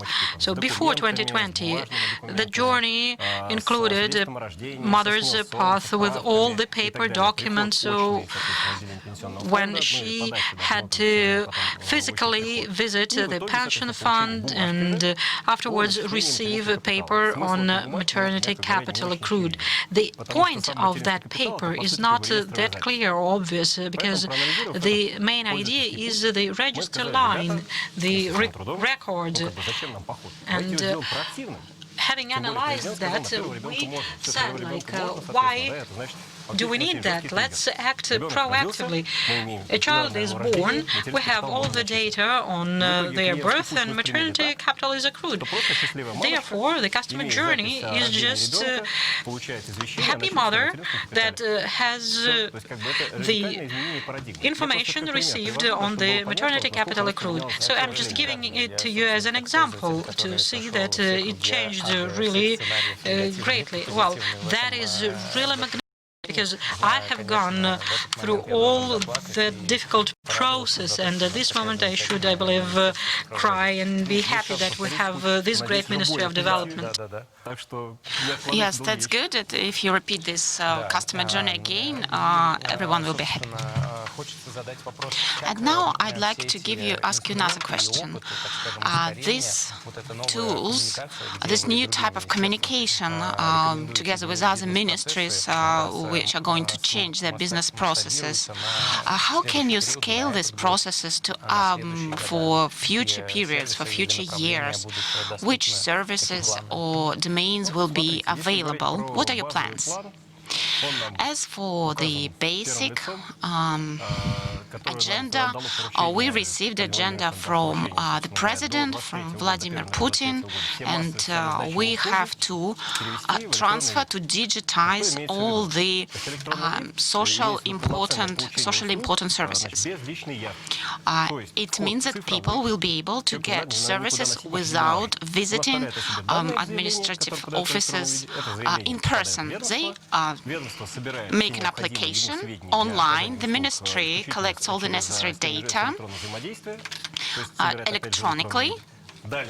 After that, this data goes to a person responsible for taking a decision, and then the decision will be taken electronically. The result of the service will be the new entry in the registry. It means that the person doesn't need to go anywhere. He just stays at home. He does everything online. He doesn't have any communication in person with authorities. He will get all the services electronically online. This is very convenient, and the process is transparent. He will see all the stages. If the application goes to the next stage, it means that you filled in everything correctly. A person will know that the service will be provided. A person knows the timeline, knows the deadline when the service should be provided, and the result will be provided electronically. There are some exclusions, critical services, for example, changing the passport, changing a driving license, because of course the result of providing the service is a physical document. You have to receive it physically. But we also have the plan for the process of changing driving license electronically. We had a test project planned. It will be done in several regions. A driver that won't have to carry the driving license physically, and the automobile registration document. It will be possible theoretically to have all the information online in the application. If you forget your driving license at home, this won't be a problem because you can show all your documents online in your smartphone. Oh, that's wonderful. That's really amazing. This will be the next step of convenience. Oleg, now I'd like to use this opportunity and ask you the third question about security.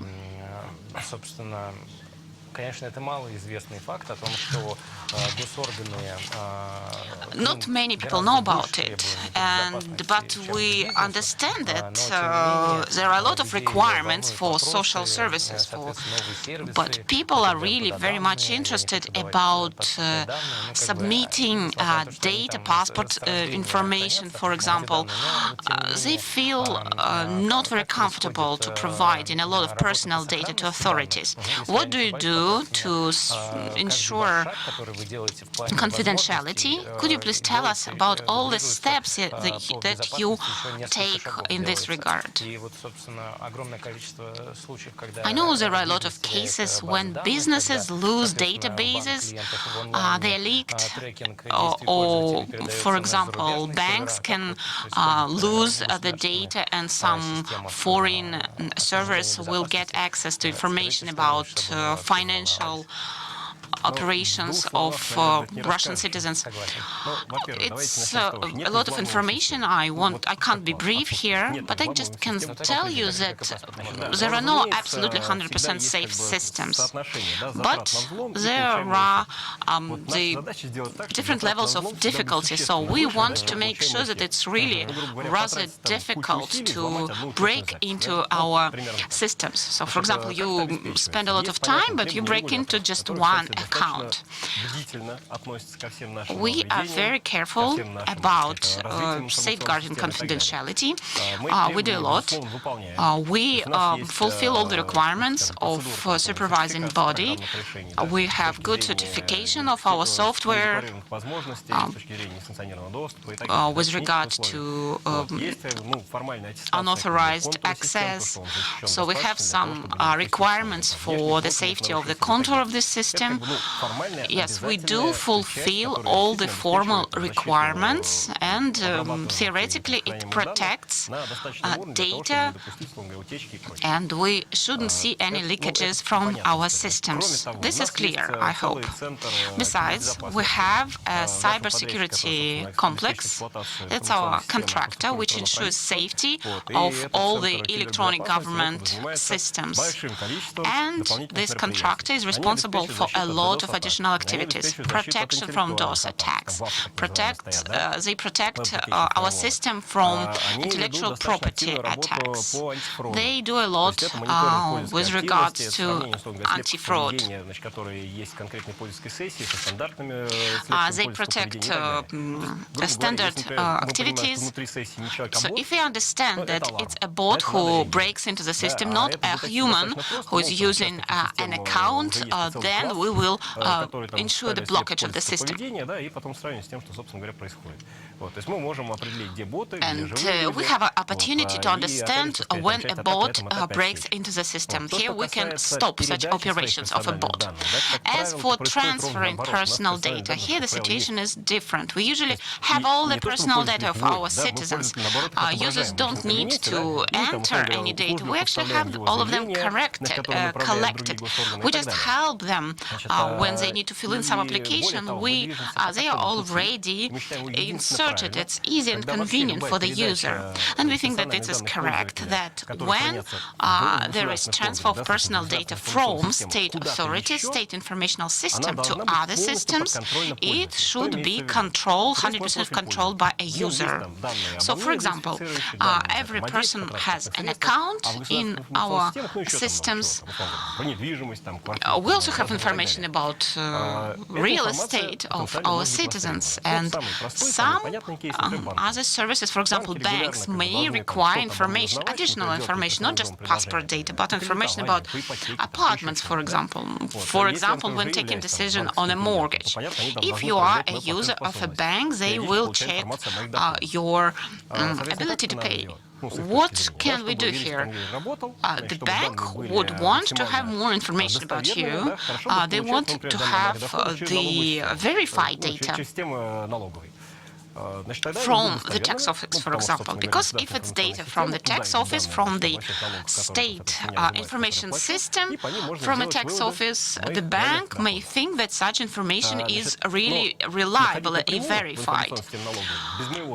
If the bank addresses the tax office without my approval, without approval of a specific person, that's not correct.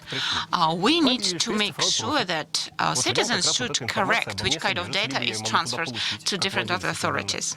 There are some external information systems, for example, systems of banks. Bank system should make a request from a citizen. I will see this request in my account in Gosuslugi, and only if I say yes, it's okay to give the bank information about my income. This data from tax office will be transferred to banks. But I make a decision here about that. Every transaction which was asked by a bank for understanding my solvency, I will know which kind of data specifically, each transaction, which transactions were given to a bank. If I see that the bank checks my information on a daily basis, I should be able to close the access. I would say that this is a very correct type of protected information, so I can close this tab, I can turn this valve, and I decide what kind of information could be transferred. It's very important. We will develop it for all the data accessible to a user. We want to make sure that a person, only a person, at any moment can decide which organizations will get access to which types of data. Thank you very much, Oleg. You made very clear explanation. And now, drum roll, please, and we announce the best solutions and those companies which receive awards. First, the use of artificial intelligence, and now I will need the award itself. Information about the winners is here. We will know information just in a second. Oleg Yurievich, could you please open the envelope? Oh, it's empty. A joke. It was a joke. Information is there inside the envelope. Analytical platform, PolyAnalyst. My congratulations. Покажите нам, пожалуйста, статуэтку. Статуэтка, собственно, вот так вот выглядит. Which award is going to be there? Oh, that's this one. It's really magnificent, very beautiful. Крупным планом. Здесь указана номинация. You see here the name of the award category, and this prize goes to a winner. They went through all the stages, selection stages. First level, the second level was an expert approved level. Second prize, best solution for remote learning. Okay, we'll see whether the jury was objective or biased. Учиру. Great job. My congratulations. Same beautiful statue goes to the Учиру company. Best solution for fighting against COVID-19.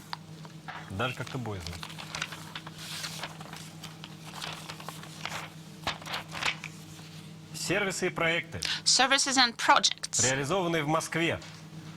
are implemented in Moscow in order to stop the spread of new coronavirus. DIT of Moscow, transport system, public transport system of Moscow. Dear colleagues, we are here. Department of Information Technology of Moscow receives this prize. That's not just our work, but a lot of authorities, a lot of agencies of the government of Moscow, but also lots of people helped us. And without them, we wouldn't have achieved this. And it's great that citizens use our services. Thank you very much.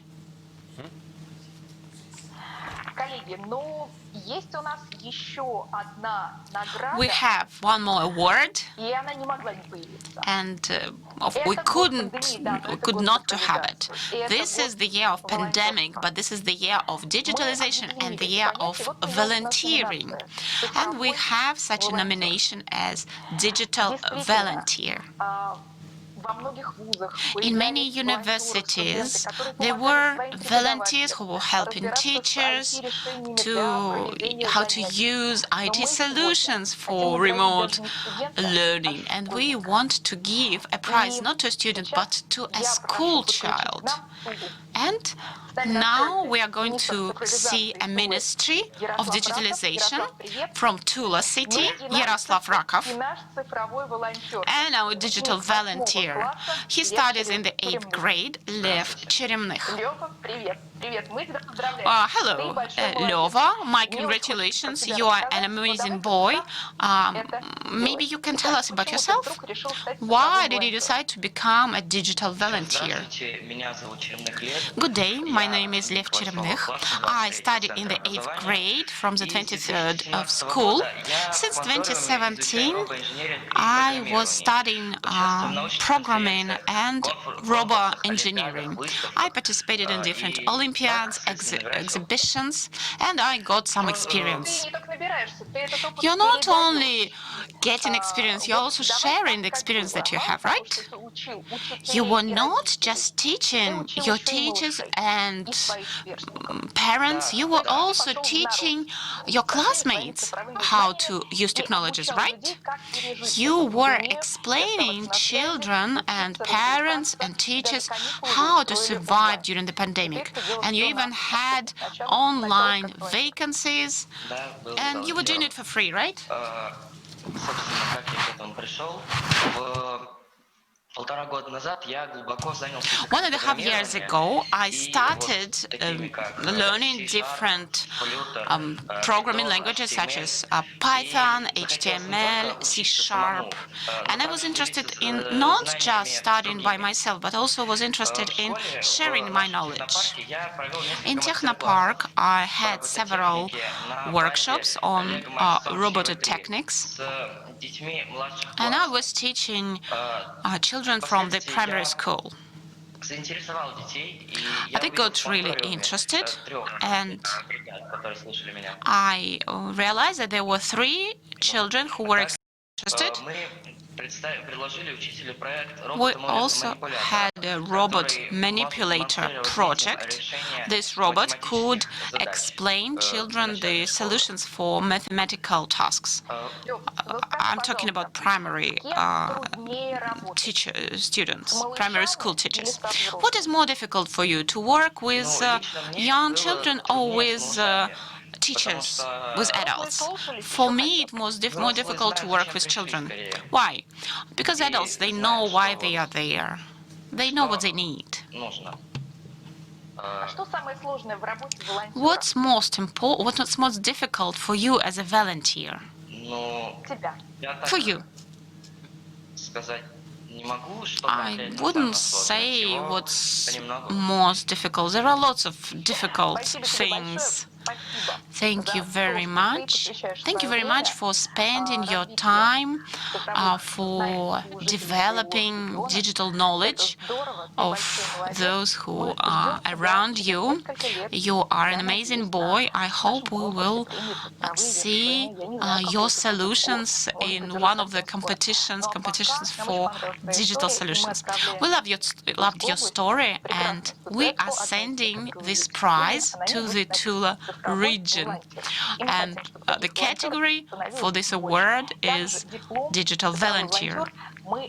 A diploma, Digital Volunteer, will be sent to a student of Mira University, They were helping their professors to learn using some digital tools for remote teaching. And now we're coming back to the Moscow studio. We have one more prize, and the winner is already known. Andrei Kozlovsky. Larisa. We have the results for this additional category of the award. And now I give the floor to Andrei Kozlovsky, the marketing director of Manga Telecom. Thank you very much, Arseny. Good day, everyone. I have this envelope. And inside this envelope is the name of the winner, category of the prize, the best solution for remote work. And before I open this envelope, I'd like to remind you that the applications were sent by hundreds of companies, and for the jury it was rather difficult to decide about the winner. Let's see who is the winner.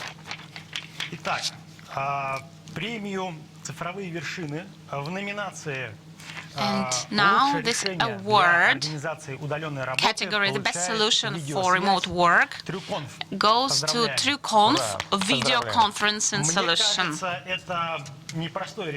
I think it was not easy to make a decision, but they do deserve this prize to be the winner.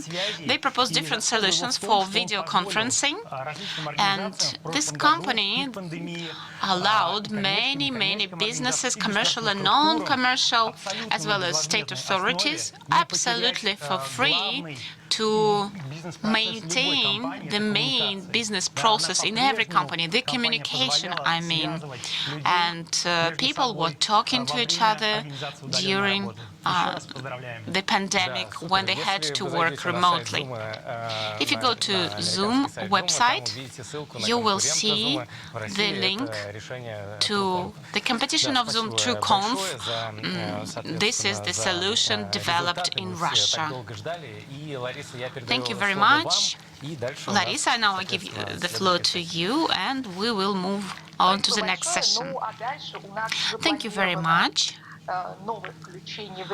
We are going to talk to the region one more time, but I'd like to thank our partners one more time.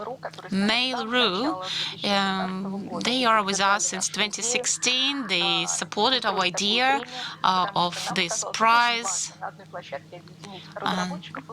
Digital Summits prize. And I think this is great that we worked with all these partners. We have a new partner, Opora России, a public organization, and Mango office is another partner, and we've just heard a couple of words from their representative. And now I give the floor to my colleague, Sofia Pavlova. Sofia, are you there? I welcome all the participants and guests. And now you are going to be talking to our colleagues from Ulyanovsk. I would like to tell you about Vadim Pavlov, the head of the Technological Development Agency in Ulyanovsk region. Good day, Sofia. Good day, dear forum participants. We are here in the motherland of revolutionaries.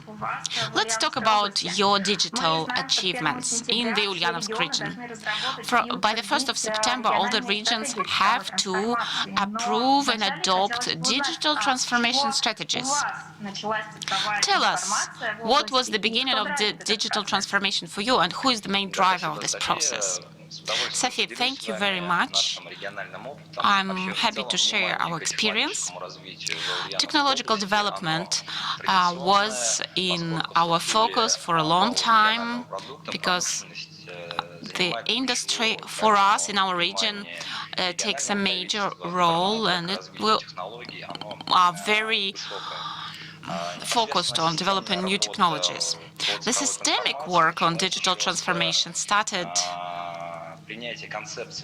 when we adopted the concept on introducing digital technologies in 2017, and we were one of the first regions in Russia to adopt such a program.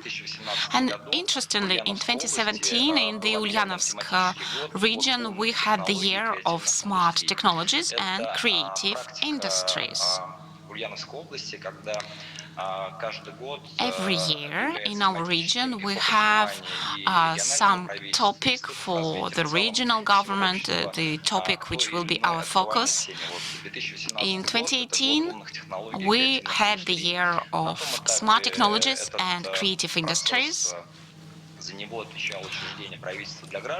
The Ministry for the Citizens was responsible for this process, but since last year, Sergei Morozov decided that our Agency of Technological Development will be the main driver of this process, and I'm a head of this agency. We are responsible for the agenda of technological and innovative development of the Ulyanovsk region. There is another interesting fact. In 2013, in the Ulyanovsk region, we had a year of inventions and innovations. And we had lots of specific events dedicated to this, and as a result, we saw an increase in inventions by 1/3. The year 2021 is officially the year of science and technologies, and of course this, I would say that it's like the brother of the year 2019 that we celebrated in the Ulyanovsk region. And we see that this is the big process of digital transformation, which is now in focus in many regions in Russia. I understand the year 2018, 2019 were successful for you, but now we've just completed the year 2020. What can you tell us about that year? What happened in your region? Which results do you have? What have you achieved? And what are your priorities for 2021? 2020, due to its specificities and limitations that were introduced due to the coronavirus, of course, it accelerated a lot of processes. And in this sense, everything related to digital transformation and implementation of digital technologies, from my point of view, implementation of such projects has accelerated very much. If we are speaking about the results of 2020, then I'd stress a couple of key areas out of the whole system of digital transformation. First of all, this is talents. The Ulyanovsk region is one of the leaders in the number of state officials who were trained in specific courses. And we, in our public administration bodies, we appointed those in charge of digital transformation. We call them digital captains now. So this is our practice. Since our region stays on the Volga River, so that's why we selected this analog and used this particular term to call this position, like captains of large vessels going forward. That's why we call them captains of digital transformation. So this is the area we're actively developing. So the Institute of Digital Captains started set off the 1st of June 2020, though the decree, the instruction of the president was published on the 10th of October. We started this process even before that. So our approach towards setting up and appointing those in charge of digital transformation in the offices of authorities was a success. And when appointing such people in charge, our task was to also create a community of people who are in charge of digital transformation and set up a single team of such people that can become the core of digitalization in our region. Together with our federal colleagues and partners, we've designed and launched a 6-month project called Digital Asset, which is based on individual project ideas of our digital captains, and they are related to the areas and sectors they work in. And the second element is the new processes that we launched within the framework of our intensive program. I think we've succeeded in instilling this skill to look at digital transformation through goal-setting approach. What do I mean? Every leader of digital transformation developed the target model for digital transformation of their sectors. And these documents is not just their opinion on this point, but this is a formalized document that went through the 2 steps procedure of defense, and we now have 19 models, target models for digitalization of the priority sectors of the economy and social sphere of the Ulyanovsk region. So you can get acquainted with these documents if you're interested. We will be glad to share them. And of course, those projects, products and services we implement in the territory of our region. For us, of course, the focus for 2020 was healthcare. And in this sense, with the help of our partners, Sber and some other companies, who offered effective solutions, we've implemented them. We are speaking both about intellectual analysis of computer images and using utilization of voice services to help doctors to register patients, and products, mass products like Yandex Transport or Yandex Textbooks. So, for instance, implementation of Yandex Textbooks project shows that more than 45,000 school children in our region and more than 650 teachers actively use the service, and it shows that this is a service in demand. And these are the results of 2020 that reflect the quality of our solutions that we executed. Vadim, this is a very good result, and I hope that the citizens support such digital projects. However, since digital captains or leaders of digital transformation are appointed in many regions, what can you recommend to colleagues from other regions of Russia in the area of digital transformation? Where to start and how to measure the impact, or what challenges they can face? Just a couple of words from you. Could you please share your experience in this? You know, challenges, of course, are part of this path. Digital captains trying to pursue their goals. Our task is to identify such challenges and offer solutions to effectively overcome such challenges. But as for recommendations to other colleagues from other regions, well, it's hard to offer advice, but I wish all of them to be open for dialogue, and this is very important. It allows people to share best practices among regions and become part of the process. For companies who also participate in such projects and share both best practices and big data, basing on this, we can create objective models, comprehensive models, and the task is to use effective solutions across the whole of Russia and ensuring better quality of life across the whole country. I think that's one of the key tasks for us. And as for measurability of processes of transformation, I think on the level of the Russian Federation, such metrics are being developed now, those that define the level of digital maturity, and I'm convinced that these methodologies should also include regional elements.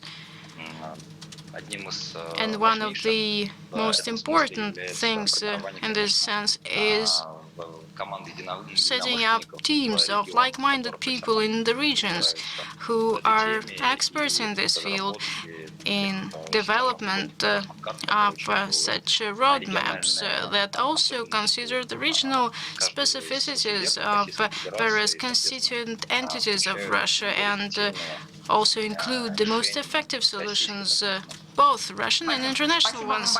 Vadim, thank you very much for joining this forum, and thank you very much for sharing your achievements in the Ulyanovsk region. And now the floor goes to colleagues in the studio. Pavel Shestopalov, the floor is yours, please. Colleagues, hello. I am glad to welcome all the participants of the competition, Digital Peaks. I hope that the team of the next nomination is at their screens now. I hope that every team has their own club of fans. And now we will try and hear the participants who offer their digital projects in a very important nomination, National Project in Digital. Well, it's not a secret that for several years now we live in the logic of national projects, and the whole strategic agenda is being executed through implementation of very specific tasks that are packed into 13 national projects. And since this year, we are having the new decree of the President of the Russian Federation on the national goals up to 2030. Now the government and the regional authorities are working on adjustment and repacking all national and federal and regional projects. And of course, all these projects, as experience of 2 years shows us, call for a revision. From one hand, in terms of system of management of such projects, because sometimes it takes too much work in the analytical center of the Russian Federation in communication with the regional authorities, and the process of implementation of the national projects now sometimes faces bureaucracy, red tape, and a large amount of reporting. And even there are stories saying that reporting for national projects, for such reporting you need to rent a large trucks, and just because such documents cannot go through electronic workflow systems, and you need to transport them in a different way. So now we will listen to presentations of teams who can offer instruments for better efficiency of implementation of such national projects. On the other hand, of course, we want to know from the teams about solutions that are in line with specific sectoral specificity. We have 3 main blocks of national projects. First block is social projects, second block is aiming at development of human capital, and third one is the largest one, the economic block, which comprises of large national projects like digital economy and development of exporting, and there are sectoral projects also for transportation, for development of the utilities sector, and so on. So I hope that our participants are ready, and jury members listen very attentively to presentations of the participants and offer their scores. And the agenda is as follows. Every participant takes 4 minutes. I will give you a signal if you are not in line with your timing. And after all participants present, I will ask questions from the jury members and from myself personally, because frankly speaking, it is very interesting for me as an employee of the Analytical Center under the government of Russia. For me, it is very important to know new ideas about new ideas in implementation of national projects. So first participant, and I would like to introduce the team of the project, which is called Exciting Win. Colleagues, please. The floor is yours.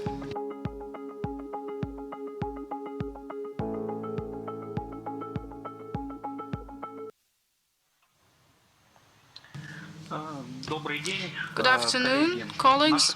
Our team was implementing the intellectual map of state data of the Russian Federation. And we selected this project because it matches competences of our team, and we also work in state offices, and we face similar problems. So problems are no opportunity to effectively visualize the map of data for the country and find sources of such data. And during the analysis of this segment, we also identified the following problem: lack of high-quality technical staff. And we see other problems coming out of these mentioned. For instance, lack of quality and not very timely decision-making. In implementation of the project, we executed the functionality shown on the slide to the left, and then after having analyzed this area, we identified the ways for development of our product that are shown in the right part of the slide. And now I will show you the interface of our solution. So the main screen is shown as a graph. The top of the graph is the organization, and the arrows show the communication between organizations, and to the left you can filter by categories. The top part of the screen shows the search field that can offer search through regulations and in communication. So you can go to the arrows and look at the structure of the communication. You can download documents from here, protocols for information interaction, the scheme of data, and so on. Next, we have in this graph, we can go to the tops, and here we see the hierarchy of data in the organization.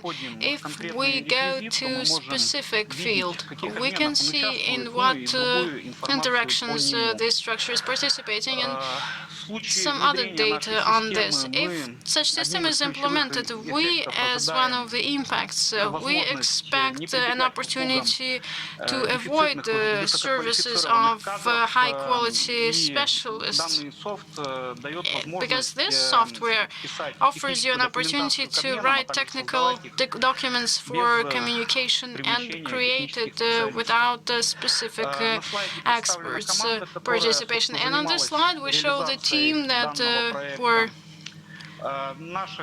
was working on the project. Our team has been interacting with various state offices for a long period of time. We have 2 patents on our portfolio.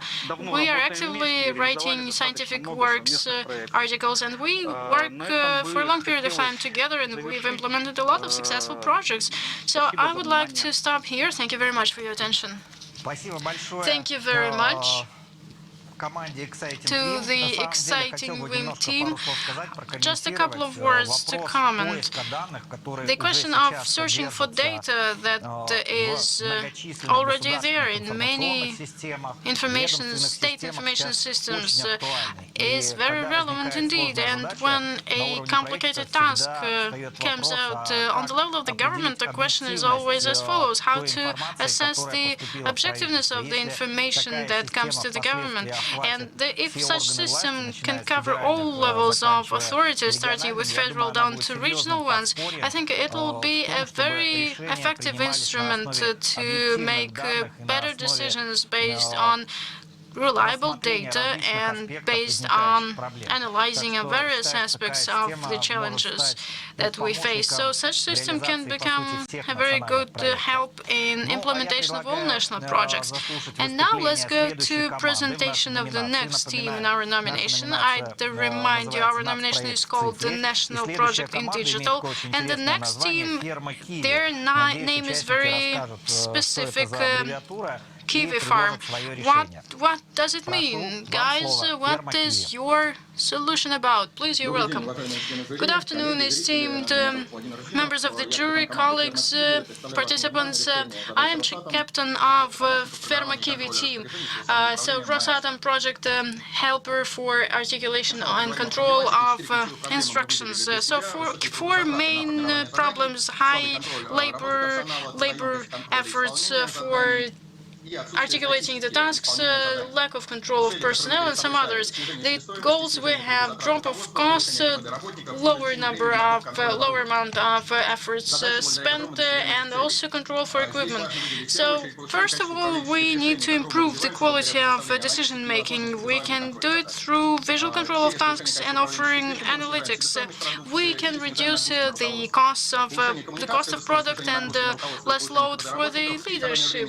And we save time to make the goal setting and can control the equipment in a better way. Here we see the organization structure. We can log in here. We can see incoming and outgoing tasks, and we can set tasks for the employees. We can check equipment. We can check the dates. Priority is high. The 16th of December is the deadline. So please, I'm asking the staff to check the equipment, and we add all the details to the task, and we see that every employee has one task now, and we can go to each and every employee and see the task and add comments to it. I would like to say that the working prototype link is in our working cabinet. The main frame of the system is the page with tasks. You can have a look at the tasks and the status, whether done or not done, and the priority, and then tasks from the leadership and the analytics for the tasks. And we also see the construction of business processes. 5 fields, attributes to the task, and also comments. It's just part of the task. And the IT architecture of the solution: an input device, a computer or a phone, smartphone, in the hands of the leader, and then he is creating the tasks, and the information goes to the databases, and the electronic journal register is interacting with the system.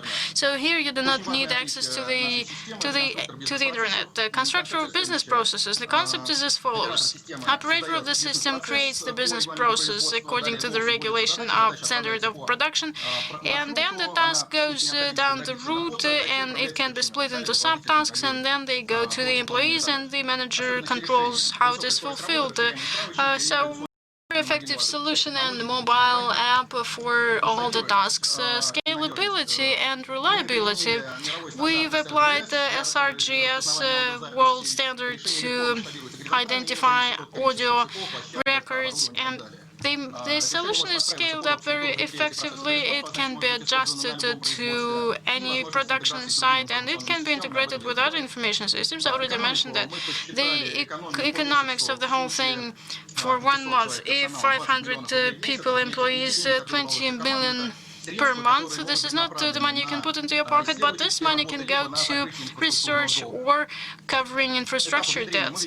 And the stages of implementation: 5 months to implement, 1 month for the brief, then a pilot project and operations in test mode. So 7 million rubles is the price for the solution. So the team is covering all needs of the project. Here you see our team who are working and supporting you when using the solution. Thank you very much. That's it from me. Thank you very much to the team. I hope that we will see the times when the tasks for national projects go to the level of heads of workshops, and probably they might need such system. But seriously speaking, every meeting in the government or in the governments of regions, of course, is finalized usually with a list of tasks. And if you do not need a pile of documents for this, but just invoice articulating such tasks, and the system starts checking the implementation of such tasks, of course it might be a breakthrough in terms of giving the instructions when implementing national projects. Thank you very much to the team. Let's go to the next participant. Another very interesting name of the team, Neo. I hope that you do not bring us into the matrix, but anyway, let's give the floor to the team. Hello, good afternoon.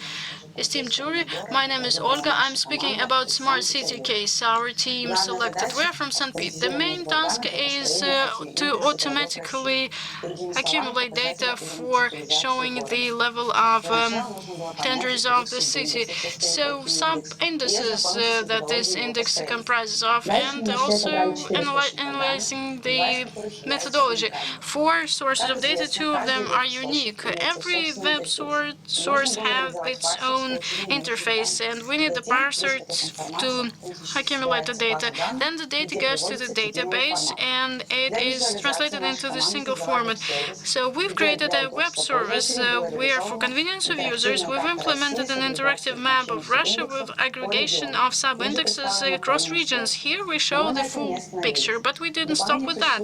In addition to the current functionality, we added an opportunity to generate reports based on analysis and very convenient interface to use additional sources with integration of full process of accumulation of data and some other elements. So I would like to show you on the slide sub-index smart utilities.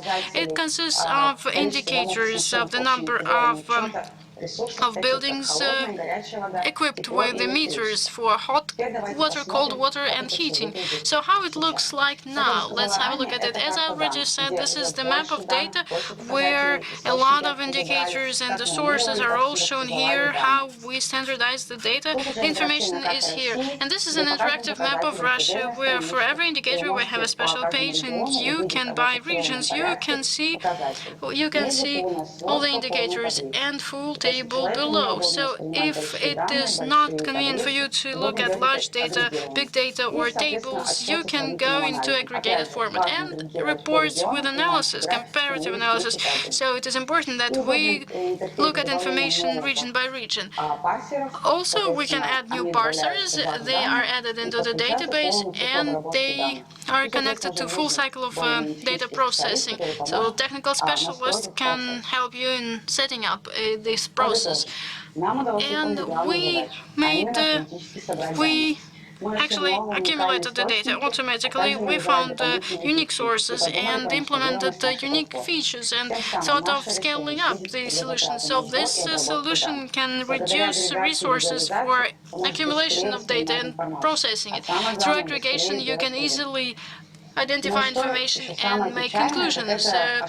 So mistakes related to human factor. When the process is effective for data processing, there are a lower number of mistakes because of human factor, because you can do validation in any stage, you can make any checks you need. So according to our estimation, the efficiency is growing by 90%. So probably you're interested who this team is, who did all this work in not less than 2 days. So this is the team, Evgeny, me, and Nikita.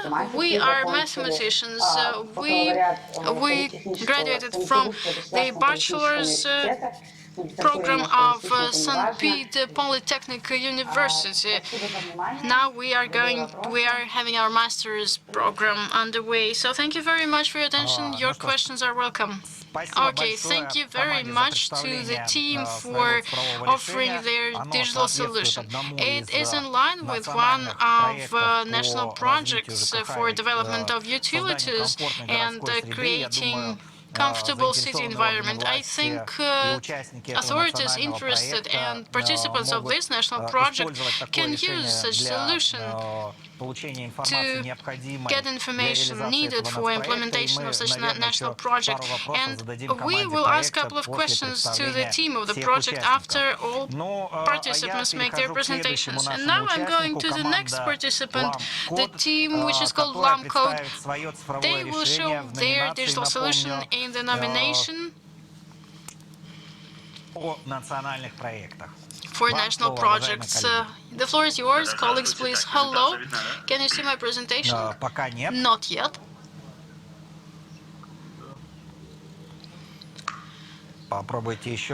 Let's try it again.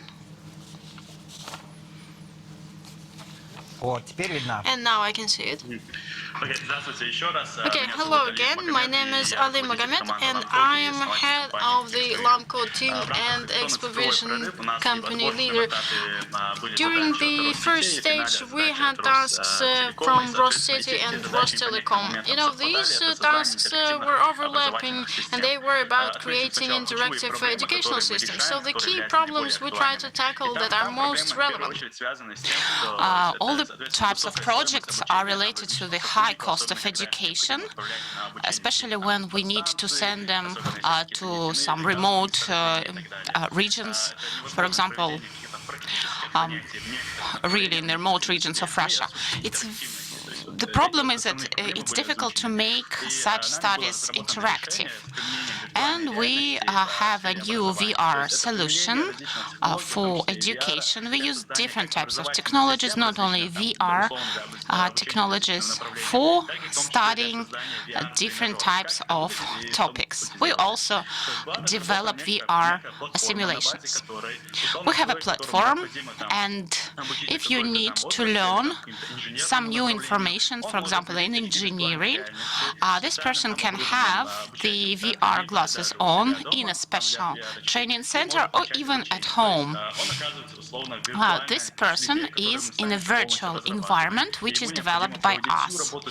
And he needs to do everything in this VR environment, for example, starting even from putting on special uniform, helmet, and so on.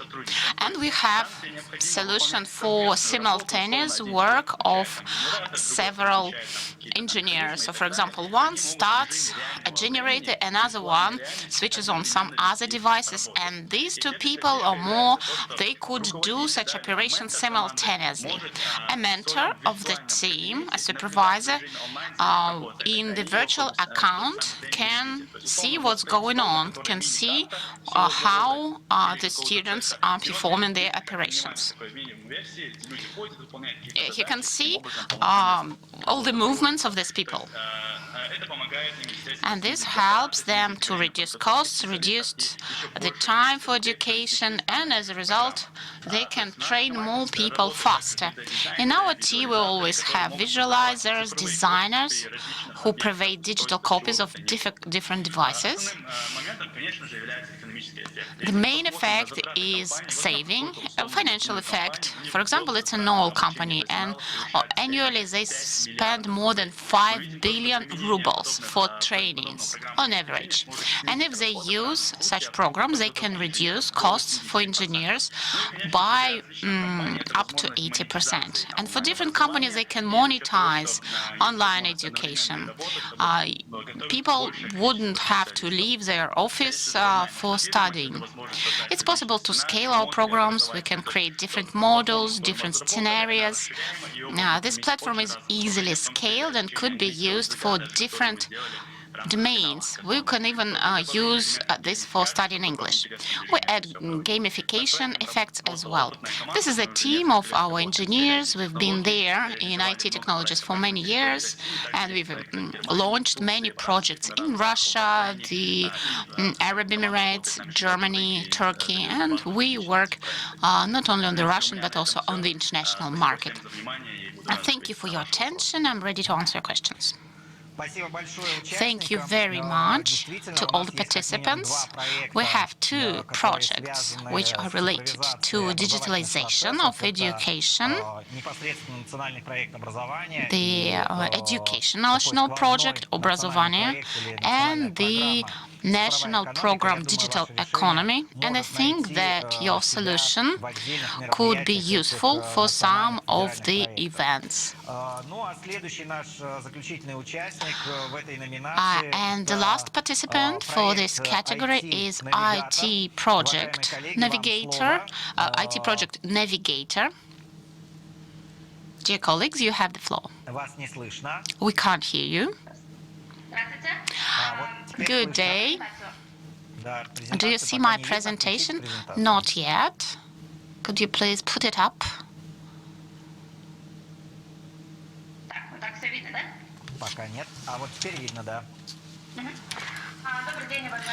Good day, dear participants and jury members. My name is Kuzmicheva Olga. I represent KNG Tech and IT Navigator project. We have a prototype for rationalizer proposals system management. We have a new version which can be launched depending on, it can be customized depending on the domain. Why is our solution interesting? Our president in the new strategy spoke that we should focus on the developing human capital.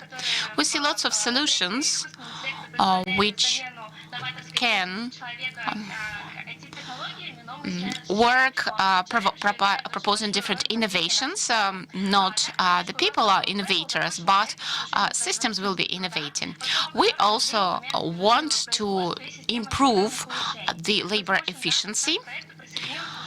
The national project have the huge number of businesses which participate, but in order to really achieve the growth of the GDP and growth of the efficiency, we need to make sure that all the people within businesses are interested in innovating, and they have lots of new innovative proposals.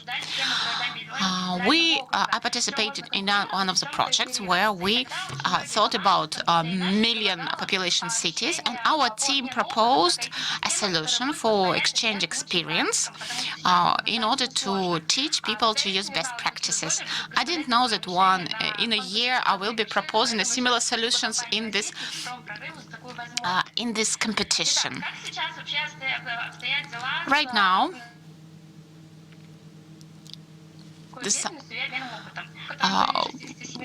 we had a test in 67 companies, and we know that 75% know how to improve working processes, and 23% of all the employees had some innovations proposed for introduction, for implementation, but 56% of employees said that the process is rather time-consuming, it's rather complicated. Right now, when there are innovations, it's really a lot of stages. It's difficult for employees to fill in different forms. The process is not transparent. They need to get lots of approvals. Directors of the continuous improvement systems, they also have to do lots of checks, needs to find all the applications which should be approved, and it's difficult for managers as well. Our system will have all these three levels of employees. I'll show you several modules of our system. First of all, calculating economic effect module. It will help employees with innovations to calculate possible economic effects of their solutions and proposals. Second part, registering problems. If a company has some problem and the company wants to ask employees to put up proposals, they can inform everyone about it, and after the ad, people start putting up proposals. And the next module, that's routing. We want system to be as convenient as possible, so there is a very clear route for all the proposals, and administrators of the system could change all the settings, change the route. It will be very convenient because usually the process involves lots of approvals. Our team is rather strong. Our general director for more than 10 years is in the sphere of improvements in oil and gas, and I've been working a lot in improvements in service and engineering companies. And we also have 2 IT specialists who work with improving our system.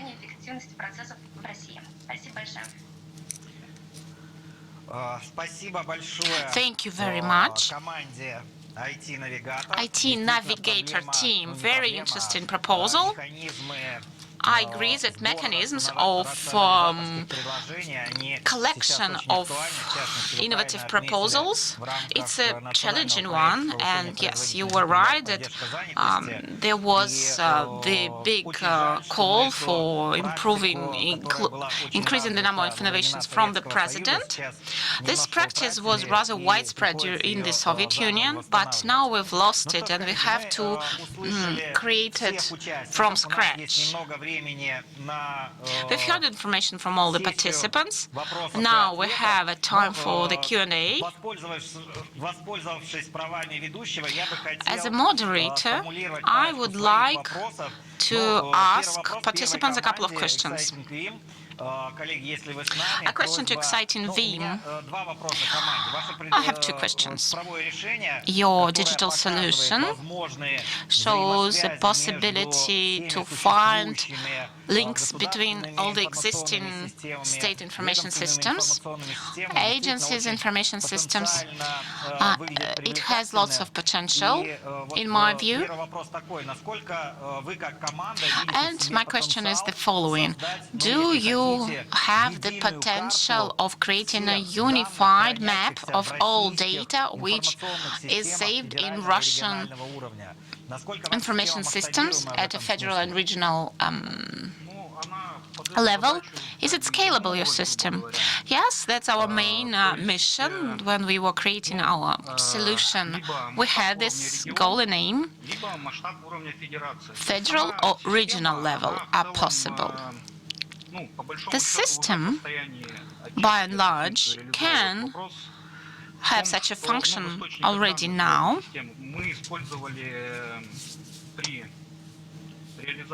But when we were implementing and testing Open Data Portal, we were taking data from there. We were working with regulations and regulatory documents. And in total, we understand that the state has much more data, but it's not a question to the system, it's a question to the process of implementation. Second question. Information systems, they spring up much faster than 2 or 3 years ago. And when there are new systems, state information systems, you need to make changes to your solutions. Can this process be organized really fast? For example, tomorrow there is a new application for reading QR codes for those who visit public venues in Moscow. Will you be really able to integrate your system with this one? We do not need to have integration with the system. We can just create an arrow in our software. Data will be sent to this arrow. We create the path for the system, and documentation will be formed in SMER 3 format, and it's possible to use it for the application. Besides, there will be some support in documentation, and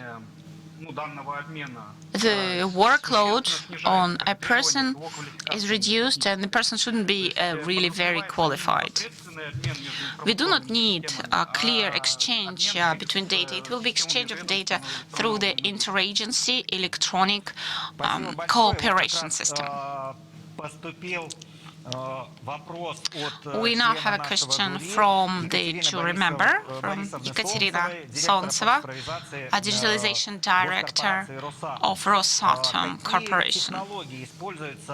Which technologies of data search you use? There are lots of data, and I think that you need to use very advanced methods of data search. We have linguistic search. It's our proprietary solution. And we also use Elasticsearch. Thank you very much. We do not have any more questions to you. Are there more questions to Ferma-Kivi team? They were presenting the project for creating minutes of meetings through the voice recording devices for different types of meetings. A question from Ekaterina Sontseva from Rosatom. Ferma-Kivi, are you here with us? Yes, we're here.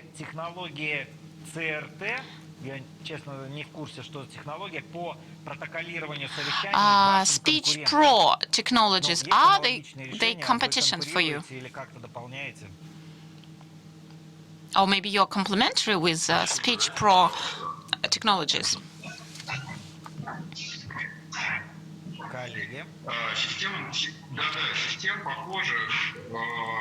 Systems, there are lots of systems which are similar to what we do. Every system has advantages and disadvantages. The same system as we have,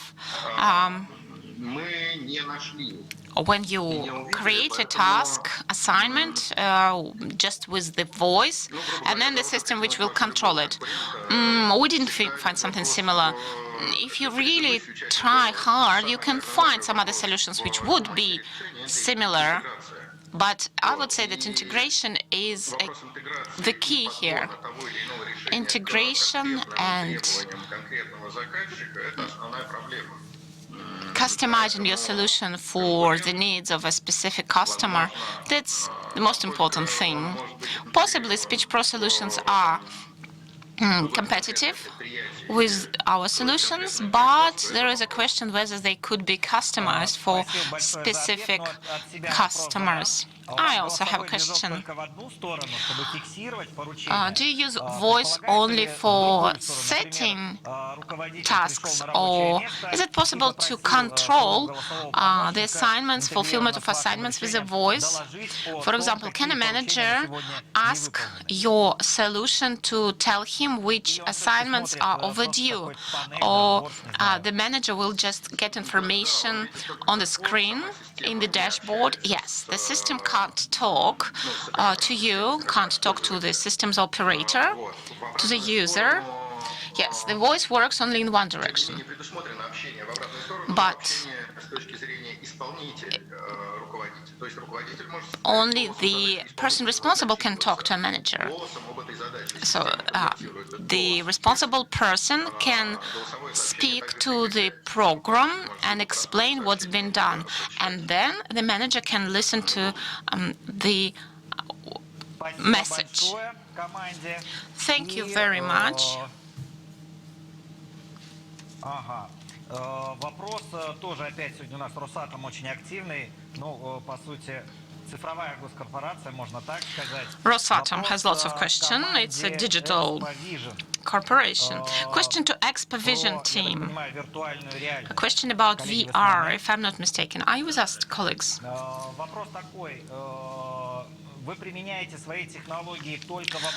Are your technologies used only for education? Maybe your technologies could be used for some industrial processes? Yes, we do use them for industrial processes. Even before education, we started with engineering processes. Could you give us some examples, please? How do you use your system for industrial processes? For example, for car manufacturing, when there is tuning, or when there is manufacturing, our systems could be used.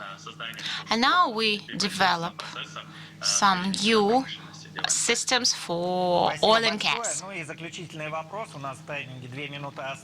have just 2 minutes for questions, and now I'll ask a question to IT Navigator. They develop solutions for digitalization of continuous improvements.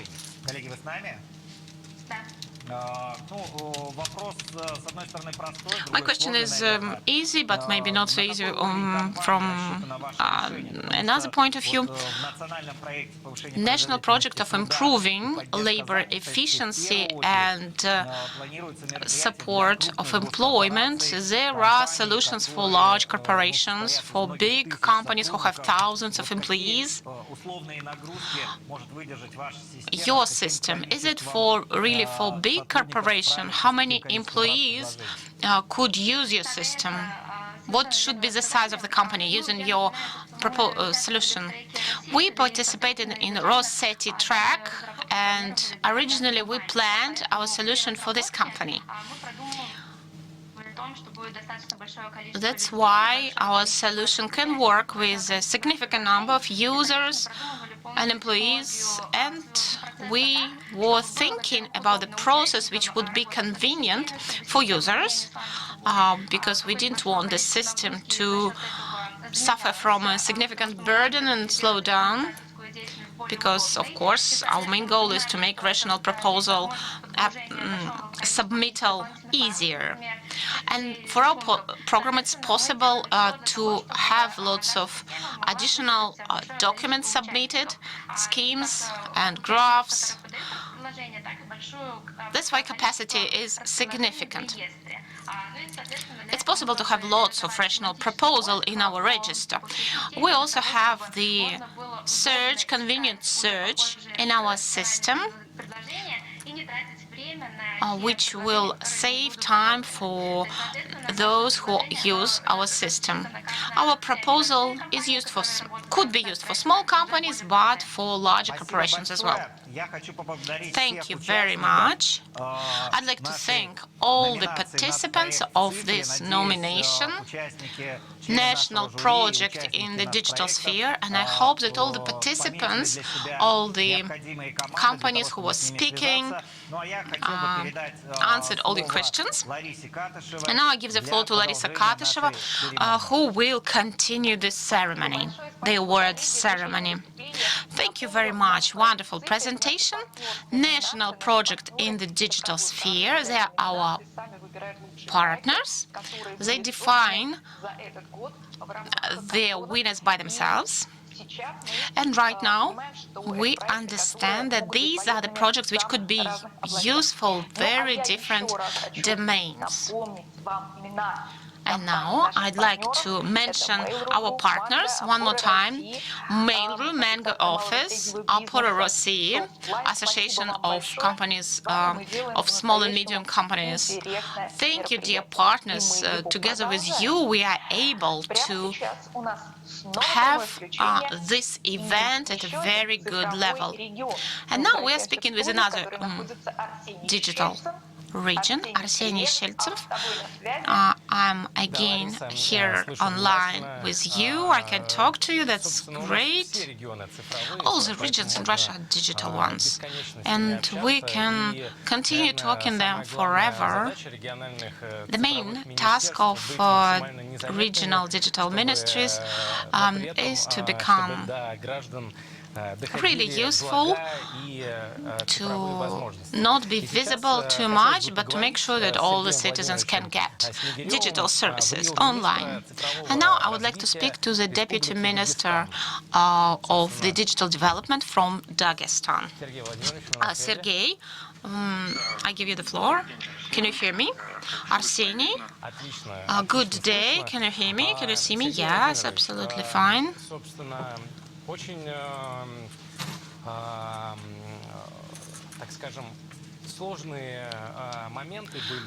We had rather challenging situation with this virus in the regions, and my question to you is the following. How did you cope with this situation? How were you communicating with your citizens? I know that you have presentation, and maybe you could tell us more about what you did. Dear colleagues, my task for today was to share our experience of digitalization. I can show you about the work that we did informing the population. What shall I start with? Maybe you could start with the topic which is more generic, which is wider. Start with digitalization, please. Okay, I'll tell you what we did in Dagestan, in our region, in April and in March and April, when we had the maximum number of cases of coronavirus. We saw that people started coming back to their homeland from other regions, and we had to monitor people in airports. We had to monitor flights coming from abroad with our citizens. We developed the special system which was tracking offenders, and by telephone information on telephone numbers, we could see whether a person was following the instructions. After coming from abroad, they had to self-isolate. So we added to this service the capabilities of the 2GIS map, because we realized that those who should stay in self-isolation actually are actively moving around, and we then could see by our partners information by the 2GIS map, by companies, organizations, where they go to work, in order to, in priority mode, to arrange disinfection and look at and forecast the heat map of coronavirus. And that was the first case where we improved and upgraded the solution of the Ministry of Digitalization. When we started receiving mobile phones of those infected, we developed software that allowed us to check the employees when entering the buildings, check them for alignment with the requirements. Thus, we tried to protect administrative teams to avoid contagious situation. And when we started a tougher regime of self-isolation, when stricter measures should have been implemented in Moscow, the special QR tickets system was implemented and the mobile app was operating. We offered to the head office a couple of models for implementation of the system. We took the software from the city of Moscow, and our colleagues from Khanty-Mansiysk region also applied this software, but the system is a bit different, relating to QR codes and SMS notification. So our system also generated QR codes, but due to a number of factors and the existence of some trends in the region, the headquarters didn't opt for applying such systems, but it was necessary to arrange automation of issuance of approvals to work for Rospodrebnadzor, for employees of systemically important organizations that needed to go to work and back home. We developed a portal quite quickly, implemented this solution, and this solution was used by more than 5,000 organizations every day. those who could have an approval to go to work without visiting the offices of Rospotrebnadzor. Next step was to deploy the system of remote delivery of food from supermarkets to elderly people. And we are very thankful to Sberbank. They helped us in this process, and quite quickly, with their help, we arranged a Sber market. It was implemented in less than 3 weeks. And as colleagues say, they never did anything like that before so quickly. And for us, it was also a timely solution, because many people use this service, and they are still using it. The service of delivery of food from various stores, food and non-food products.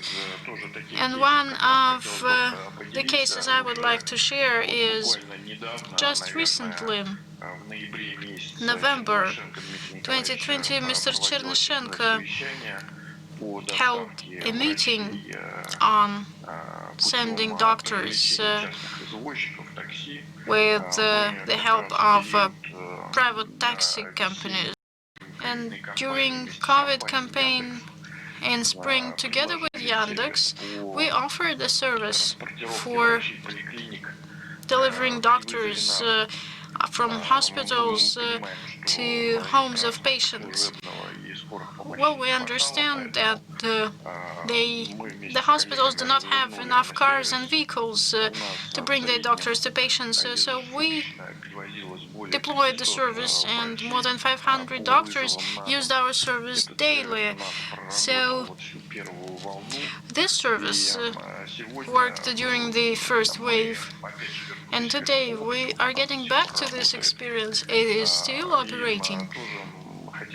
And we would like to say thank you very much to Yandex and Yandex Taxi service, who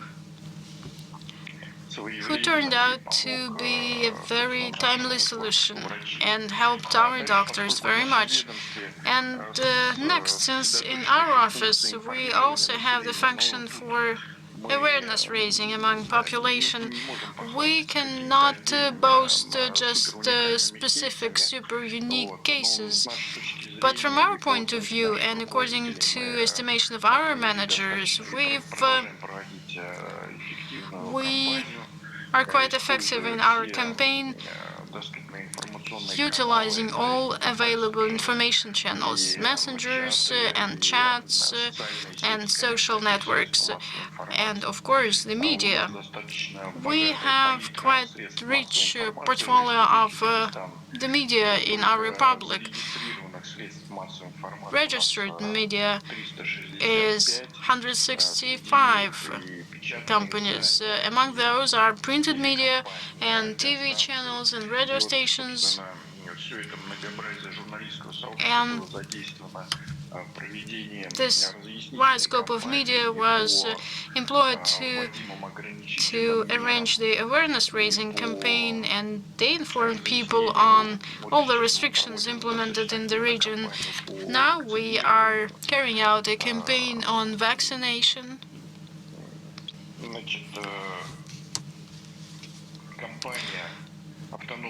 So, autonomous non-commercial organization called National Priorities,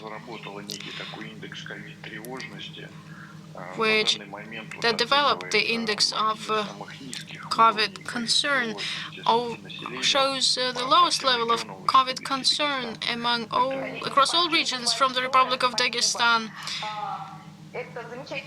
Thank you very much. Thank you very much indeed. Great results. Let's discuss them at the forum, which is devoted to communications. So this year we'll have the forum. Please take part in it. This is a very interesting topic, communications on the state level. Thank you very much. So we need to move on with our competition. Larisa, the floor is yours. Okay, thank you very much. So our nomination that was initially there of our prize, best solution for better information security. Well, it is obvious that today this is a key problem. And now I'm giving the floor to Pavel Shestopalov. Pavel, you have 37 minutes to go to show the finalists. Please, the floor is yours. So, colleagues, I am happy to welcome all participants of the final of our competition. I hope that you have your colleagues supporting you and watching our broadcast now, and jury members who are attentively listening to your presentations in the most relevant nomination in the area of digitalization, the best solution for improvement of information security. So this question is really very complicated. Where is the balance between tougher restrictions in terms of information security and free use of information for decision-making for organizations and state authorities and organizations of the state sector? So now we have 5 teams in the final. I would like to remind you that every team's presentation should take 4 minutes, and after all presentations are finished, if we have some time left, we will ask a couple of questions from the jury members, or I will ask these questions from myself as the moderator of the nomination. So the first participant I would like to introduce is Search Inform File Auditor project. Dear colleagues, please tell us about your solution in information security.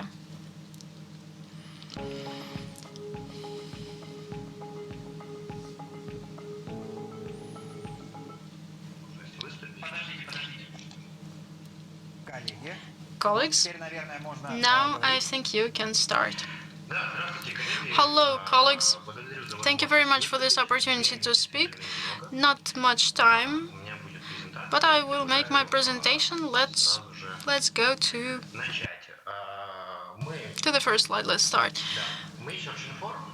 We, in Search Inform, we are a developer of products for information security. Now we would like to show you a solution which is called File Auditor.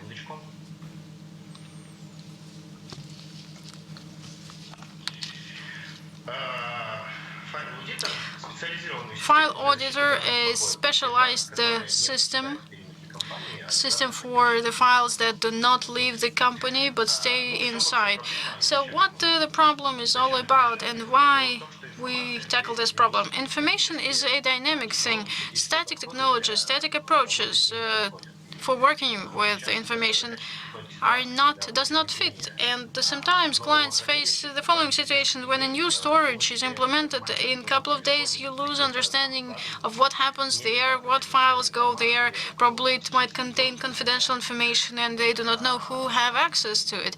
So the problem can partly be solved through third-party products or additional devices. In CRM systems, for instance, they have some capabilities for this, but they are not enough because these capabilities are not enough, and they work only when utilizing data inside the platform. But there is much data, and they can be uploaded and downloaded, and such capabilities are not enough.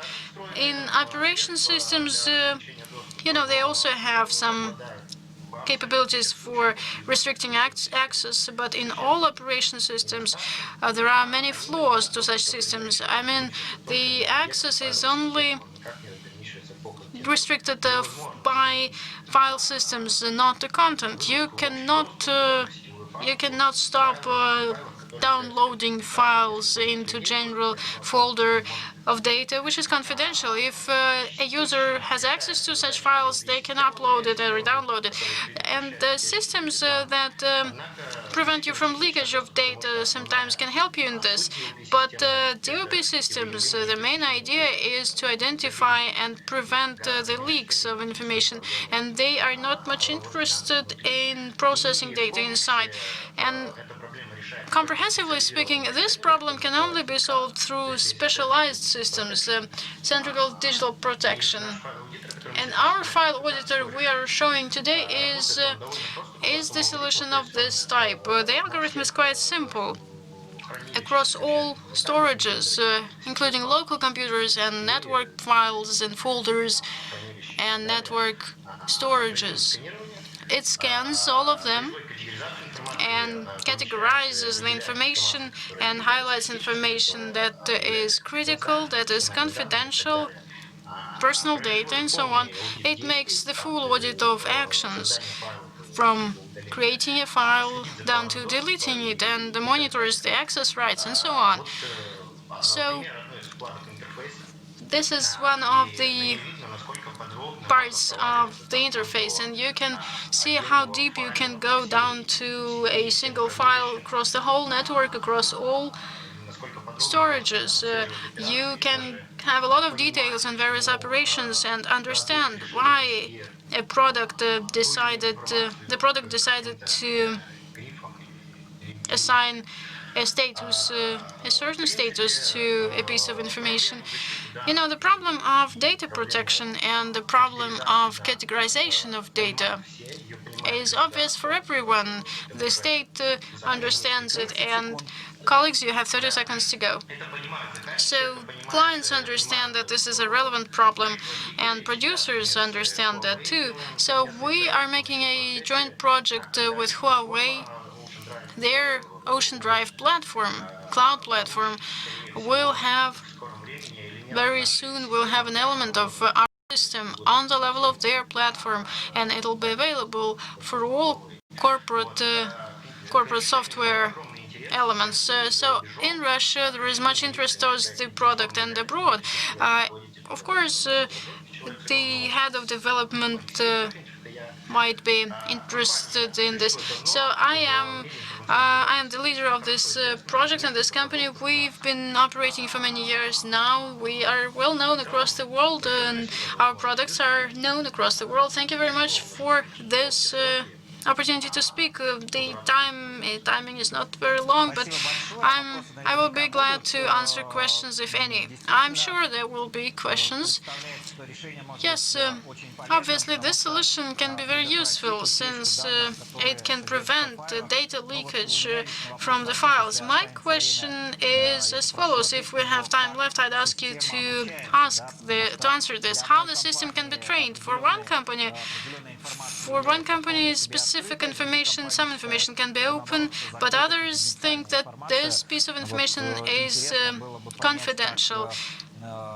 And it is interesting to understand how system differentiates private information and open information. But this is a question, a follow-up question. I'm giving the floor to the second team in our nomination, Solutions for Better Information Security. System for Prevention of Leakages, Solar Dozor. Please, colleagues. Solar Watch. You have 4 minutes. Please, you're welcome. Hello, colleagues. Good afternoon. My name is Alexey Gubarev. I'm from Rostelecom Solar. We are a subsidiary of Rostelecom. We are working in information security and comprehensive technologies. We offer services of this kind. Now I'm going to speak about our project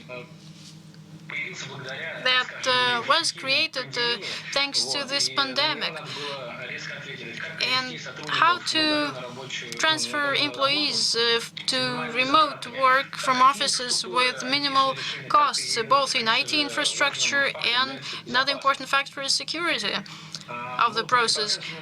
And according to the Ministry of Labor, over 2020, the number of employees at remote work increased 110 times. So what are the challenges here for information security? The perimeter is diluted. When people stay at home, sometimes they work from their personal computers. And we created a service based on Solar Dozor that can create virtual workplaces with full list of software and protected system to avoid leakages. The Dozor team, in a month, implemented additionally to control of communication across all channels, additional control for working time of employees, and thus we tackled the task of lifting the stress of the employees of the company. So for people to really work, not just sit and relax. So this allows us to see how much time people spend at their computers and how much work they do. Interesting factor shows that the second half of the day, Friday, is usually a very relaxed time for people. But the system prevents information leakages and controls the channels and controls the working time of people. And this was deployed in just 1.5 to 2 months. And here we show two projects we implemented for the Ministry of Power of Russian Federation and for Russian Railways. The projects are different one from the other. There is some specificity to each of them, but the basis is the same. So this project allowed the companies to send people to remote work, and the business processes didn't stop. And thus, we tackled the task of security also, covering the channels and control of working time. So that's it from me. Thank you very much. Thank you very much for your presentation. Yes, there are a lot of questions around the subject. I heard many times in subway or on a bus when I saw people participating in meetings when traveling. So how to tackle this problem if you are on a bus and you hear someone making a business call, how to avoid leakages of information. So I think this is another area for development. Next participant, the system of protection against targeted attacks of new generation. So you mean attacks of new generation or the system of protection of new generation? Atena, colleagues, please, you're welcome. The floor is yours. We cannot hear you. Yes, we can hear you now. Hello, colleagues. I am glad to welcome all of you. I'm showing the product Athena, the system of protection of targeted attacks of new generation. Couple of words about our company. We are developing systems of security, and in portfolio of our products, we have a number of innovative solutions that can protect you against targeted attacks and are operating in commercial and state organizations. Our team comprises of very experienced specialists who have experience of successful projects in this particular area. So the areas our project is effective in. Today we receive much information about cyber attacks against various companies. Usually those are targeted attacks that are the most dangerous ones because after such attacks, the leakages of data can happen. Private data can go out. It is quite relevant challenge for many organizations. Yes, there are cases of some failures of technological equipment and even victims among people. So this is a real threat with real consequences. We can have a look at various attacks against network equipment and a lot of other areas of attacks. Sometimes systems are not protected enough. In such attacks, after such attacks, the fraudsters can stay inside your organization for many months. And to protect our people, to protect the infrastructure, you need to stay safe and protected. Которая включает в себя тесно интегрированные технологии, а именно мультисканер для выявления всех известных вредоносных программ и вирусов за счет множества антивирусных средств и модульных файлов. Это сэндбокс песочницы, динамического анализа поведения файлов в изолированных средах. Это технология Deception, которая имитирует ложную инфраструктуру. и позволяет, по сути, закодировать вашу реальную инфраструктуру, включая рабочие места, сервера, камеры, принтеры, телефоны, в ложную структуру заманивать злоумышленников и таким образом регистрировать внутренние атаки или атаки на слабо защищенное оборудование. Технологии Кремлab — это технологии для детального изучения сэмплов и появления индикаторов для последующих блокировок новых кибератак. Все эти технологии, интегрированные в единой системе, также используются технологии искусственного интеллекта для того, чтобы обрабатывать объем получаемых данных и регистрировать новые виды переносного ПО или атак по схожим принципам. Схема работы следующая. Сначала разворачивается система в инфраструктуре предприятия. Система контролирует все входящие потоки информации, почтовый трафик, веб-трафик, в том числе файловые сервера, носители, которые подключают к рабочим местам. Разворачивается облачные инфраструктуры, которые позволяют регистрировать кибератаки на слабо защищенные устройства.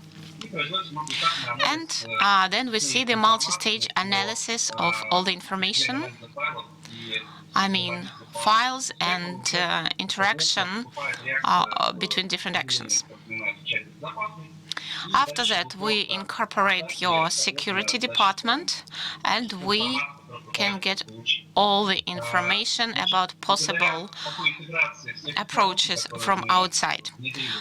Due to the composition, we can defend your system from the most advanced attacks, and we protect personal data in the whole perimeter of your company. Thank you very much, and I'm ready to answer your questions. Thank you very much. I was actually thinking that it's so easy for you to talk about the flow of operations, and I think that possibly those who are possible offenders who are going to do attacks, they could be also in the audience, but at the same time, I hope that the jury understands the logic and the systems of operations of your company, and so they will be able to take a well-judged decision. Our next project, Acronis, data protection. I'm very happy to speak, to present them, because I personally used their system. The system is rather well reputed. I had some dialogue with you before, and I give you the floor. Thank you very much for these warm words. We are working since 2016. We are ensuring protection of information. A couple of words about our company. We are a Russian company. We grew in 2020 by 25%, despite this year was a rather difficult one for us. We opened also an office in Innopolis, and I invite everyone who is in the regions to start a dialogue with us. But we are thinking about working with different regions. We are members of the Skolkovo complex. We are a member of the Russian Register. We have all the awards and all the associations. We're members of lots of Russian associations. Who are people in our team? General director is Alexei Badaev. He's a legendary person. He has a very good reputation in Russia. He worked a lot for Microsoft. Helena Bocharova, that's me, executive director. I've been the head of the Delovaya Rossiya executive committee, so I know about small and medium businesses very well. I worked also in the strategy of public initiatives. I love working with communications. I used to be the deputy of Mr. Peskov. Sales people, it's like the blood system for our company. Acronis is a vendor company. We work with partners. We do not sell our systems ourselves. So that's why we are actually developing our businesses, our technology. Acronis We are agents who provide backup for you. We take information from your computer, from your systems, and we copy this information to where it should be stored. For example, a separate hard drive or hard disk, or it can be once a week, once a day, once a week. Everything depends on the criticality level of your data.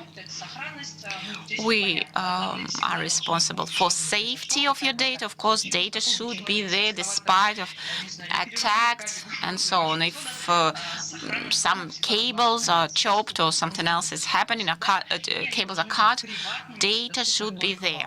They also should be private. They should be well protected, but at the same time, they should be accessible. Authenticity of information.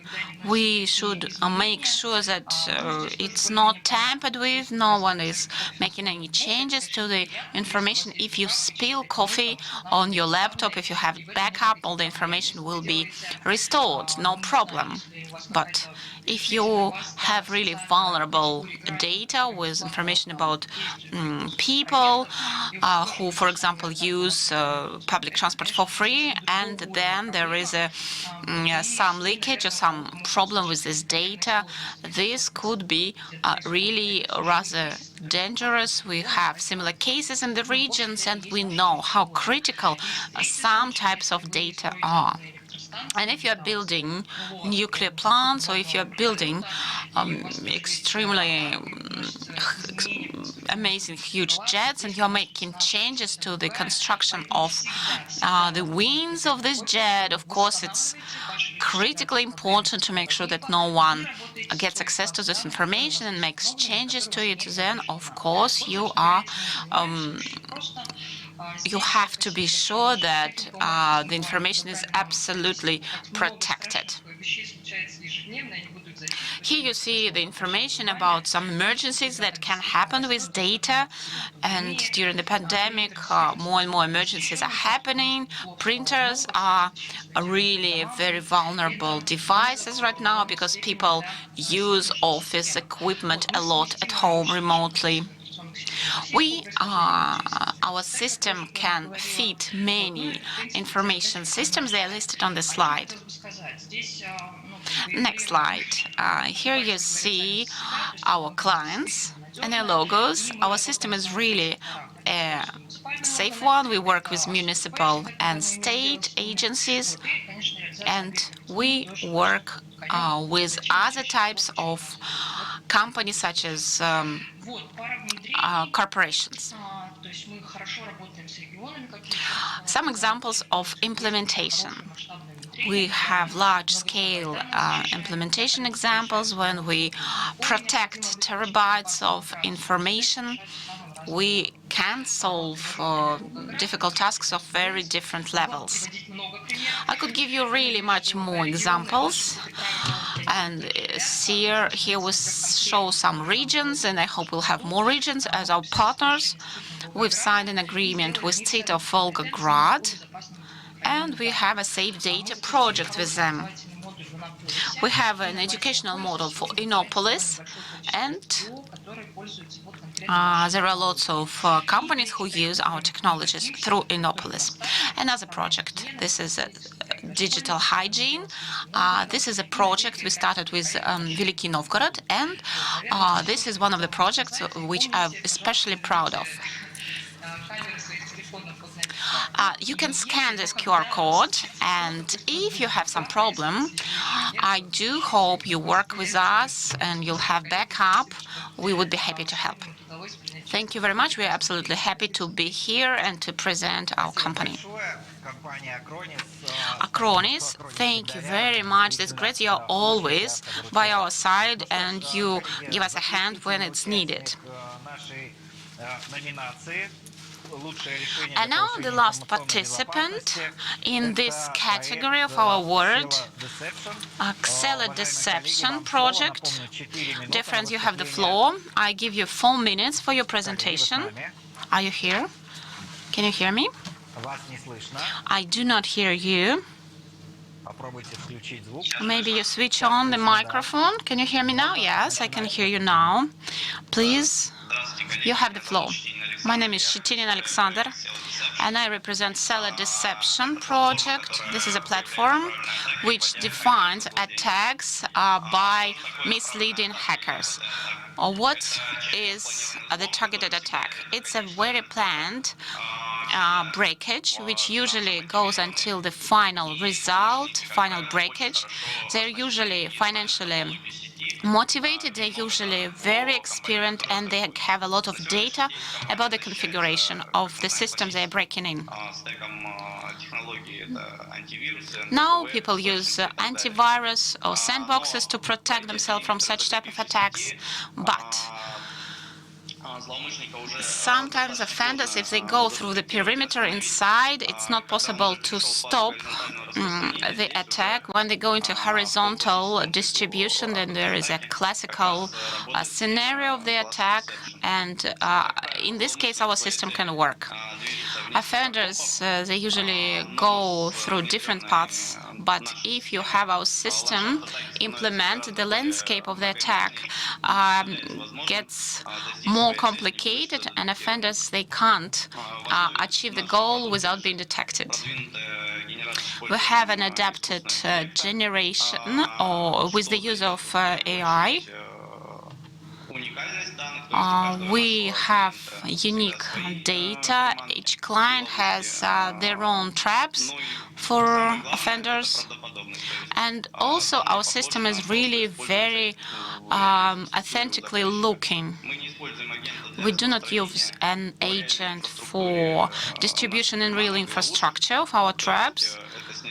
And this reduces the load, financial load, and offenders can't detect our solution. Everything is detected from a unified console. We also work within the security operation centers. We're well integrated with any type of solution, such as CM, for example, and as a result, we have good correlation with we have very good level of detection of cases. We use real infrastructure.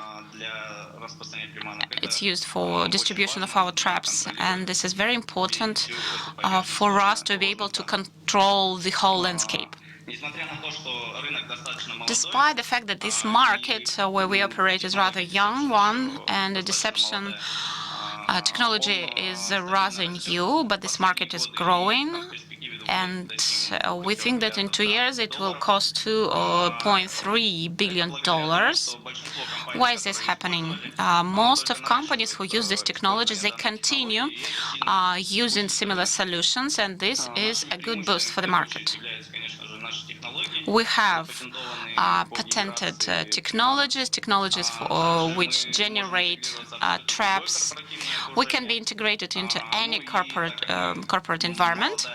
And as we are a very young and active company, we know how to adapt for customers' needs, and we are very fast. We have good adaptation to the Russian context. That's important for major Russian companies, and that's our advantages compared to some foreign companies. We have good price for our competitors, and we are also members of the Russian register. We are the first Russian vendor with deception technology. We have a lot of experience. We work since 2017 in this field. Our team is very strong. Our people are from Tinkoff, Kaspersky, Yandex, Mail.ru. Our technical director used to work for Yandex, for example. This team is really very strong. And we can implement very good customized solutions for you. We have some projects outside of Russia, in Latin America, for example, in the Southeast Asia, in Saudi Arabia. Our geography is not limited by Russia. We work with some foreign companies interested in this technology. That's basically it. Thank you very much. I'm ready to answer your questions. Thank you very much for your presentation, interesting solution. I can see that terminology has made a lot of steps. I have lots of terms which are new for me, which are not very clear, but I'm sure that our juries, they know everything about the terminology. Since I'm not very close to information, I'm not working deeply in information technology, if there are some digital traps, maybe there are also some rodents which should be caught in these traps. I'm just joking.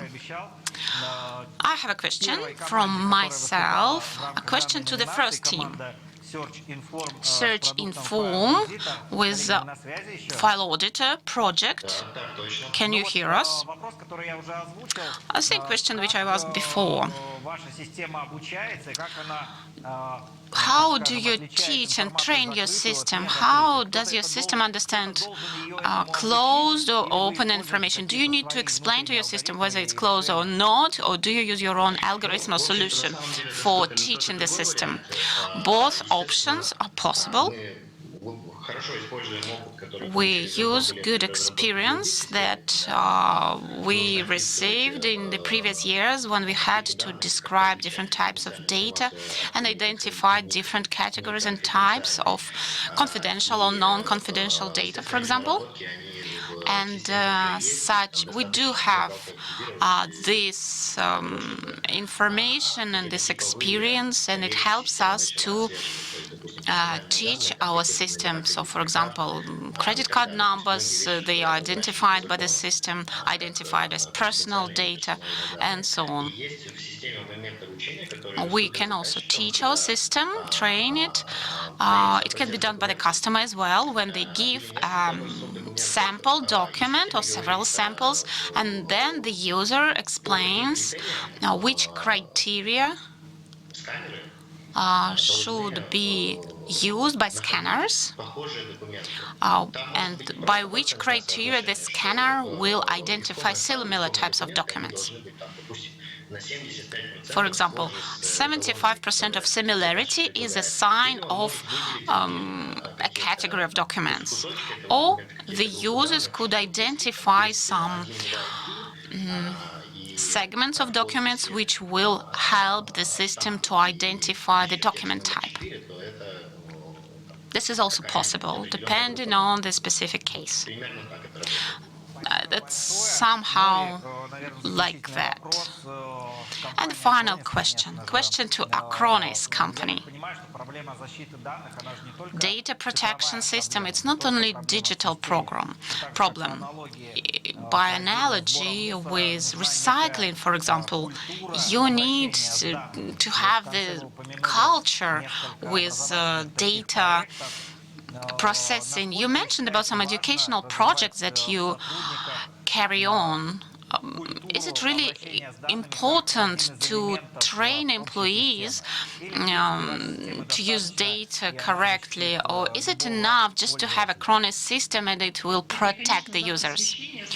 I think that education is extremely important. I started my career in the Ministry of Education, so education for me is my focus. We start working with school children because the number of data is growing exponentially, and everyone should know what the information hygiene is.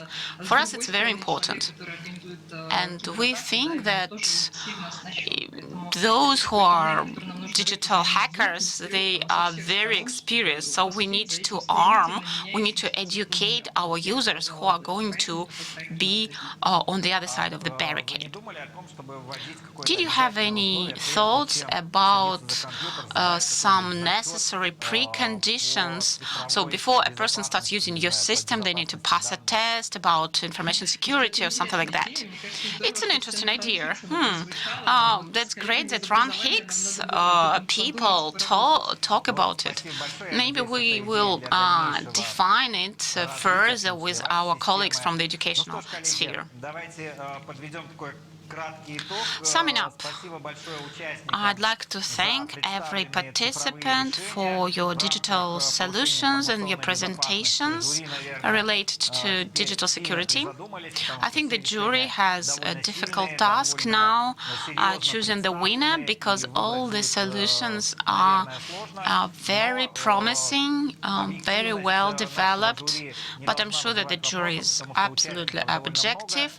We have lots of participants, and we do hope that the best solution will get a prize. And now I give the floor to my colleague, Larisa Katysheva. Good night. Now it's evening time. We've been here for 7 hours already. Just think about that. And it's not the end of our session. Moving down forward in our agenda. So we have another category now. And this is a very popular one. We received a lot of applications for this nomination for this category. And now we are going to have a special interview with Elena Golodovskaya. Just a couple of minutes, and she will be online with us. I also wanted to thank our partners. Is it possible? Do we have a minute for talking about our partners right now? All of them are those who are with us for many years. They help us to organize interesting events, those who are interesting for managers, for developers, Mango, Apora России, Softline, Mail.ru Group. Thank you very much. It looks like we get lots of feedback. Our event is popular, and people approach us for contacts. And in every category, we had just one prize, but it's not important that some companies will lose. It's important that you all have a chance to present your projects.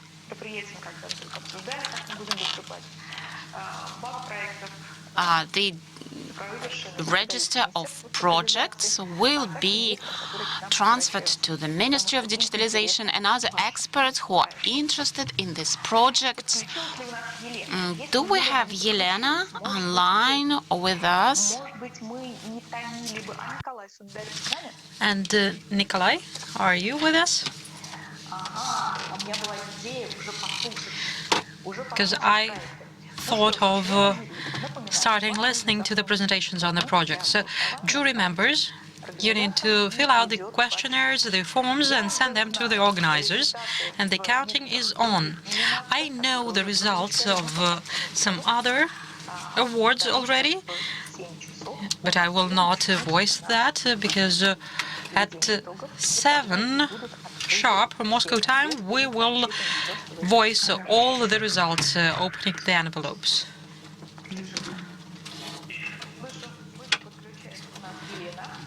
I can hear Elena getting connected. Elena Golodovskaya, head of Softline Venture Partners and head of the Committee on IT Development of Apora России.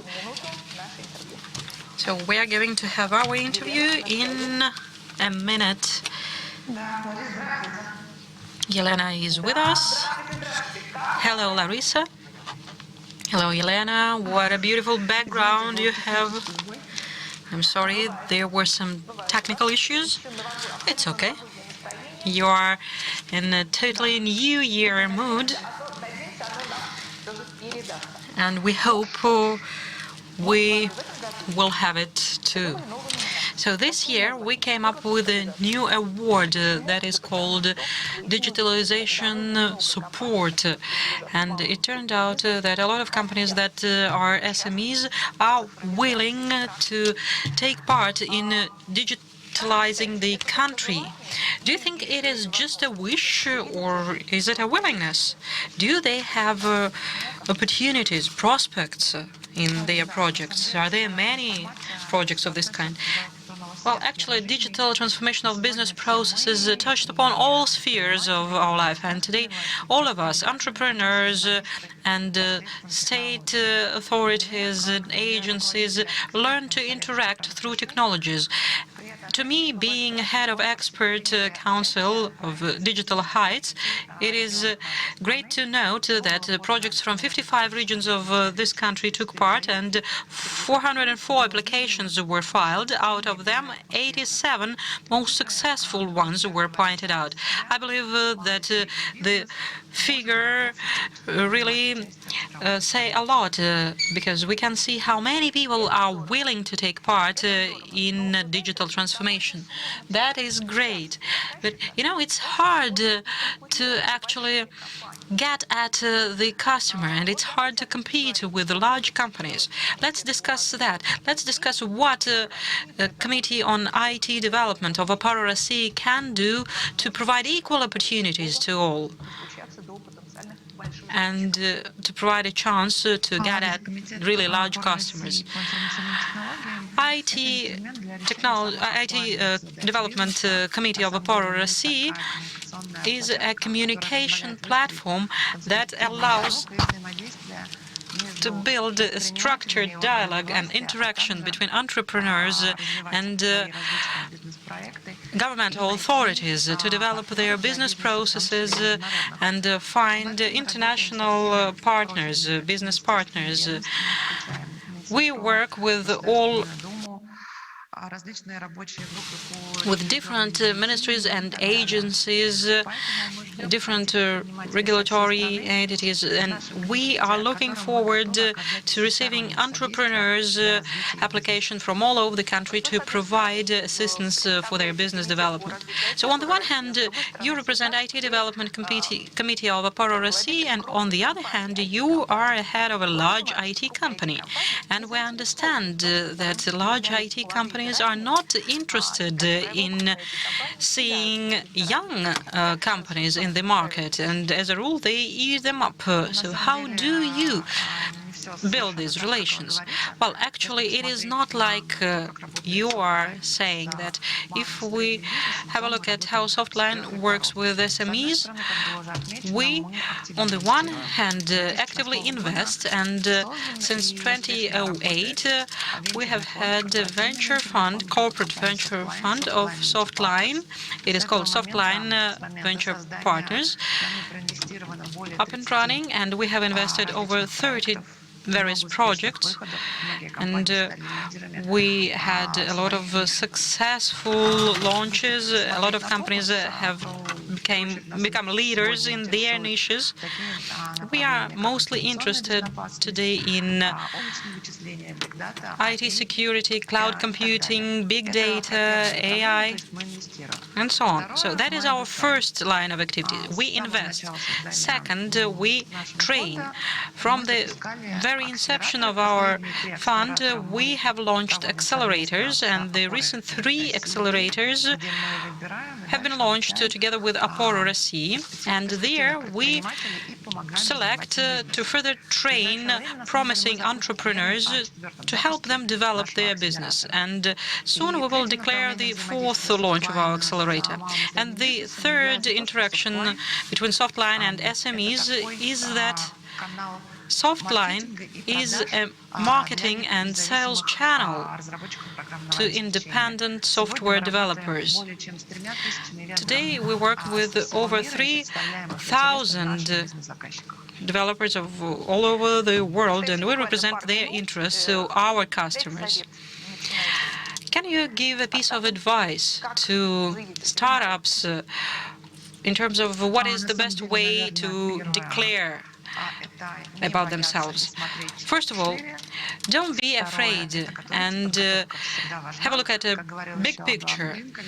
Another thing is training and education. Preparation is always important.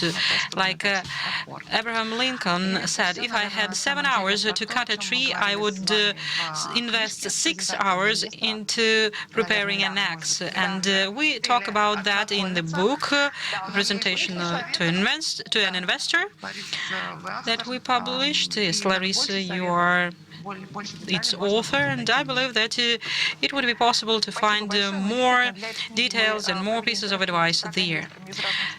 Thank you very much. We actually interviewed 40 investors from 40 countries of the world to that book, and Lena was one of the interviewees there, and I liked her idea most of all, that if you do not have an idea yet, don't start approaching an investor.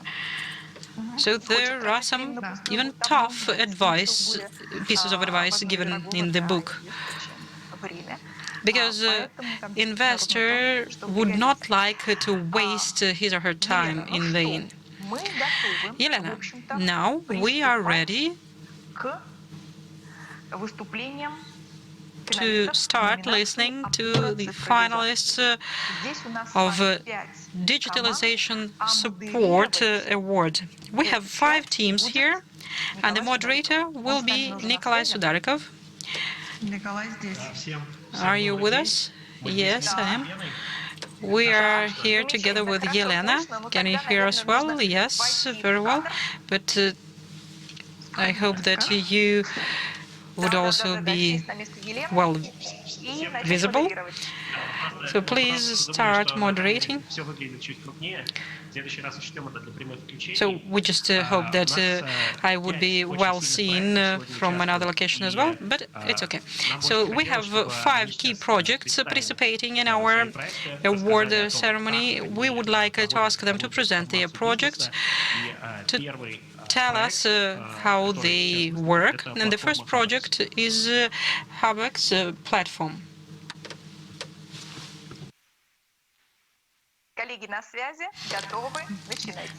Dear colleagues, are you online? Ready to kick off.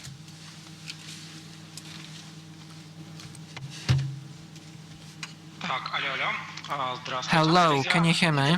Good day, dear colleagues. I'm going to share my screen right now. Can you see the screen? That's great.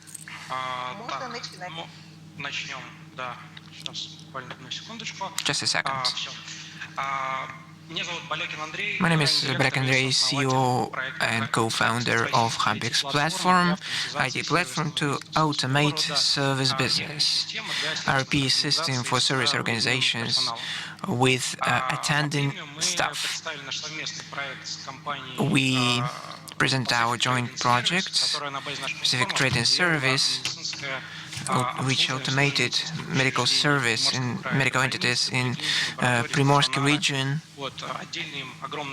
I'd like to thank them separately for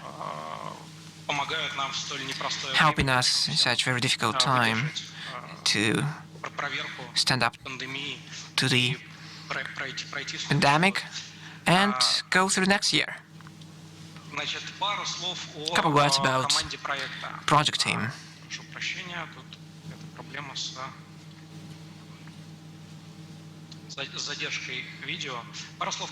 A couple words about the project team.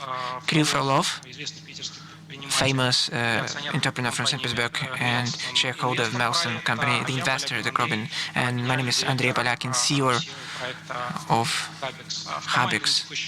So we have 30 people in our team, 4 years on the market, with more than 40 industrial solutions for different service, mostly iCloud solutions, but there are some on-premises implementation for big enterprises. Talking about the platform itself, this ecosystem brings together service organizations with mobile providers through platform. As of today, different industries. We have long-term IT solutions, BLM, CRM, RRP, ITSM, so on and so forth. But the service is not the case. In Western countries, we have field service management systems. We are from the service business. We have a service company with more than thousands of people, so we develop solutions for ourselves, which was very difficult. After that, we worked out iCloud solutions for all the companies which want to automate their activity, cooperating with the attendant staff. So what is asked solved on the platforms? So this is the management of the staff attending the enterprise, the interaction with the suppliers, digital twin development, and seamless service processes connected with equipment maintenance. In my presentation, you can see QR code. If you have a cell phone, you can scan QR code and look at the service process from the part of the vendors and the consumers of our services. We have pilot projects. We're actively working with our clients to scale up the system. Talking about the case which we are participating in the contents, this is automation of Pacific trading service. So in the pandemic, the company faced higher expenses for routine, for staff maintenance, for equipment maintenance, which led to automation based on a single system. They opted for our system. The business is automated. Using the QR code, you can see the full version of their website with all the information about the project in detail.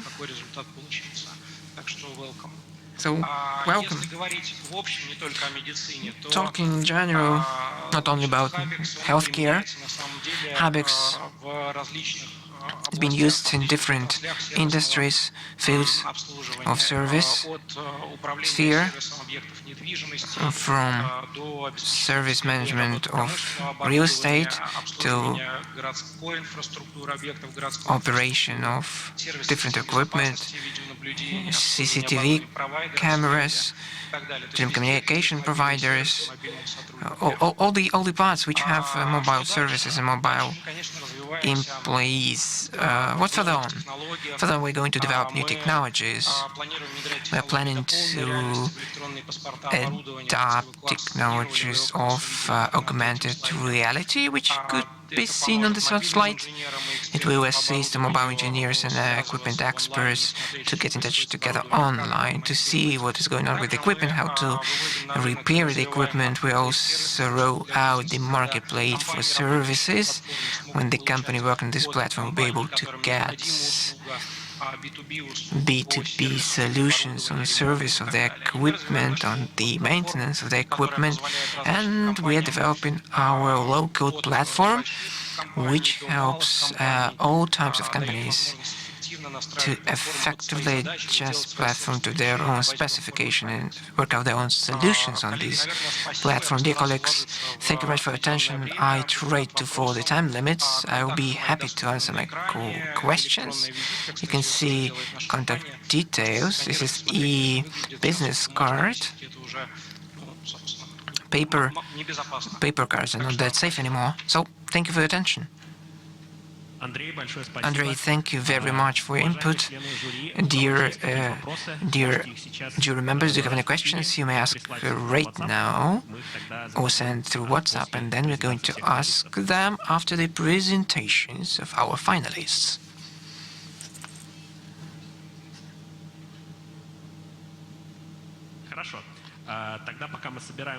So, right now, I'd like to give the floor to next company, Czech Advisor Project. Good day, dear colleagues. Nikita Yankovo, I'm going to share my screen right now.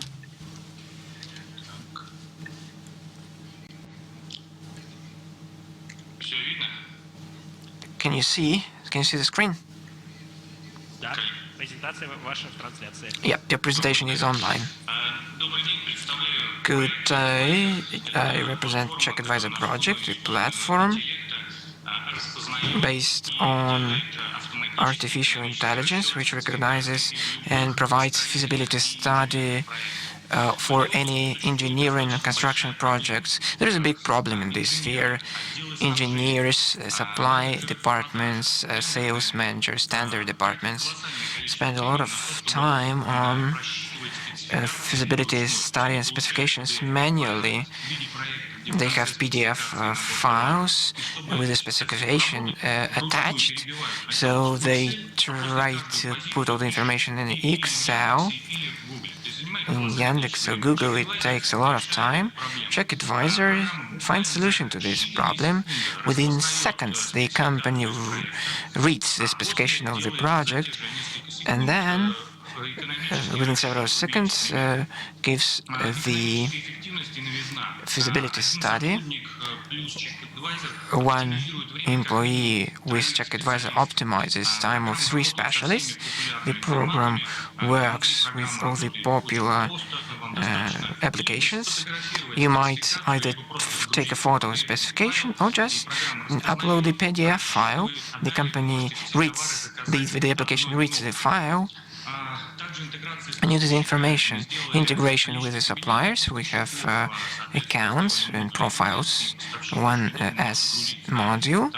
You can upload all the information through Excel or PDF. We have rates both for individuals and legal entities. Target audience. We conducted marketing study. Those companies which are interested in the project amounts to 300,000 companies. We expect 5 years and monthly turnover will be 1.5 billion rubles. What are the competitors in the market? In the US, we found the similar solution, which is a bit different. The process is a bit different. Every year, they fix prices for construction materials. They download the catalog. You know that in Russia it's a little bit different.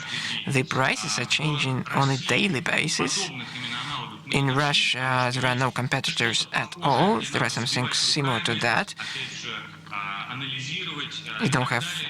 You need to analyze, you need to input this information manually, but with a total automatic process, there are no substitutes and there are no competitors in Russia. There is a trial period in different construction companies, and Software company made its offer. And there is Doveria company with whom we have contract signed. We have 12 people in our team. Talking about the founders, we have a huge business practice. We have Nikita Severinov, who created one of the founders of famous Delimobile application and defended his thesis in recognition problem. We started September 2020. We have 1.5 thousand users, 457 vendors. Our goal is to create international sophisticated IT projects with automatic recognition and the feasibility study in construction engineering. So we invite all the partners and investors to cooperate. Thank you very much for your attention. Nikita, thank you very much for your presentation. Our next project is City Cloud Platform, iCloud for Municipality. Good day, can I be heard? We can hear you perfectly. I'm going to share my screen right now with you. Can you see that? Can you see my screen? Yes, perfect. Good day to everyone. Hello from frozy and snowy Novosibirsk. My name is Sergey Kirillov. I'm the head leader within the company. So we're developing software and IT. Been doing that for 19 years. And our expertise is a smart city. I'm going to talk about my products based on City Cloud, with the help of which we can manage the territory. This is the special City Cloud solution, which allows to bring together activity of regional municipal authorities to manage the city. All these services are based on our own infrastructure, digital IT platform GoGIS, which is in the register of national software. Not only big cities should be managed in a smart way, even small cities should do that. And the task of this smart city management is very sophisticated and is very difficult. For small cities, it is impossible to implement since they don't have any money allocated for developing such a web portal. Although the tasks are the same, understand that this problem we prepared the set of iCloud solutions, thanks to which they don't need to arrange infrastructure spending their own money. So we provide very user-friendly interface, grasping the whole range of services. iCloud solutions are great since city management doesn't require huge finance to support and maintain high computing infrastructure and capacity. iCloud allows to get access to these services and to data and backup. Storage allows the security of data. What are the conventional solutions that we're talking about? These are solutions which help in city management, which we prepared after our experience of cooperation with the mayor office of Novosibirsk. This is advertising, this is the waste management, this is the land mapping, and this is the permits for building activity. So what does the municipality get? It gets the access to digital services, the set of which can be expanded depending on the necessities and wishes of the users. Apart from that, they get the opportunity to use the best practices, those which prove to be successful, without inventing a wheel and not starting from scratch. Last year we launched a ready-to-use project to manage facilities and sites within the city, which allows you to get the personalized access to the system, working with real data. As of today, there are several cities which have launched a successful work, as Katysheva, Uсть-Ilimsk city, Yoshkar-Ola city, and Kolkovo city. We invite municipalities to join in, tap in our project and use these solutions for your own purposes. But this City Cloud technology can be used for the region,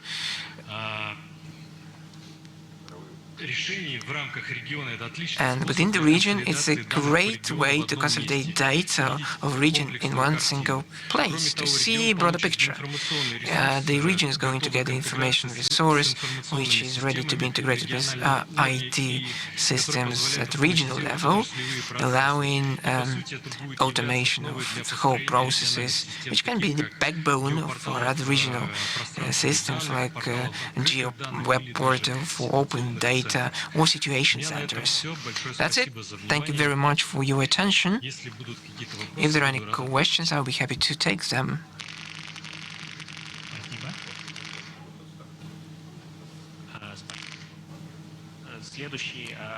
Our next project is the system of virtualization environment management, that word.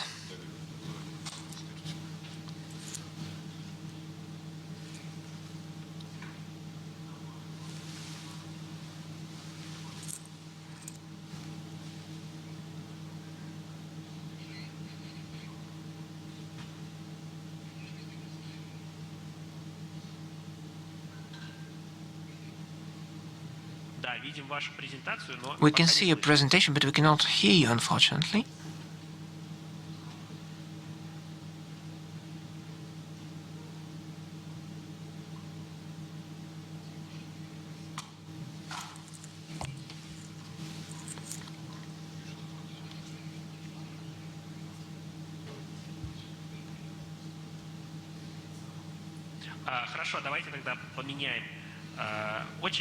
Let's change the turn.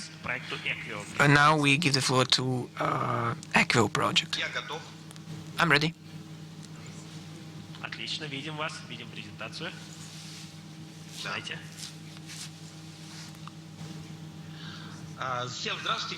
Good afternoon, my name is Larisa. I'm a CEO of the company and designer of architecture for management of training, communication, and motivation schemes of the staff. We launched our activity in 2014. Now we have more than 90 employees. We have a lot of awards. The best tech company of 2020 in Smart Pyramid, a resident of Skolkovo, working with big enterprises with big payroll, where our service is mostly required.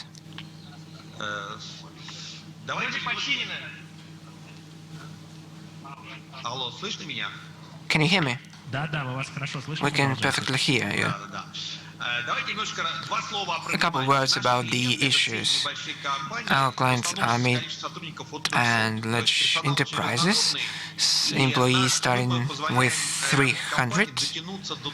We allow the companies to reach the last mile, the most routine employee who even doesn't have a computer. That might be the storage facility works, just sales assistants, drivers. Any company has very different range of employees, and our system allows them to reach out to each of them.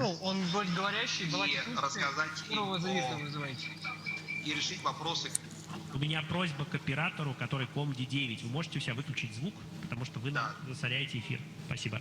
Согласен, да. So what are the needs that we cover? Personnel training, business trainers, access to the corporate knowledge, and encouragement program. Our service is maximum flexible, maximum customization and adaptability, working on with any device, and we offer our platform as an ecosystem, integrating it within the ecosystem of the company. According to our estimate and survey, only 10% of the companies have modern on the Russian market, just closed encouragement, motivation, and training development in remote mode. Everyone uses old-style methods, and our solution is going to be the most optimal.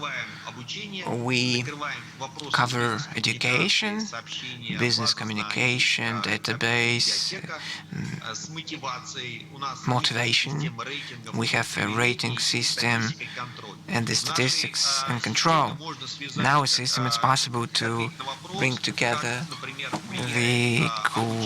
find the answer to the question how training influences the quality of the stuff. And in our system, it's possible to reflect the real KPIs of employees and to understand how they are correlated to the output.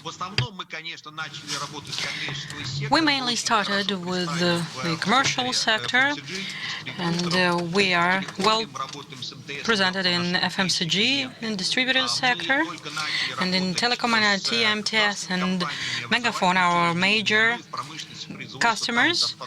And we have just started working with with state companies, and today we have over 100 customers, and they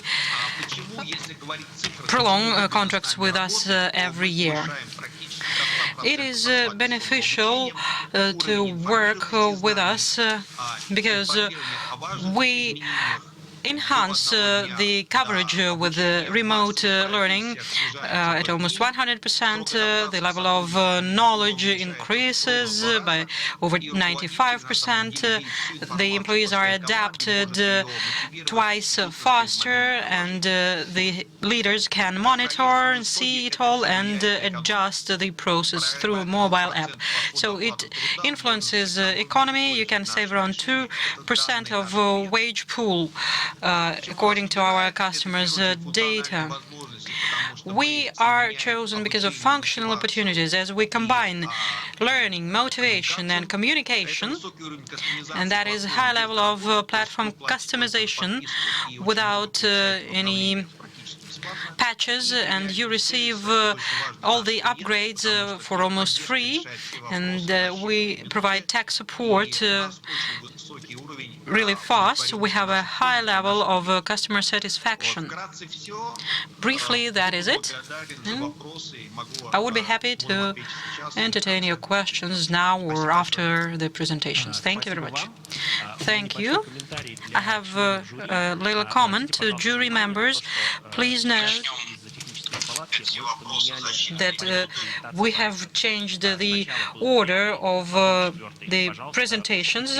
First there was the fifth, then the fourth, so please bear that in mind. And now I hope that the VERT project has managed to eliminate all the tech issues, and we would be able to listen to you. Colleagues, can you hear me now? Yes, we can hear you very well.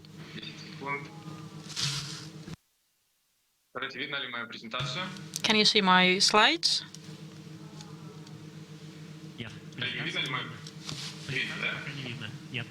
No, we can't.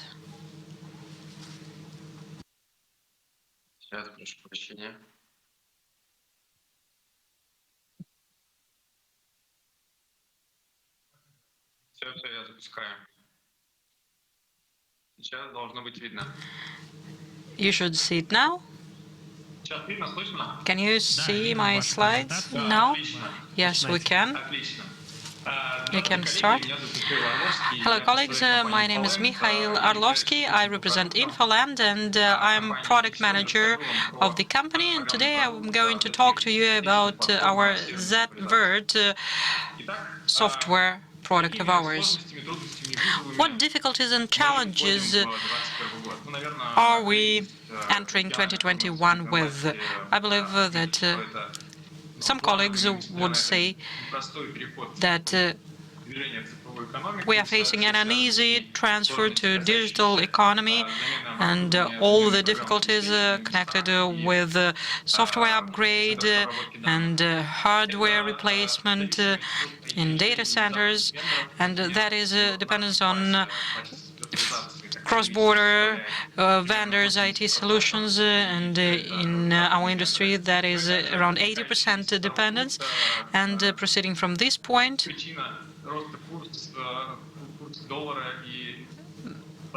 dollar exchange rate growth, and therefore the software and hardware price growth as well.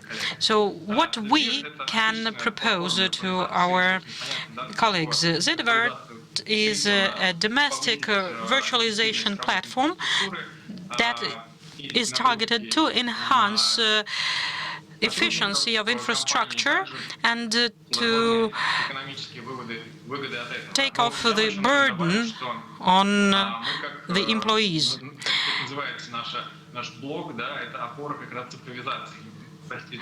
And as we take part in the contest for Digitalization Support Award, we actually support the operation of all the applied systems. We position ourselves as an alternative to cross-border solutions with comparable functions and really lower price. We use trusted technologies on basis of open source. We use and develop them further on through our own resources. We are integrated into product ecosystem. We understand what our environment is, what vendors are present here, and we are compatible with all the systems of data processing and coping, and we are certified in Stack, and we are included in Ministry of Mass Media and Communications Register. We have Russian language tech support. As for our plans, 2020 was a year of working remotely, and our customers kept asking us to add VDI functions that would enable the employees to work remotely smoothly, but on the basis of domestic software. And we are planning to do that in early 2021.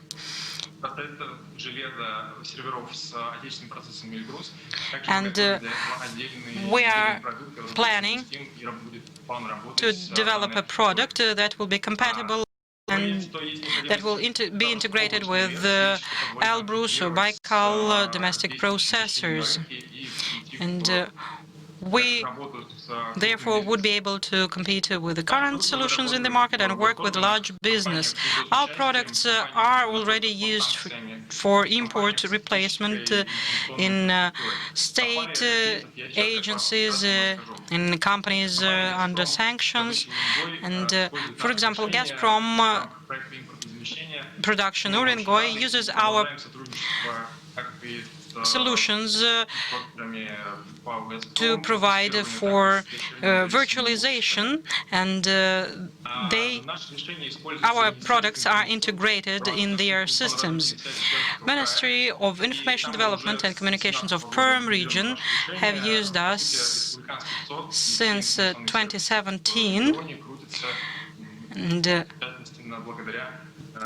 their info services use our virtualization very well. As for the company, we have been in the market for 15 years. We have 60+ projects, and we have over 15 launches. And the most important part of our company is our team, and there we are from different industries and different regions. We work together very well, and we believe in the brilliant future of our products.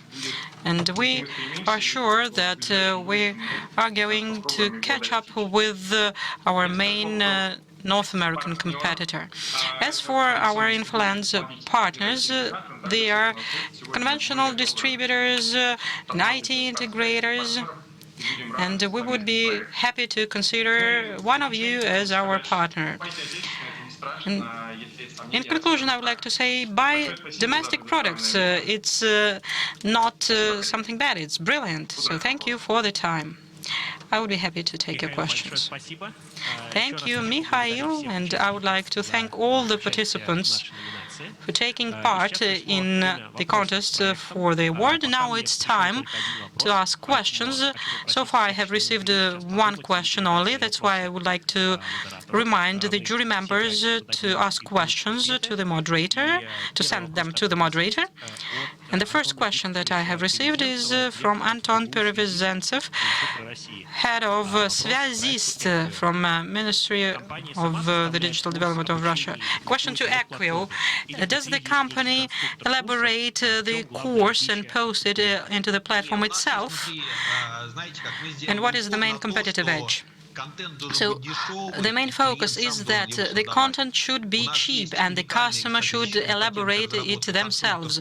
We have a patented developer of video courses. You can shoot any video using your mobile phone, or you can use a Zoom recording, and you can use the constructor to add interactive questions and bubbles that would not let the learner go further if they did not watch the video.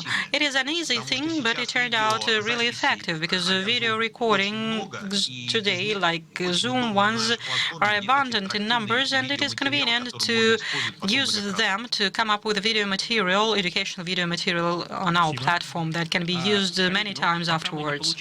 Thank you. Colleagues, we have not received any more questions, but I can remind you that you can go on communicating either in the web chat of the conference, and all the projects will also be available on the award website, so you would be able to ask your questions there. And now I'm happy to give the floor to the moderator of the next session, that is Arseny. Для удобства, вот сейчас повторим, для удобства жюри повторим порядок проектов. Посмотрите, пожалуйста, листы оценок. Now, voice again the order of the projects. First, CABEX, second, Czech Advisor, third, City Cloud, fourth, Equio, and fifth was ZVert. Please check it on your assessment list. Thank you, Nikolai. Мы возвращаемся к работе на земле, к конкретным практикам внедрения. Let's go back to the field work and the specific practices of digital solutions implementation in the regions of Russia. And now, let us go to a southern point of this country, that is Sevastopol region, and we will talk to Alexandra Osipova, head of the Department of Digital Development of Sevastopol. First of all, I would like to ask you the following. We all understand sanction difficulties, we will discuss that, and things connected with technological opportunities and restrictions. But what is the contribution that your IT department has made into fighting the pandemic in the city? To begin with, I would say that we have perceived all the fight with the pandemic as a cross, and every further level was more interesting than the previous one. And the main factor of success, as we understood it, is our team. When we started working, we understood that we worked to the limits, because all the tasks had deadlines of 3 days or a week, that is maximum, and for us it was really unreachable. But on the one hand, we did it, and on the other, we managed to understand what our difficulties were. So the first and simple, so to say, task was to isolate 7,000 citizens of Sevastopol that returned from abroad. And the only data that we received are their names and addresses.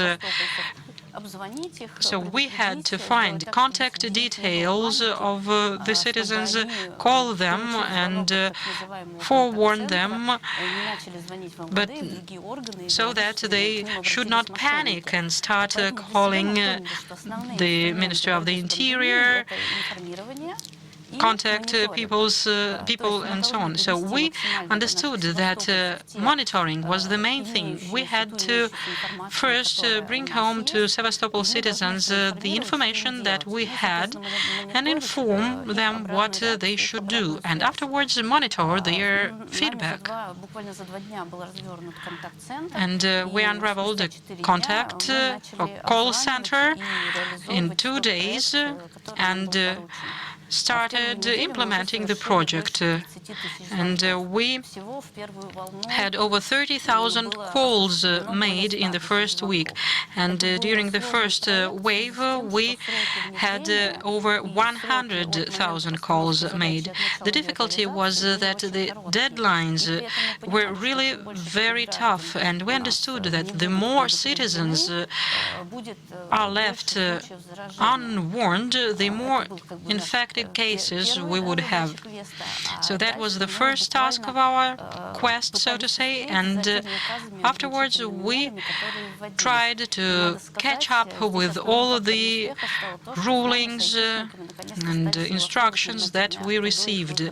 And happily, all regulations had been agreed with us, IT experts, before they were issued. And it was really very well in such projects as e-passes, issuance and other projects before the city was totally closed down. And all the measures were accompanied with info campaign and call center that we unraveled, as I have mentioned, in 2 days for 40 people. And it was all done with the help of our inner resources, with the help of our subordinate agencies, because we could not think of any contract, Federal Law 44, naturally, with all the stages, approvals, and so on. So you have mentioned the deadlines, and today we also discussed deadlines of different rulings adoption at the federal level, like from 3 to 6 months. The deadlines were cut to just several weeks, and you are now mentioning several days of unraveling a call center. And some time ago, we heard from our participants that it is possible to launch some solution in several weeks. So please, dear entrepreneurs, have a look at the real timelines, just a couple of days. So from the moment of call up to the moment of roll-up, several hours should pass, not more. Alexandra, can you tell us how you transferred people to remote work? What challenges and difficulties did you face? What did you learn? As for remote work, we face certain difficulties there per se, because we have very low throughput capacities of internet channels in locations where our employees live. And in our city, for example, we also have the city of Inkerman, or around 20 villages. So naturally, part of the employees did not take part in remote work when everybody was switched to that. But we understood that remote interaction was possible, and mobile workstations were set. Well, actually, to top management, they were set for some time before, and some people worked at secure mobile workstations, so we did not feel much of a difference with this transfer to remote work, because decision makers had been working in a mobile manner for some time already. But as for governmental institutions, yes, we had a special center that we used to cover part of the work to be done, and we had e-services system up and running, and in the Ministry of Mass Media and Communications ranking, we went 21 points higher.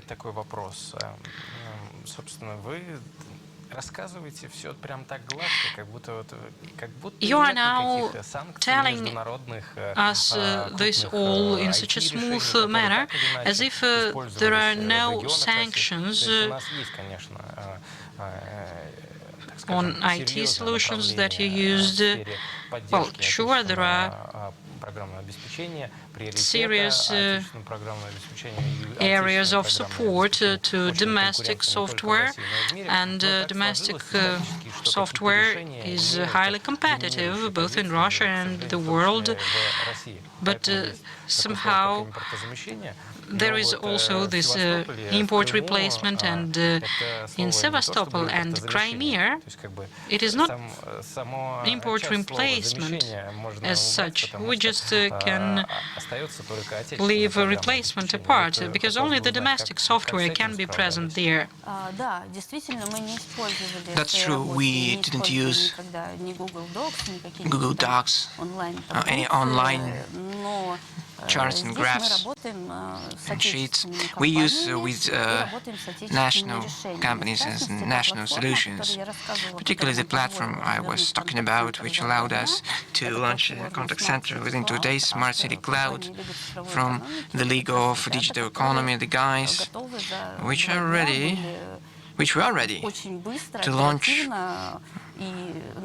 very fast the center. We also searched for the companies with headquarters in our peninsula, since remote work within such short period of time was impossible. And we need to say that the platform demonstrated itself quite efficiently, both at scaling up and expanding its toolkit. We used it as a center to process requests as a CRM system. Then we integrated the services to route units for analysis taken. Then we put inside the timing planning, and then integrated the interaction with Russian surveillance agency. And now we are at the point when we just get rid of hard paper, and we switch to digital solutions, as we have the e-signature opportunity. And now you don't have to provide hard copies anymore. I'm afraid even to ask a question: what was the timing of all of that? Probably like the God created the earth for a week. More sophisticated services like e-documents, circulation, and the e-register took us a couple of weeks. The point is that the Russian surveillance agency changed its requirements. Therefore, the flexibility is very important for IT solutions. If the vendor or supplier believes that is going to sell core with all the algorithms in place, it's not that simple. Systems need to be very flexible and agile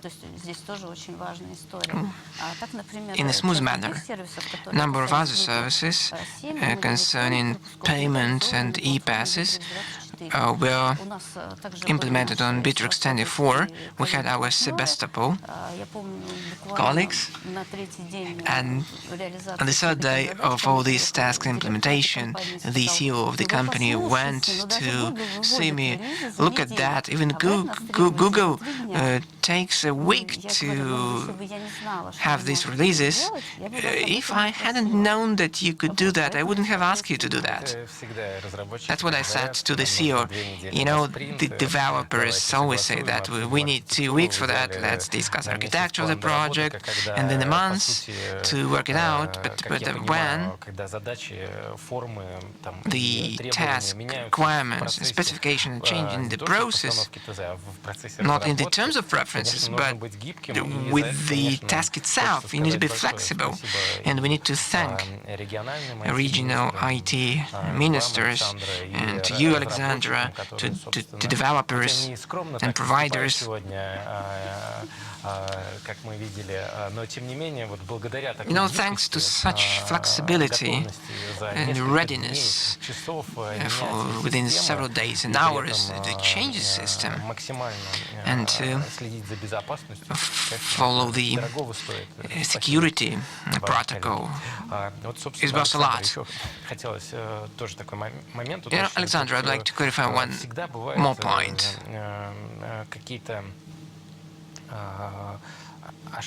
There are always errors or discrepancies.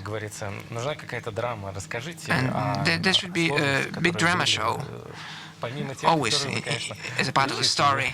So were any obstacles on your way to the success? The major big drama show is people.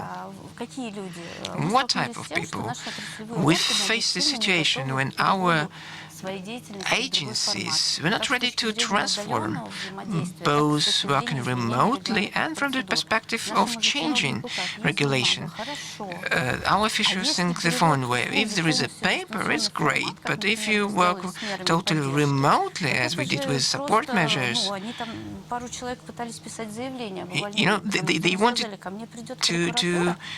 to be made redundant because they told us, I'm going to be subject to a prosecutor checkup. And the support measures amounted to 340 million US dollars, but the system is always is absolutely automated, complying all the information from different sources, recalculating if there were any errors in subsidies amount, and just providing the ready-to-use application. So the role of an official to accept this form. And he doesn't have a button which allows you to accept to do that. And this system changed our mindset, the mindset of our officials, since they used to give these subsidies using 40 people, and in this situation we required only 5 people, and the timing was absolutely different.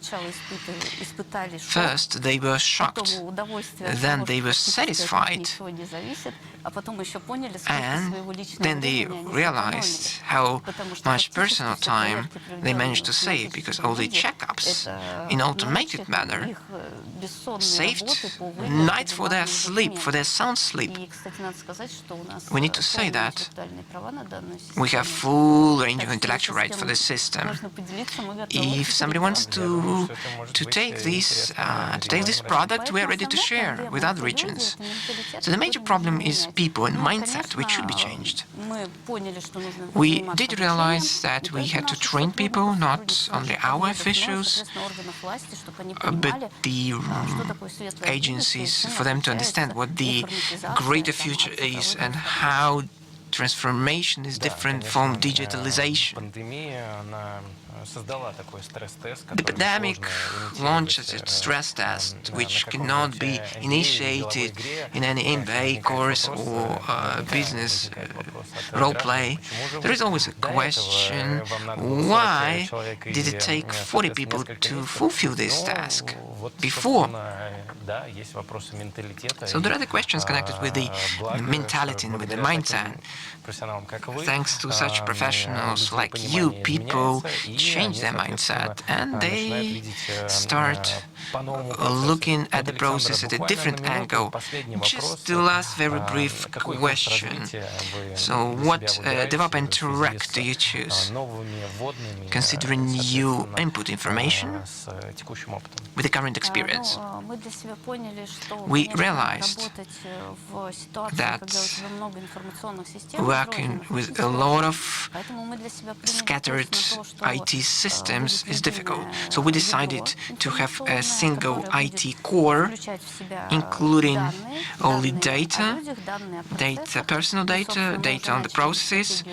We started to launch this strategy in the center of our system of our governor, who is going to be in charge of this center. This is the first track. The second track is a training and team. Using the example of the pandemic, we realized that it's difficult to work without those thinking alike. So we have a special team responsible for digital transformation, with whom we have been communicating all this time, telling them how to engage and to so-called baptize them into our set of beliefs. I've been talking to the head of Department for Digital Development of Sebastopol with Alexandra Osipova. I give the floor to Larisa. Larisa? Thank you very much, Alexandra, for very sincere interviews. Thank you so much. Dear colleagues, I would like to thank our information partners.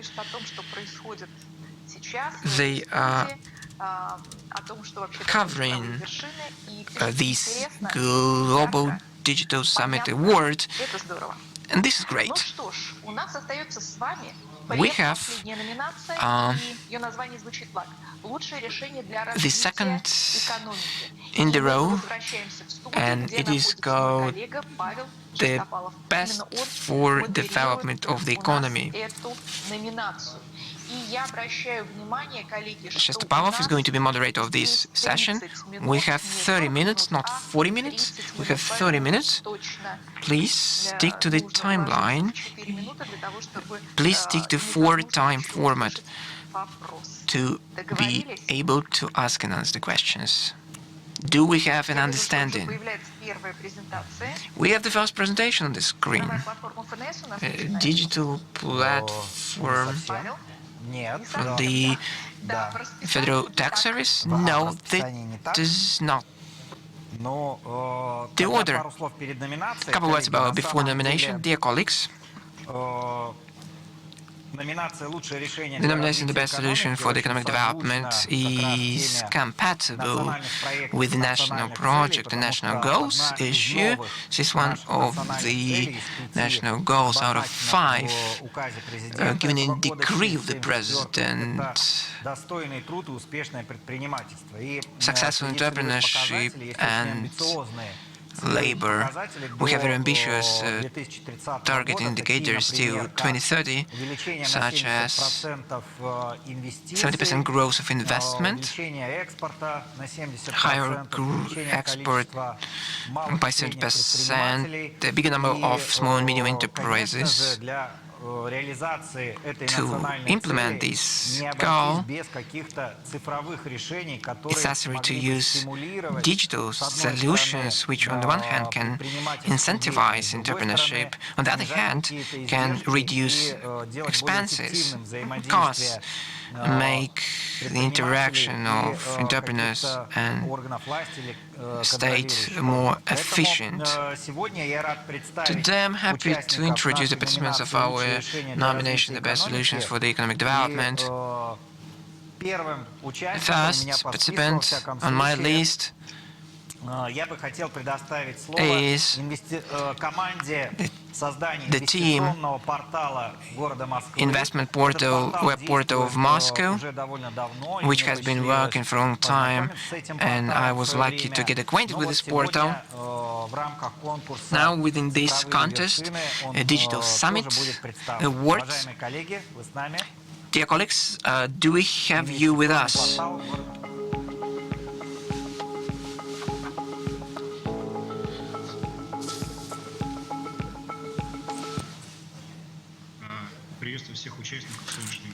Good day, all the participants and organizers. I'd like to share my presentation with you.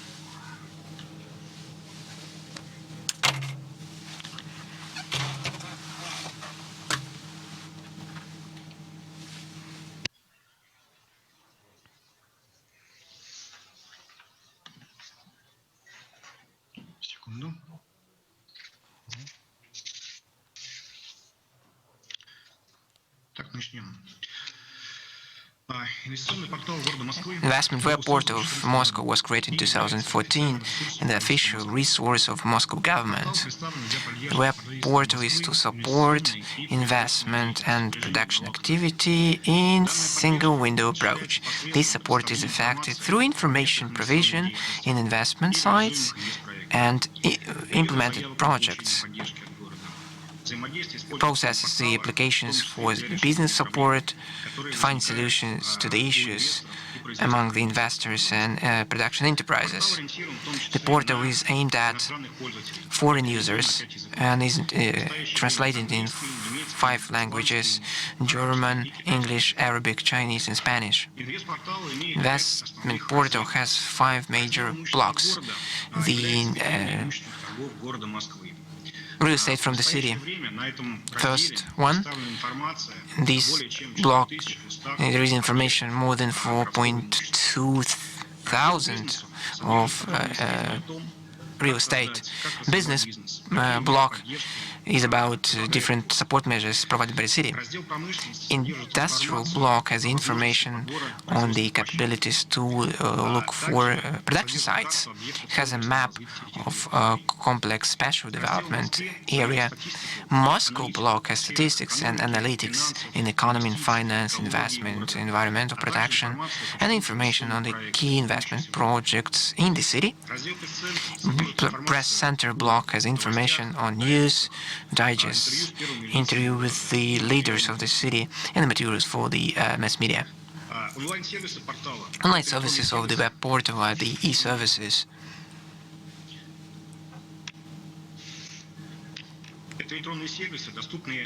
Accessible to registered users of the portal using your own profile account. Currently, we have 30 different services. They are separated into 5 groups. Feedback,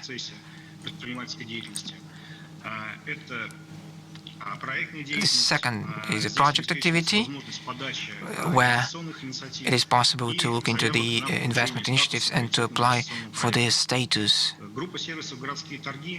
The group of city trading as an opportunity to participate in different auctions, take part in roadshows.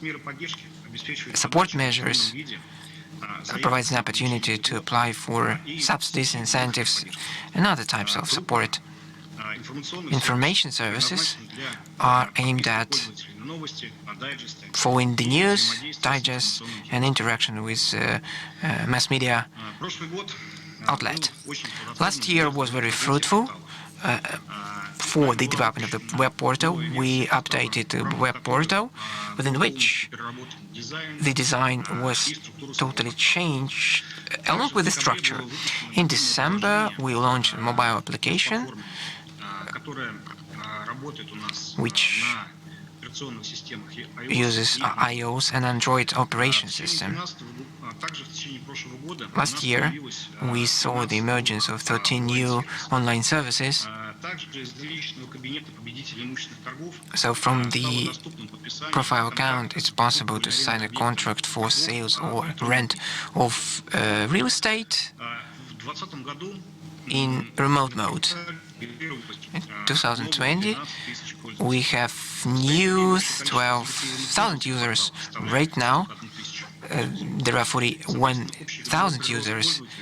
So, more than 25% growth for 1 year. Last year, our services were used by 95,000 times.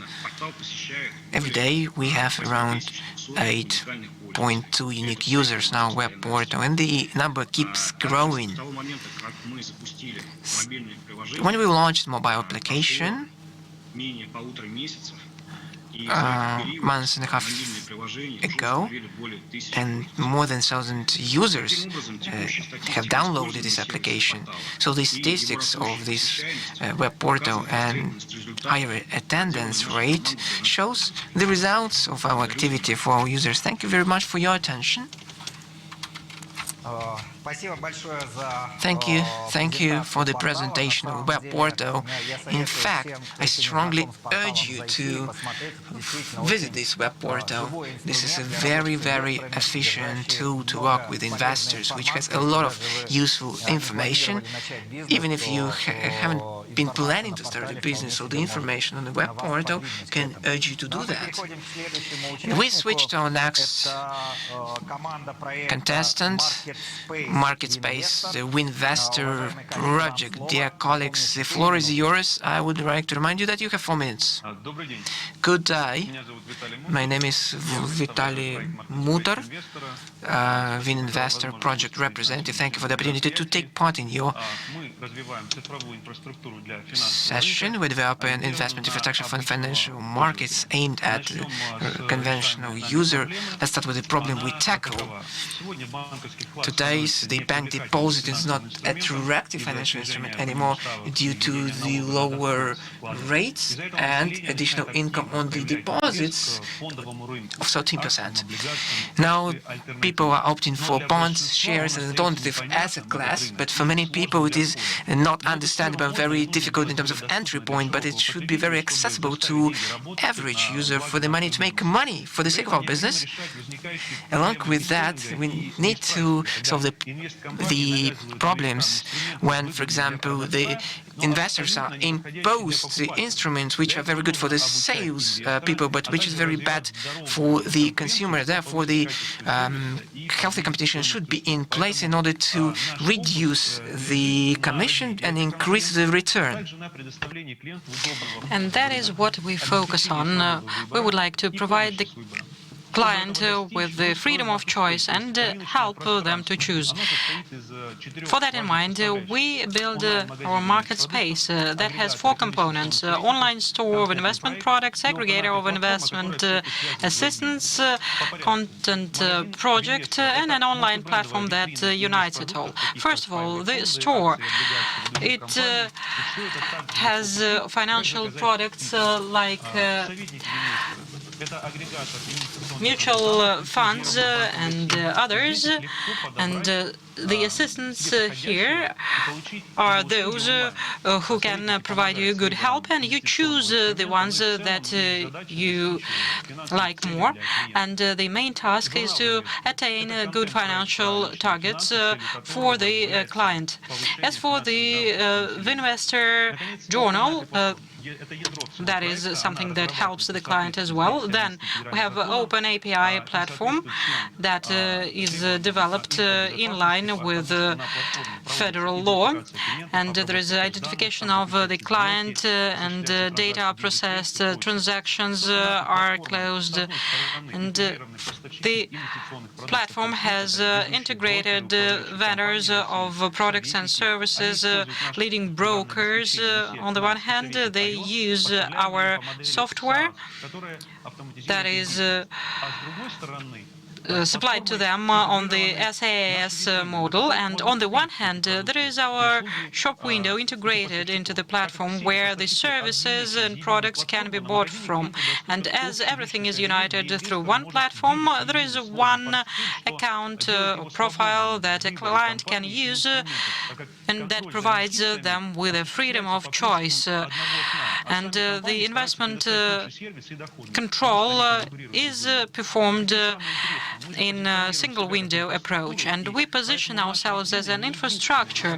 That's why we are not unique, that you can take the service from any external shop window can join the platform. Any stores or banks can do that, and they can sell investment products from different vendors using the platform. And for example, if we had this year a client that had a deposit run, and we act as infrastructure to increase their performance and efficiency. We have working for a long time with this sphere. We are Skolkovo resident and now for associated member. We are very well known to the financial market. Thank you very much. I would like to thank Winvestor team, that is yet a new term. And now I'm happy to give the floor to our next contestant, that is a digital platform of the Federal Tax Service of Russia project to support SMEs. Colleagues, the floor is yours. You have 4 minutes. Вас не слышно.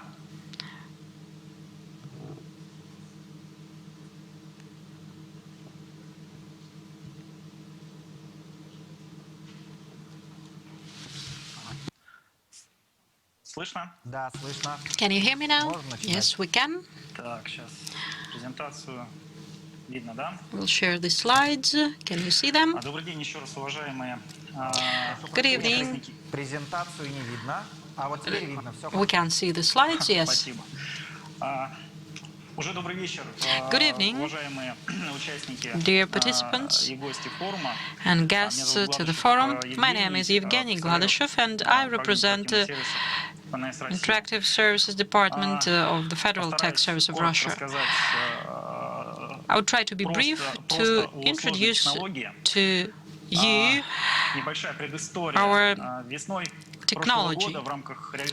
Last spring, while implementing support measures to industries suffered from the coronavirus, we received a task to provide an easy mechanism of beneficial loan issuance, and that should be comfortable to loan organizations, should be embedded into their systems smoothly, and should be user-friendly to the customers. When technical solution was developed, we had to bear in mind that the measures adopted by the government implied work and operation in different regions, and there has to be mutual integration to all participants that provides for data exchange and process, and naturally also enrichment.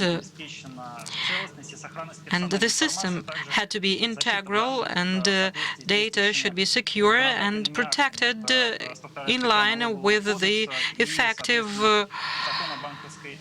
bylaws and bank secrecy law. Like was voiced today, it took us around a month to design a solution basing on distributed register technology, and on the 24th of April the platform was launched, was commissioned. We opted for blockchain technology, first of all because it is easy to scale both technically and functionally wise, and in a distributed register, bank and federal executive agency has their block of data where technologies can unite it in one, accessible to all participants of data exchange, registry entry, at the same time protecting the data from unsanctioned changes. As for how it works, banks received several types of connections and distributed register placement that can be cloud node or a node that is embedded into the infrastructure. As a result, banks were able to place the nodes and connect to the system in one day on their side. And a dedicated person from the bank enters the application depending on the beneficial loan issuance program 0-2%, and they just open up the card and introduce the tax identification number of the applicant. Then automatically the process of verification is launched whether the person complies to the program, and calculation of the loan cap is calculated. And what is used also here is data on from the Unified Register of Legal Entities and Physical Individuals. I'm sorry, we cannot hear you again. Коллеги, технические специалисты могут ли подключиться? Our technical support, can you help us? Now we can hear you. You have 30 minutes left. Да, спасибо. Тогда попробую. Thank you. Что еще раз? Попробую, да, коротко уложиться. And I'll try to be more concise. So a bank expert enters the system, puts in the tax identification number, and then all the verification takes place, whether the support measures are accessible to this or that applicant, and the loan cap is calculated. The platform then proves that the information is okay, and the bank can make a decision on whether to give out the loan or not. And the distributed register technology will not allow to process another application if an applicant would like to file one to another bank. The uniqueness of an application excludes a possibility of duplicating the payments. And I would like to show you the cloud node that the banks were able to use.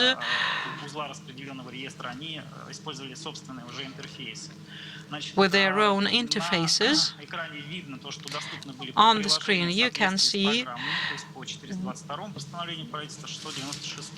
what was accessible according to the governmental rulings 422 and 696, and then there is qualification of the borrower, and the loan ceiling is calculated, and all the information on statistics necessary to other executive agencies that supervise the program are present.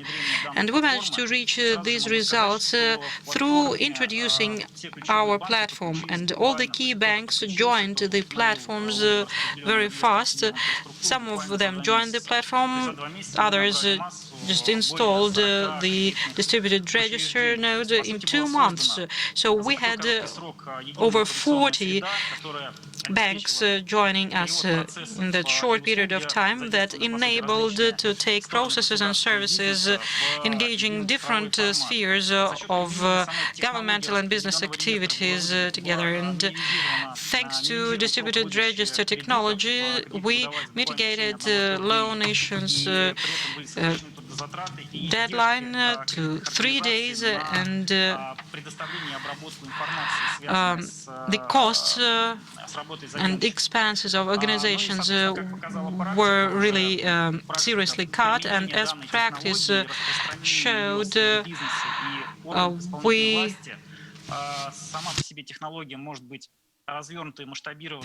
the technology can be unraveled and scaled to practically any tasks that imply assessment of an applicant on any indicators. So, time-wise, please sum it up. Well, the platform has proven to have really high potential in governmental and business support, as well as in financial sphere. Thank you very much. It's worth mentioning that the situation is unique when a tax service initiates this interaction and does not act just as a supervising agency. Our next presentation is FIS platform. Dear colleagues, you have 4 minutes to introduce your solution to develop the economy of the country. Good evening, colleagues. I'm Sergei Chmakov from FIS platform.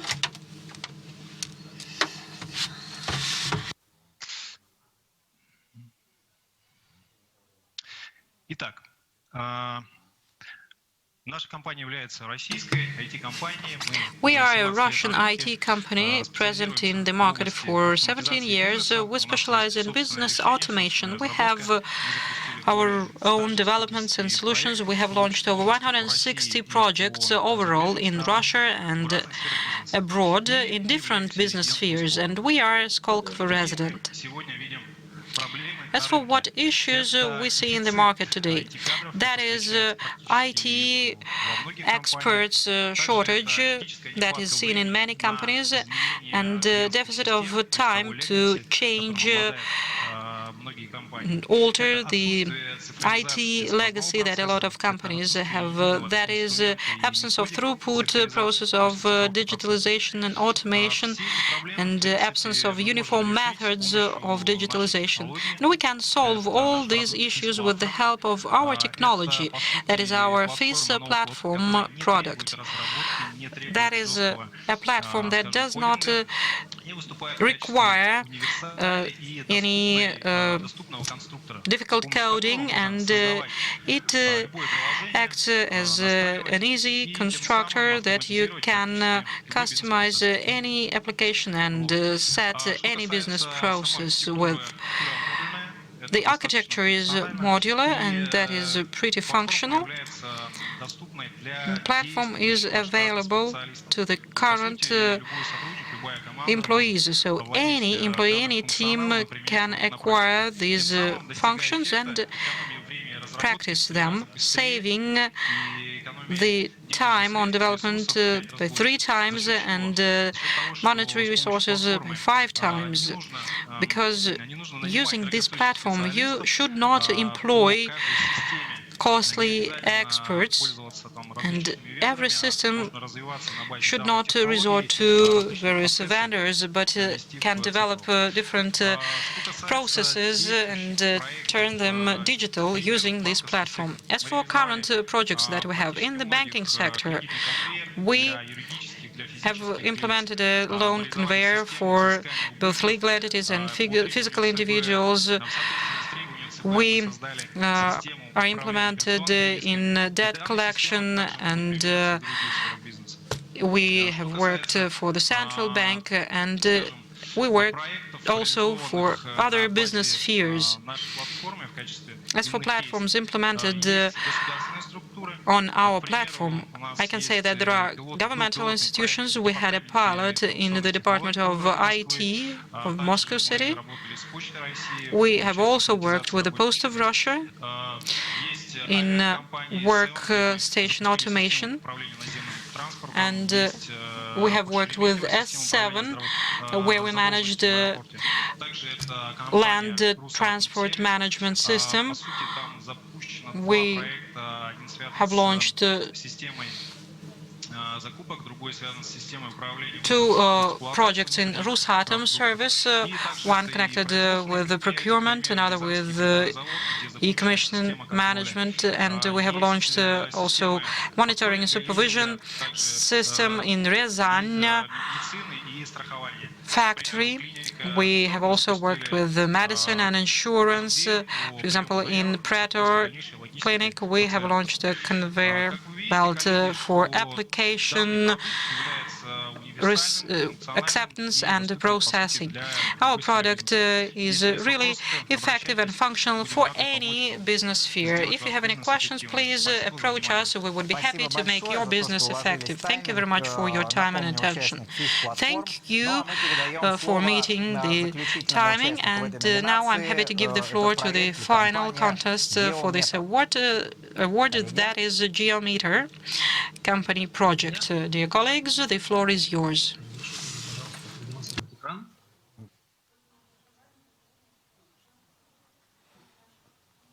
Коллеги, вам слово. Можно включить презентацию, если есть. И 4 минуты. Colleagues, the floor is yours. Please launch your slides, and you have 4 minutes. Thank you. Hello, my name is Alexey Dudarev, and I represent GEMS Development Company and Geometer project, that is a platform to solve tasks of city management on the basis of geodata. Over half of the global population lives in the city, and the city is a small territory that is a cross-section of interests and development plans of different areas, that is transportation and energy and waste management and construction. And there is a separate department responsible per each area, and each of them have their own development plans. Today we use automation, but one process remains analog, that is agreeing and adoption of the projects basing on the activities. No matter how great an expert is, but processing huge arrays of information on the city is difficult, and that influences the quality of decision-making. That's why when our customers, leaders of regions and cities understand that their management efficiency is limited with an expert opinion of specific people, they want to make difficult processes transparent and make decisions on the basis of data. Then they approach us, and GeoMeta web platform provides for transparency of data and analytical support on decision-making. For example, if you choose a location for a kindergarten basing on demographic forecasts, real queues and construction forecasts on residential buildings, or if you want to determine optimal implementation of transport development basing again on the real load with the information that we receive from mobile operators. What is critical here is to process information on social response of the population on the decision made, and questions of quality index of the urban environment. GeoMeta is used to develop a system of info support to all the activities. The Russian Federation has 25 regions already installed our product. What is more, 10 years ago used to be IT department of a big urban development institute. We had to do something for the paper general plans to be information models, and they help to efficiently manage the city and to make the population of the city happy. Today we are doing that. We have all the tools for that. We have good technological background, ecosystem, and our business expertise. More than 37 people engaged in development of software. Please share with the mayors and governors this information. Thank you very much, dear participants. We are just strict timing. There is one question from Yuzhno-Sakhalinsk, where we have nighttime right now. I would like to thank all the contestants of our nomination, the best solutions for economic development. I would like to give the floor to Larisa Katysheva for our further activity according to the agenda. Dear colleagues, thank you so much for a very interesting presentation. But I'd like to give the floor to a colleague of mine, Alla Zharova, and we have Kaliningrad online. This is our last online session, 5 minutes for Kaliningrad. Unfortunately, you have 5 minutes only. Dear colleagues, good afternoon, good day. I'm very happy to introduce Natalia Sibirova, Vice Governor of Kaliningrad Oblast. Dear colleagues, good evening. Natalia, may we start with that video? You know, I believe that video is necessary.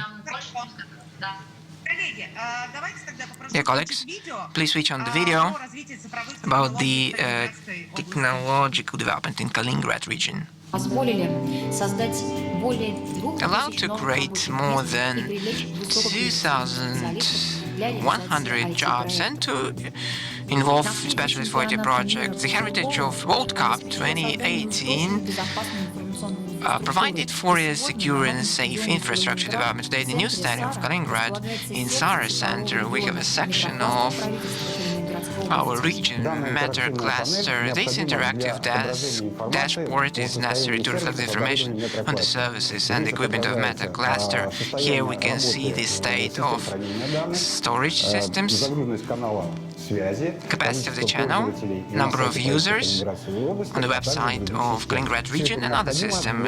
All these things are required to reflect the information on the current state on real on-time mode. Particular geopolitical position of Kaliningrad region is a challenge to provide for information security of the region. 2020, the government of Kaliningrad region creates the special center responsible for that. In the region, we see the implementation of many platform solutions for the smart city and for smart region in utilities and in rural areas development. A regional web portal of municipal services allows a better quality and affordability of services for every dweller. The better living standard is a priority of our region. Active development of information system allows tackling this task.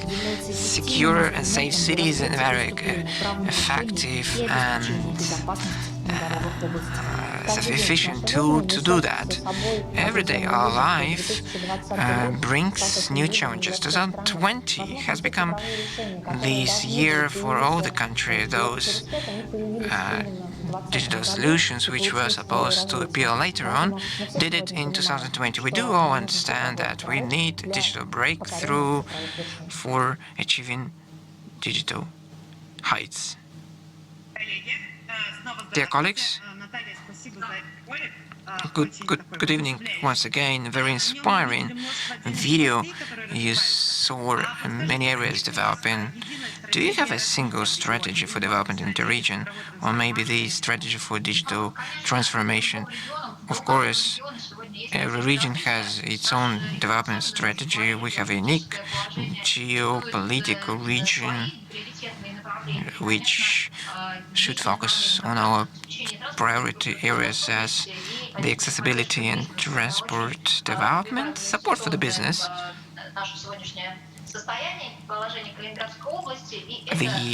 our position. This is new set of technoparks, IT cluster. As for the digital strategy of the region, of course, this is better standard living of every citizen through digital development. This is the development of the processing center. These are major areas. We do understand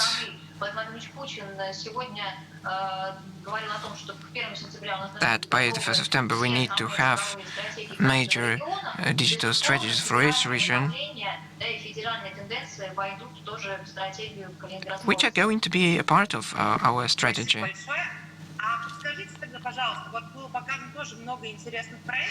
There were many projects demonstrated. How do you assess these digital projects? Particularly talking about the citizens. You know, during the pandemic time, the Ministry of our made a survey among the citizens. Around 56% of those respondents positively react to digital transformation of the region itself, even though the digitalization is coming seamlessly. The results can be seen. What can you wish other regions in digital transformation? You know,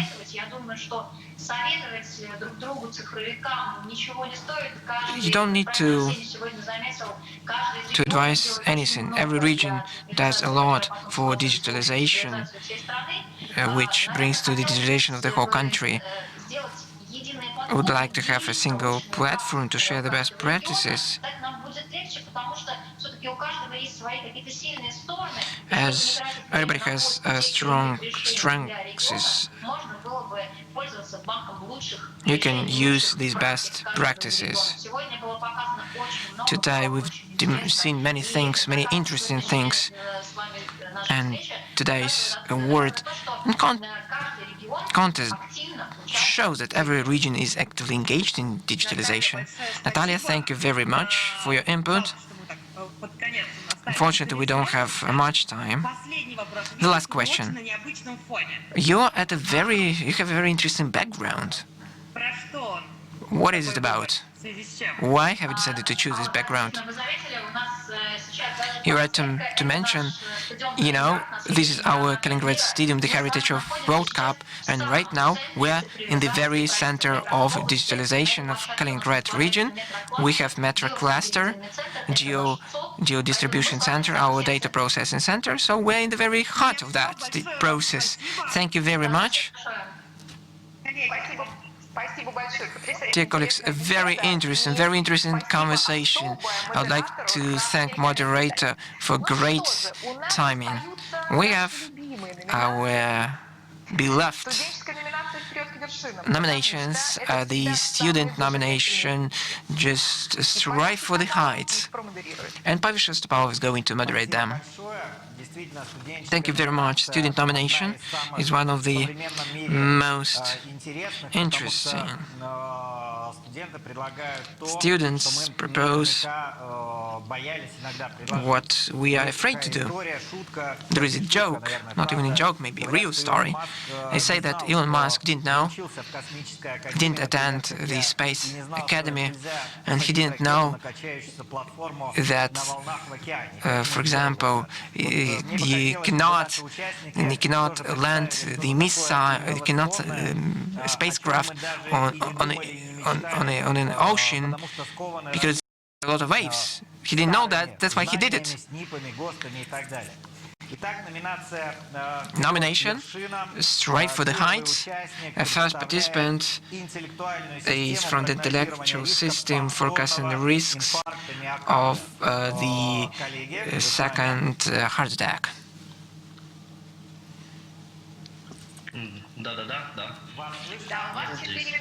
You have 4 minutes.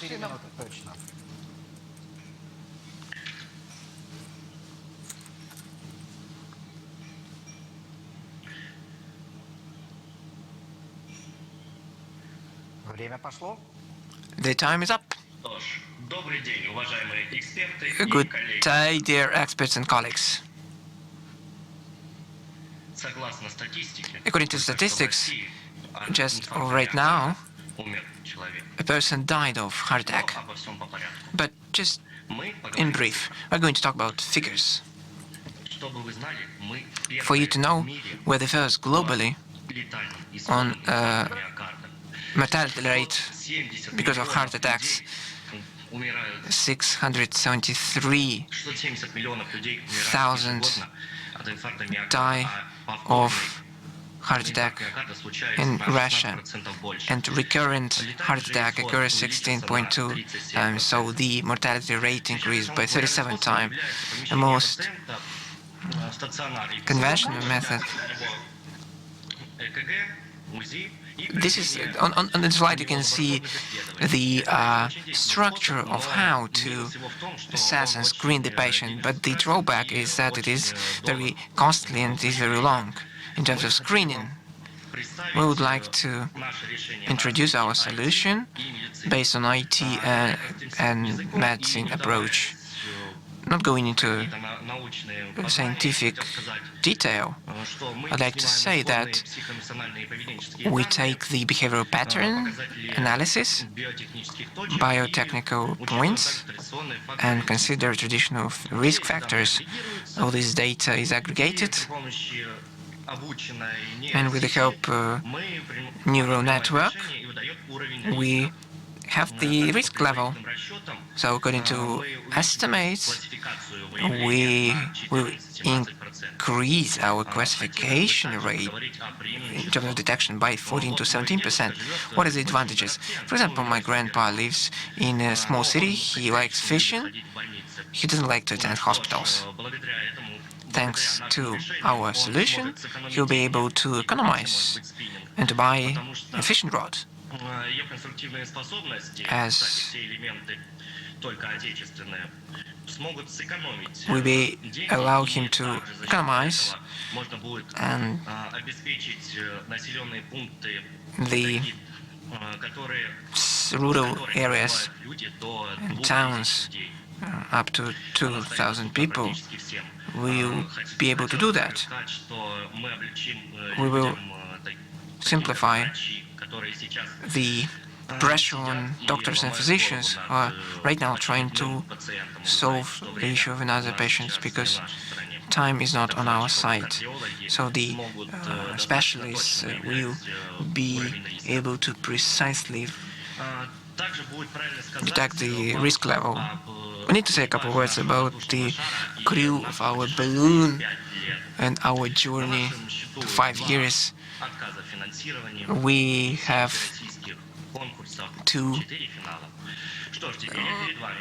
four finals lost, 2 times were rejected financing. Now I am in front of you. I'd like to thank you for this opportunity to be heard.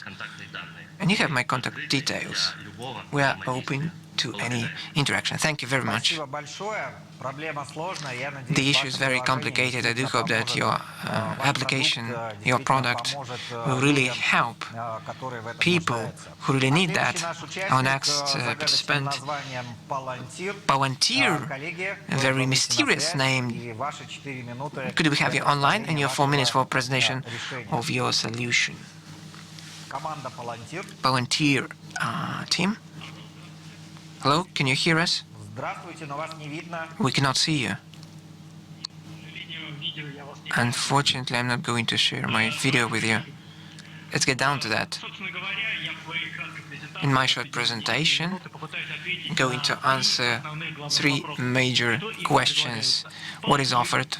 Palantir, Beagle name, is a software to work with open data in social media. It gives a tool for search engine analysis of the results and data storage for post-processing. Who might be interested in that? It might be interesting as for the private sector and the state sector. This is required for analyzing the clients to develop marketing and business analytics. What is more interesting, how it can be used by the state to analyze mass media information and for security issues, fight against extremism. There is a question, how is it possible to do? See this question in your eyes. I would like to say that there is a huge number of private and state solutions to find solutions to these problems, to analyze social networks. Palantir, I just got to know that in the US there is a company like doing the same, analyzes social media for private companies and for the state. Popsters, Quantly, social makers, and Prism, the state-owned company, Carnivore, and Russian Zeus development. Right now, state solutions either violate federal laws the law on the personal data or constitution law provoke a lot of negative reaction because the information is taken from those sources data which are not open. But most social networks have open API where you can get initial data. This is my solution. Analysis of social media is interrelated with infographics. Analyzing social network is possible through number of info traffic between nodes. Each node is a user. How can it be used for fighting extremism? If we, for example, have some users who just circulate information, extremistic information, so we can find the core within these nodes and analyze the roots of how this information is circulated. To fight circulation of information, it's necessary to deactivate several nodes, provoking less negative reaction. It allows using more narrow control. Further on, for accumulating information, after we have a lot of data, you can use web mining algorithms. 30 seconds for your conclusion, please. I have 15 seconds. I don't have enough time to do that.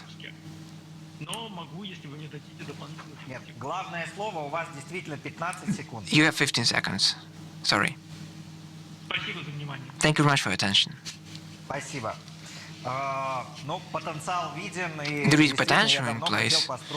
I wanted to have the graph of my social ties in social networks. The next team is software, hardware set for autonomous vehicle, competing against Yandex. Software and hardware set for autonomous car.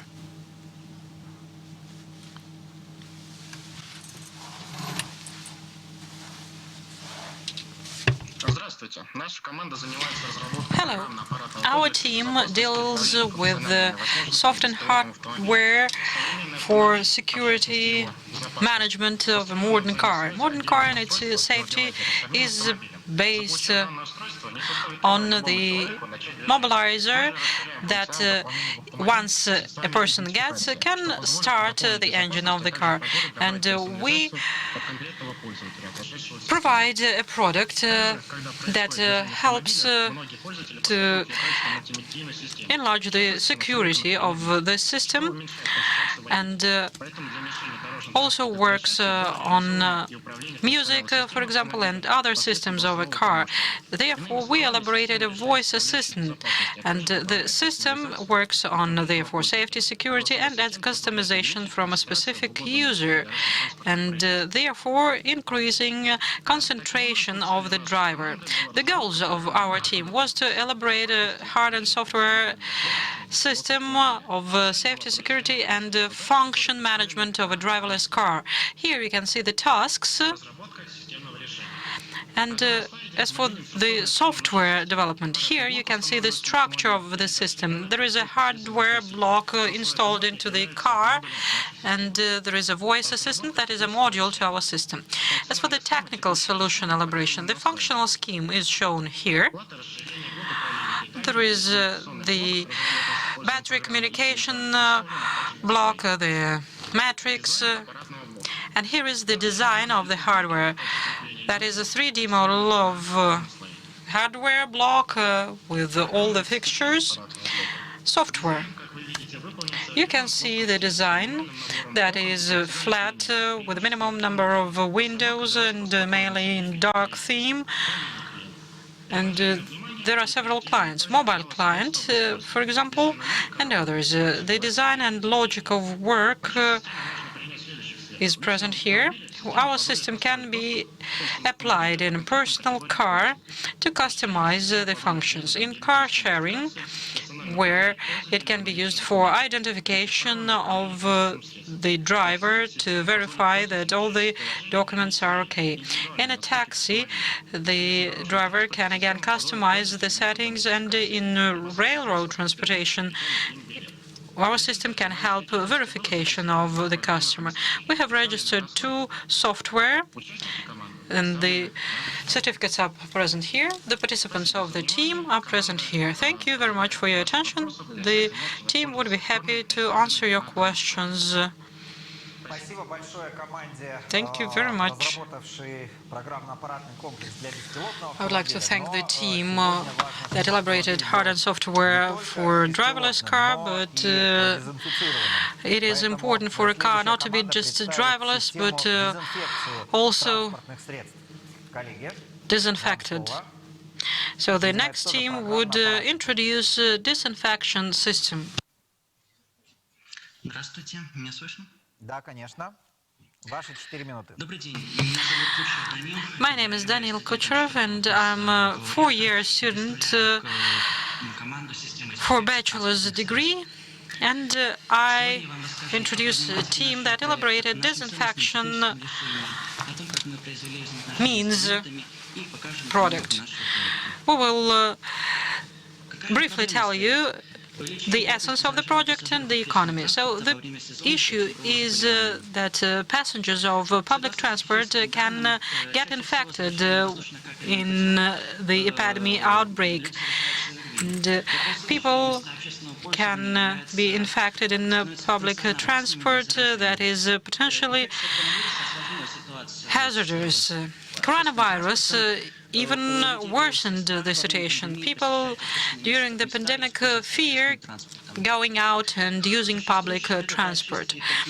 Current disinfection methods such as fumigation and ultrasound disinfection have drawbacks, such as the need of a human presence, and it's also necessary to maintain the devices. The target of the goal of our project is to elaborate a special recirculator for public transport that can safely and qualitatively disinfect the transport.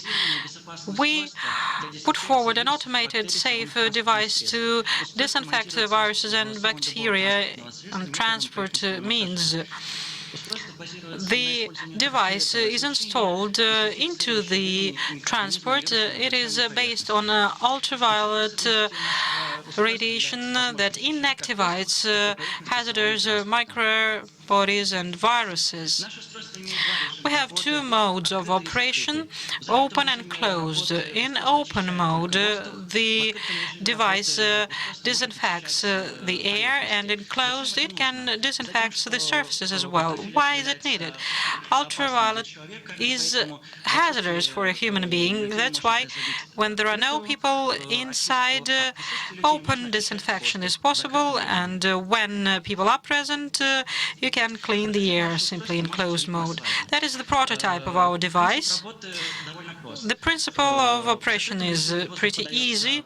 In closed mode, the air goes into one of the outlets, and then it disinfects inside, and then it is put out on the other end.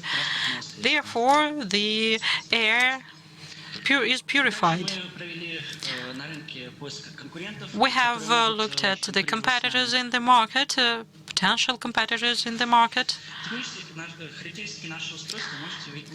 Here you can see technical properties. The key ones are that our device can be installed on the walls of a transport and disinfects surfaces and air in 6 to 20 minutes, and it can work from the transport battery using 12-24 volts. Our device is scaled. It can be installed in different transport, both in public transport and taxis, buses. Telemetrics, our device allows to see whether there are people on board and therefore prohibit open disinfection. So we have, as I have mentioned, 2 modes of disinfection, and our device allows to disinfect transport from dust. We have determined 3 channels, that is public transport, taxi, and car sharing. As for our relations with the customers, our device would enable to increase passenger flow, because people would opt for public transport with the disinfectants more, and our solution is in demand. We think of raising funds through selling our patent that we filed an application for, or to come up with a small innovation enterprise. The current stage of our project is elaboration of a prototype and assessment of efficiency of its operation. Potential partners of our project are the Center of Additive Technologies and Interpolaris. Economic viability, the net cost of our product is 35,000 rubles, and the return should be 38%, and we are planning to sell our product at 48,000 rubles. Thank you very much. The next team is Cerebrum MD. The floor is yours, please. And be brief. You will receive an extra bonus if you stick to less than 4 minutes, but not over 4 minutes. Hello? Just a second.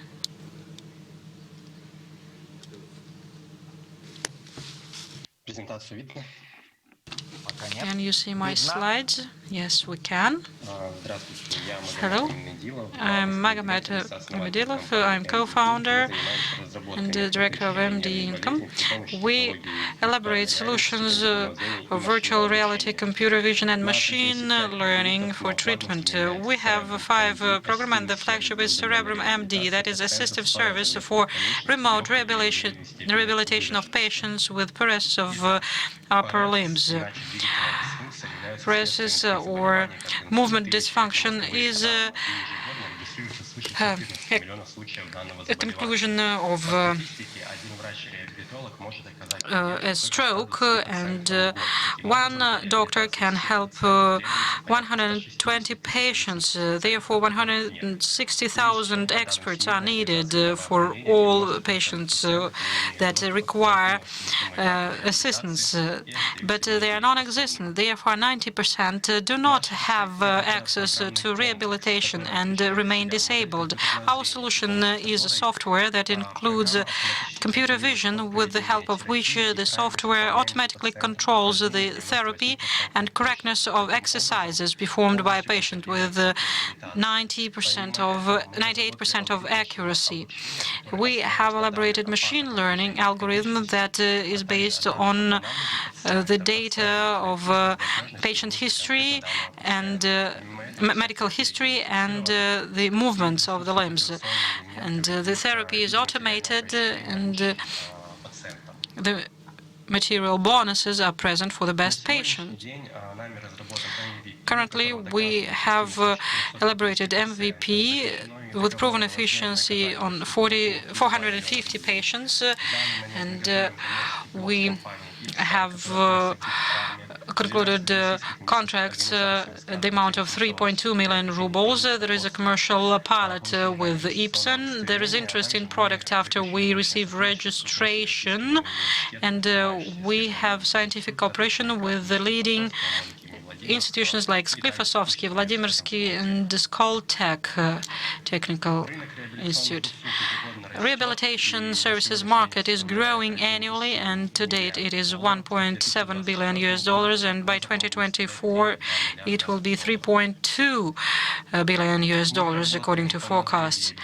We are working on B2B model, and we provide private, governmental, and medical organizations services for therapy and cerebrum MD for 50 and 100 patients that will cost $2,000 and $3,500 respectively.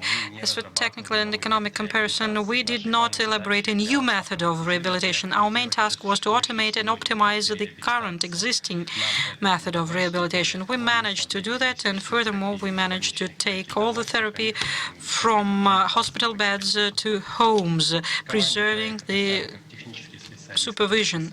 On our team, we have technical experts and scientific and IT experts. Our scientific consultant is Larisa from Sklifosovsky Institution, and Candle M. Cannon from the U.S. Sanford Institute is also our scientific consultant. Thank you very much. Thank you very much. You have met the time limits. Your project is really inspiring, and its social side is worth mentioning, though you mentioned prices in rubles and dollars. And in conclusion, there is a team that has elaborated software for 3D modeling for people with disabilities. Good evening, dear experts and listeners. My name is Polina, and I introduce a project for 3D modeling to people with disabilities.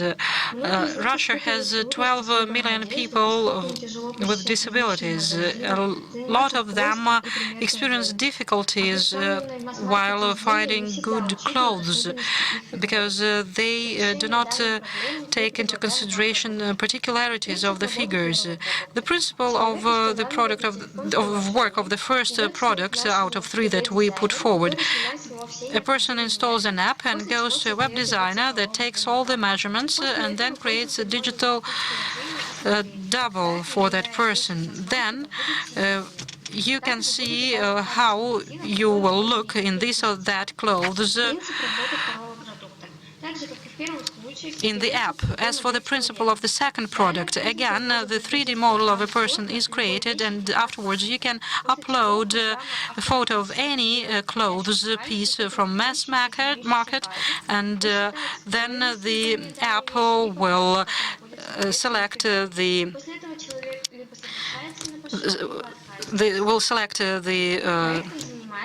material and show how it will look on the person. Then the person either agrees or objects the piece of clothes. We are twice winners of All-Russian Accelerator of social initiatives, and we have several technical projects implemented today, together with People Project, that is a project on inclusive clothes sewing.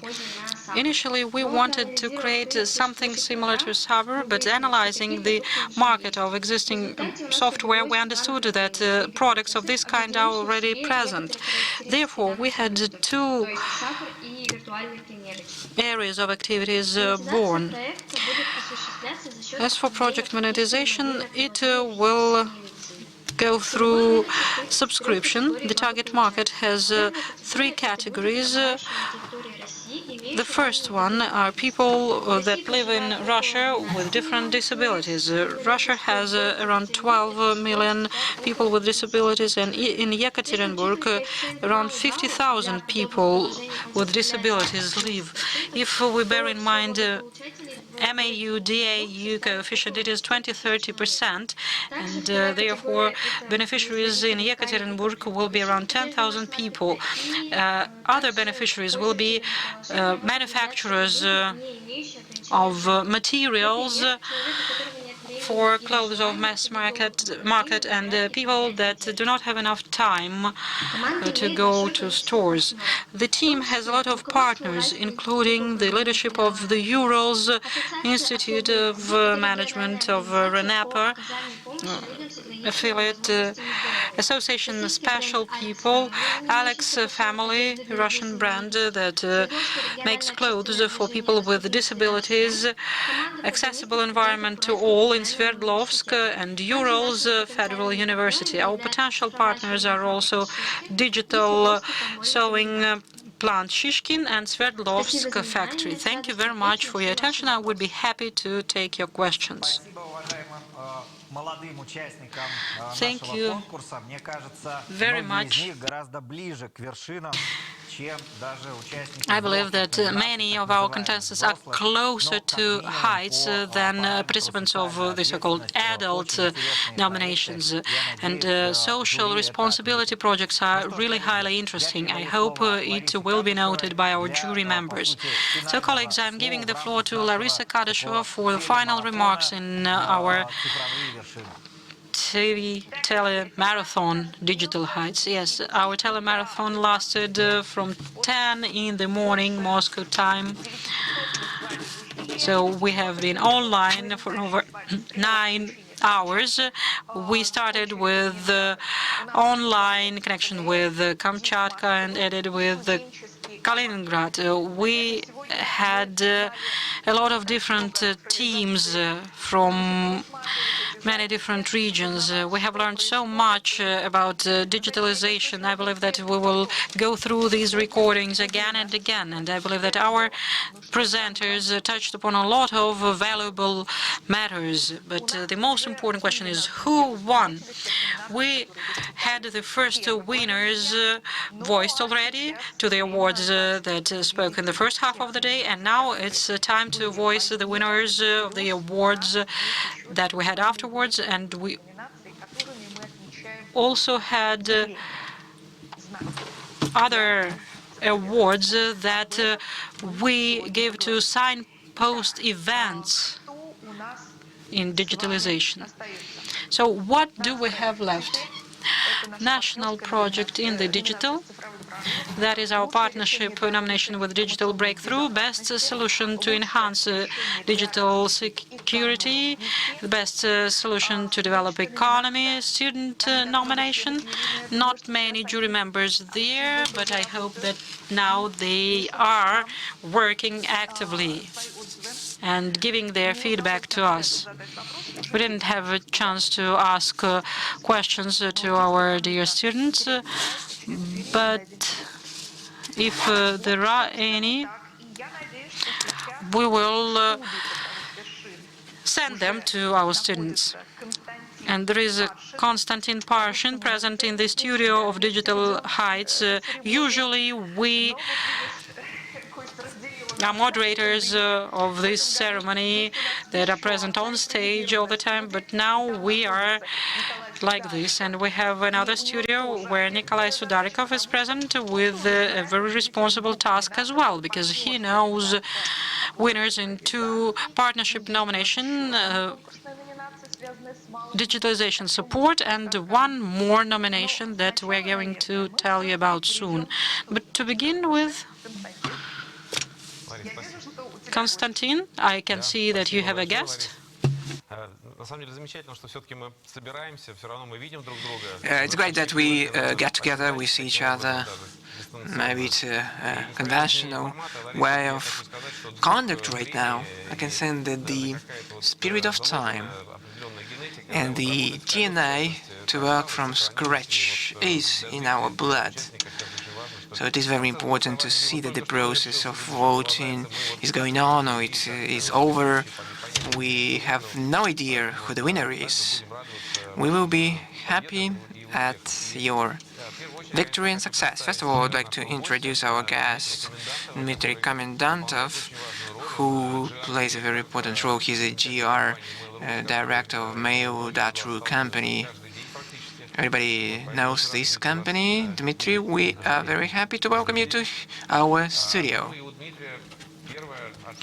And Dmitry has a very important task to give the name of our first winners in a couple of nominations. Dmitry, please take the floor. Good day, dear friends. It's a great privilege for me to be here, represent not only the company, but to introduce the winners. It's very important to support industry for our sector, for the digital transformation in different sectors, in state governance to develop. So let's get to the national project about digitalization. I have an envelope. So the winner in national project in digitalization is exciting BMI. Let's give a round of applause. We do hope that our audience is going to join us. We do not hand in special awards, but they will be sent to our winners. Very great statues. I do hope that the fame and recognition in these nominations will allow the companies to move forward. The next nomination, the best solution for information security, Acronis data protection, is the winner. This is a well-deserved victory of a famous company. Mail.ru should look at this company at a different angle to look into the possible cooperation with this company. I'll convey the information to those responsible in our company for that. The best solution for economic development, and that was next nomination, and the winner is an investment portal of Moscow. I would like to give the floor to colleagues representing this project. I do hope that we have them online. Roman Urnashev, advisor to the head of DAT of Moscow, and Svetlana Garneva, head of investment directorate. Svetlana, Roman, good evening. Good evening. Good evening, dear colleagues. Thank you for giving the opportunity to take part in the contest. It's a great privilege to be the winner and to receive such a high recognition. But first of all, I would like to thank our users and entrepreneurs opted for digital services on our investment web portal. Undoubtedly, such a success would have been impossible without a strong team, without our partners, without our expertise and lack of sleep sometimes, but it was worth it. Those entrepreneurs, which are in Moscow right now, have used our digital services on web portal more than 90,000 times. Moscow Investor, grants, mobile application are the most popular ones. I'd like to thank everyone. Thank you for such high assessment. I believe that the forthcoming years will allow us to achieve higher. The pandemic is going to be over, and we're going to see each other in offline. Yeah, digitalization is changing the world, but we are very happy to do that together. Thank you. Thank you. Svetlana, please take the floor. I would like to thank. We were very excited about the results. I would like to thank you for organizing such a very interesting contest and to share. Here we have so-called feedback line. So over the time, we have a big number of applications and requests on IT technologies, investment climate. These are requests for subsidies, for support measures, and the rating of your contest was very vivid on our web portal. Thank you very much. Once again, we are going to strive for new digital heights. I'd like to sincerely thank the whole authority of Moscow, DAT of Moscow, you've managed to maintain quality, the real speed of entrepreneurship.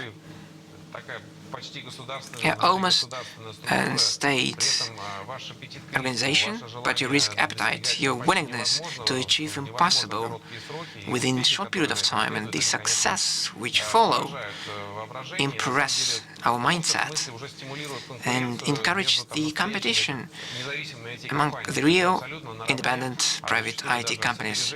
Sometimes you solve tasks in an advanced manner, but 2020, which was very difficult fight against pandemic, was the hardest exam for you. Thank you from the whole innovative community. We did see that. We do hope that the experience will be very useful, particularly for the regions of our country.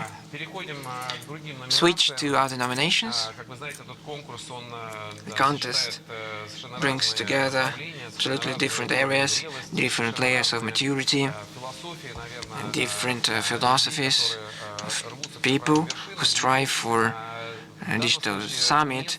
In this case, we need to say about the nomination, which are beyond our contest, which is very important as well. One of the nominations is on the path to digital democracy. The title is self-explaining. We talked much about this last year. We did a lot in this respect. In this regard, I'd like to give the floor to St. Petersburg, Alexander Malkevich, first deputy of the Commission for Development of IT and Mass Communication of the Civic Chamber of Russia, Director General of St. Petersburg channel. The floor is yours, Alexander. Good evening, dear colleagues. It's great that we conclude the results of such an award. We're discussing digital success, digital breakthroughs, which happened in our country last year. Since the nomination is very important on the path to digital democracy, why am I a kind of a big gun here? Last year with the head of work task force within the Civic Chamber of Russia, which was called on control over distance voting procedure, and right now it has been expanded and task force on introduction of new advanced IT in voting processes. Let's be honest, the real breakthrough in digital democracy, the most important step towards creating e-voting democracy was e-voting procedure itself, which we tried in 4 regions of Russia, first on amendments to the constitution, then the general election. And this is a real breakthrough. I don't want to compare with the previous US general election. We saw what the postal election was. We demonstrated to the whole world how you can securely bring in this e-voting. There were no questions asked with regard to this voting verification. So that has become a real one using your smartphone on the e-state service web portal. I do hope that this year other 10, 15 regions going to join this path, and we'll be moving towards 2024 developing such services and platforms. It's a great privilege and pleasure for me to proclaim DAT as the winner in this nomination for creation and launch of distant voting in our life. Dear colleagues, DAT of Moscow, I'd like to listen to your comments. We have Vladislav Shishmaryov, the head of data control in Moscow Department of Technologies, IT technologies. How did you manage to achieve that? Vladislav, could you please switch on your mic? Vladislav, we don't hear you. The video is perfect.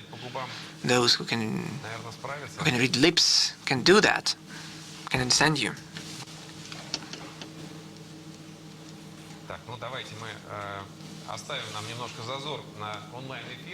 Let's have some time for online broadcast, for some technical disruptions.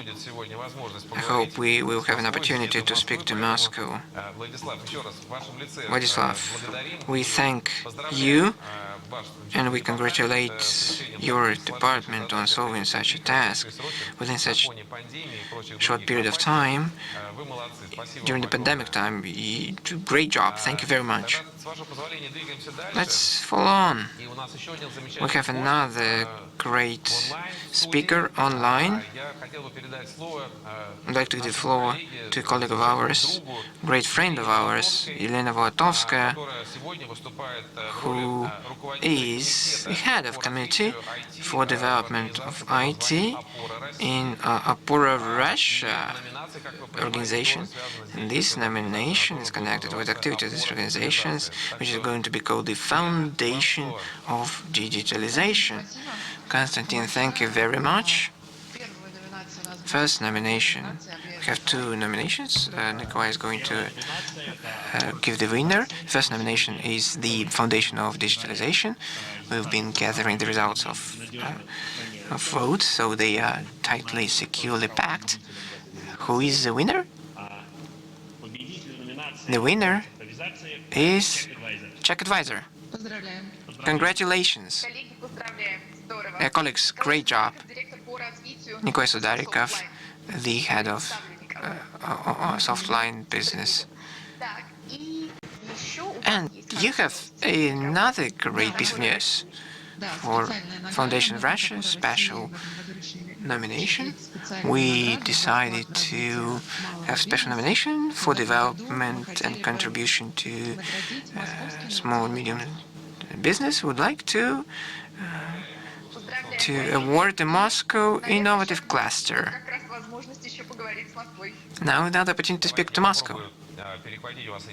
Let me take the initiative. I'm very happy to talk to Moscow, but I'd like to compliment, if not for your official suits, you can be seen as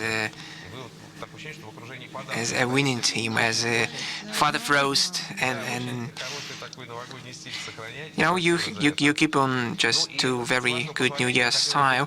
From here, if you will, I'm going to give the floor to Maria Tavadze,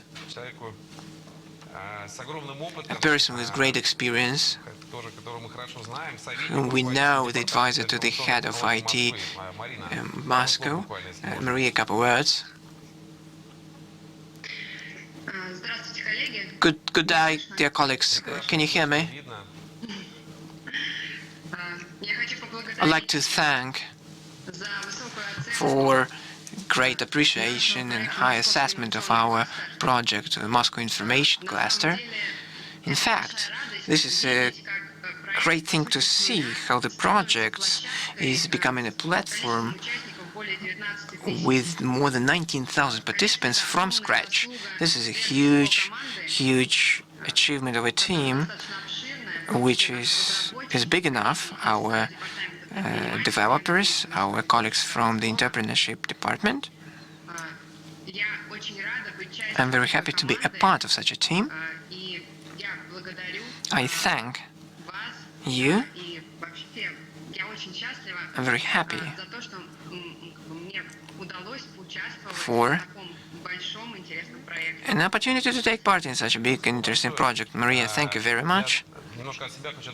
On my behalf, a couple of words. If you don't know, this project is only a year. You just disrupted the market, bringing together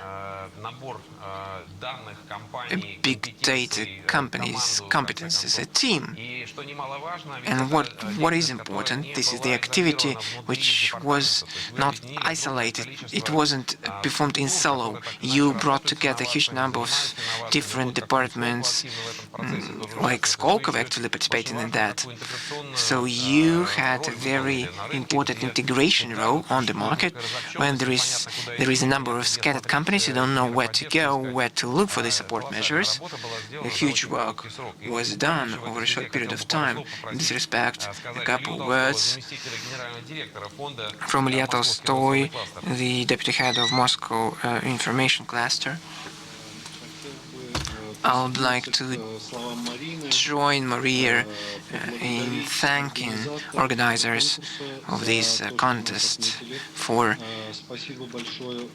paying attention to our project. Very interesting contest and very interesting participants.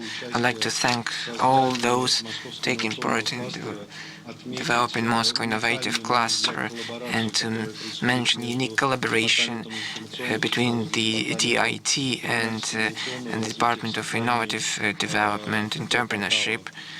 While creating this web portal, all those people spend their effort, time, and willingness, desire, and everything else. In order to do that, I'd like to thank Maria for her valuable contribution. I'd like to thank organizers. I'd like to wish you good luck. So let next year bring more success and results. Ilya, Maria, we're expecting new heights. You can all achieve them next year. Moving from super professionals, super team of mature IT specialists, managers, to nomination, which is about the future, which is about the students. We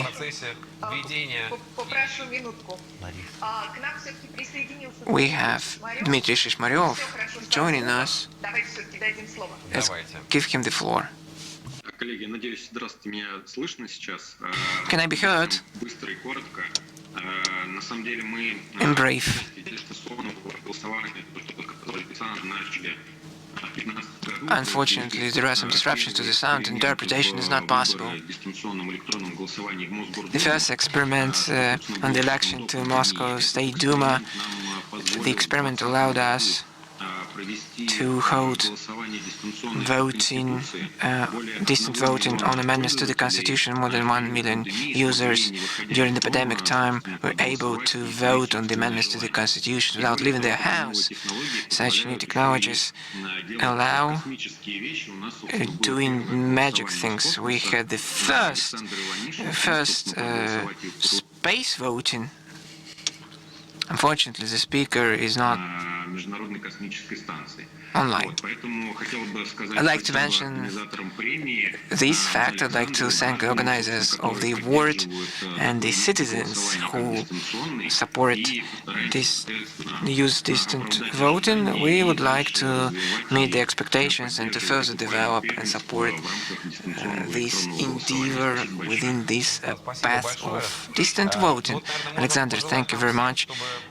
We need to thank and we need to wish at all the services we have right now, and probably voting is the continuation of person's opportunity to do that. I'd like to wish next experiment to become a part of our routine life. Use this service like we order food delivery, hire a taxi online. This is not about big state projects, this is our life.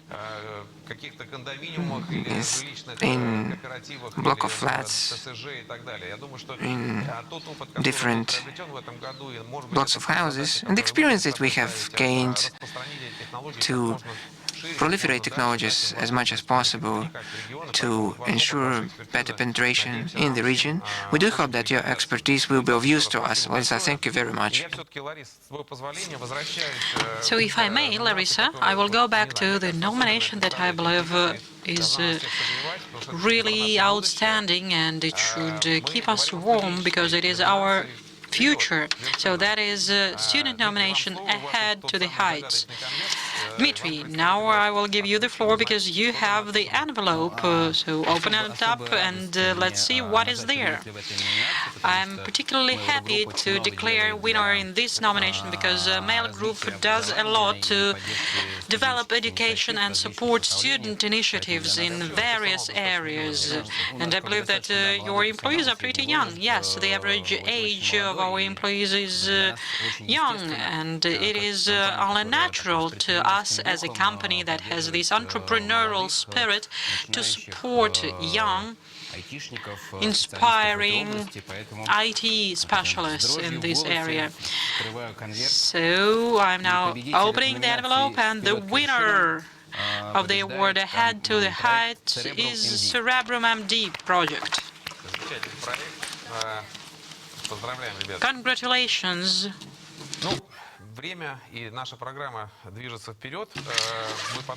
Time goes on, and therefore we are at the closing nomination. Larisa, I believe it is your favorite one, and I believe yours as well. I'm trying to conceal this fact, but that is truly so. Technologies do not live on their own. They have to come to our life, but so that people are not afraid of them and start promoting them. That is not an easy effort, and journalism is an art. That is an art that makes difficult and complicated things easy. And now we would be happy to award professionals in that art that is called Heights of Digital Journalism. We're happy to give this award to our colleagues from A News. I hope that they can hear and see us, and they will open up a bottle of champagne. Our congratulations go to them. So I would like to express our gratitude again to all the organizers and nominees. Larisa, the floor is yours. Thank you very much. So we have had 9 hours and 35 minutes online. How do you like this record? As for A News, that is one of the most quoted on social media news service in Russia, and they're really great in the digital. Guys, you are wonderful. Thank you very much. And I would like to express my gratitude to everybody, to the team of Digital Heights, RANEPA, Gaidar Forum that have arranged this marathon, to the regions, to the brilliant teams for their presentations, to the moderators of Genius. It is my wish to be in the studio together with you, and let it be so next year. So let's meet Digital Heights 2022, and let's meet online and offline as well. Let's meet face to face. Thank you very much, and let's meet at Digital Heights 2021.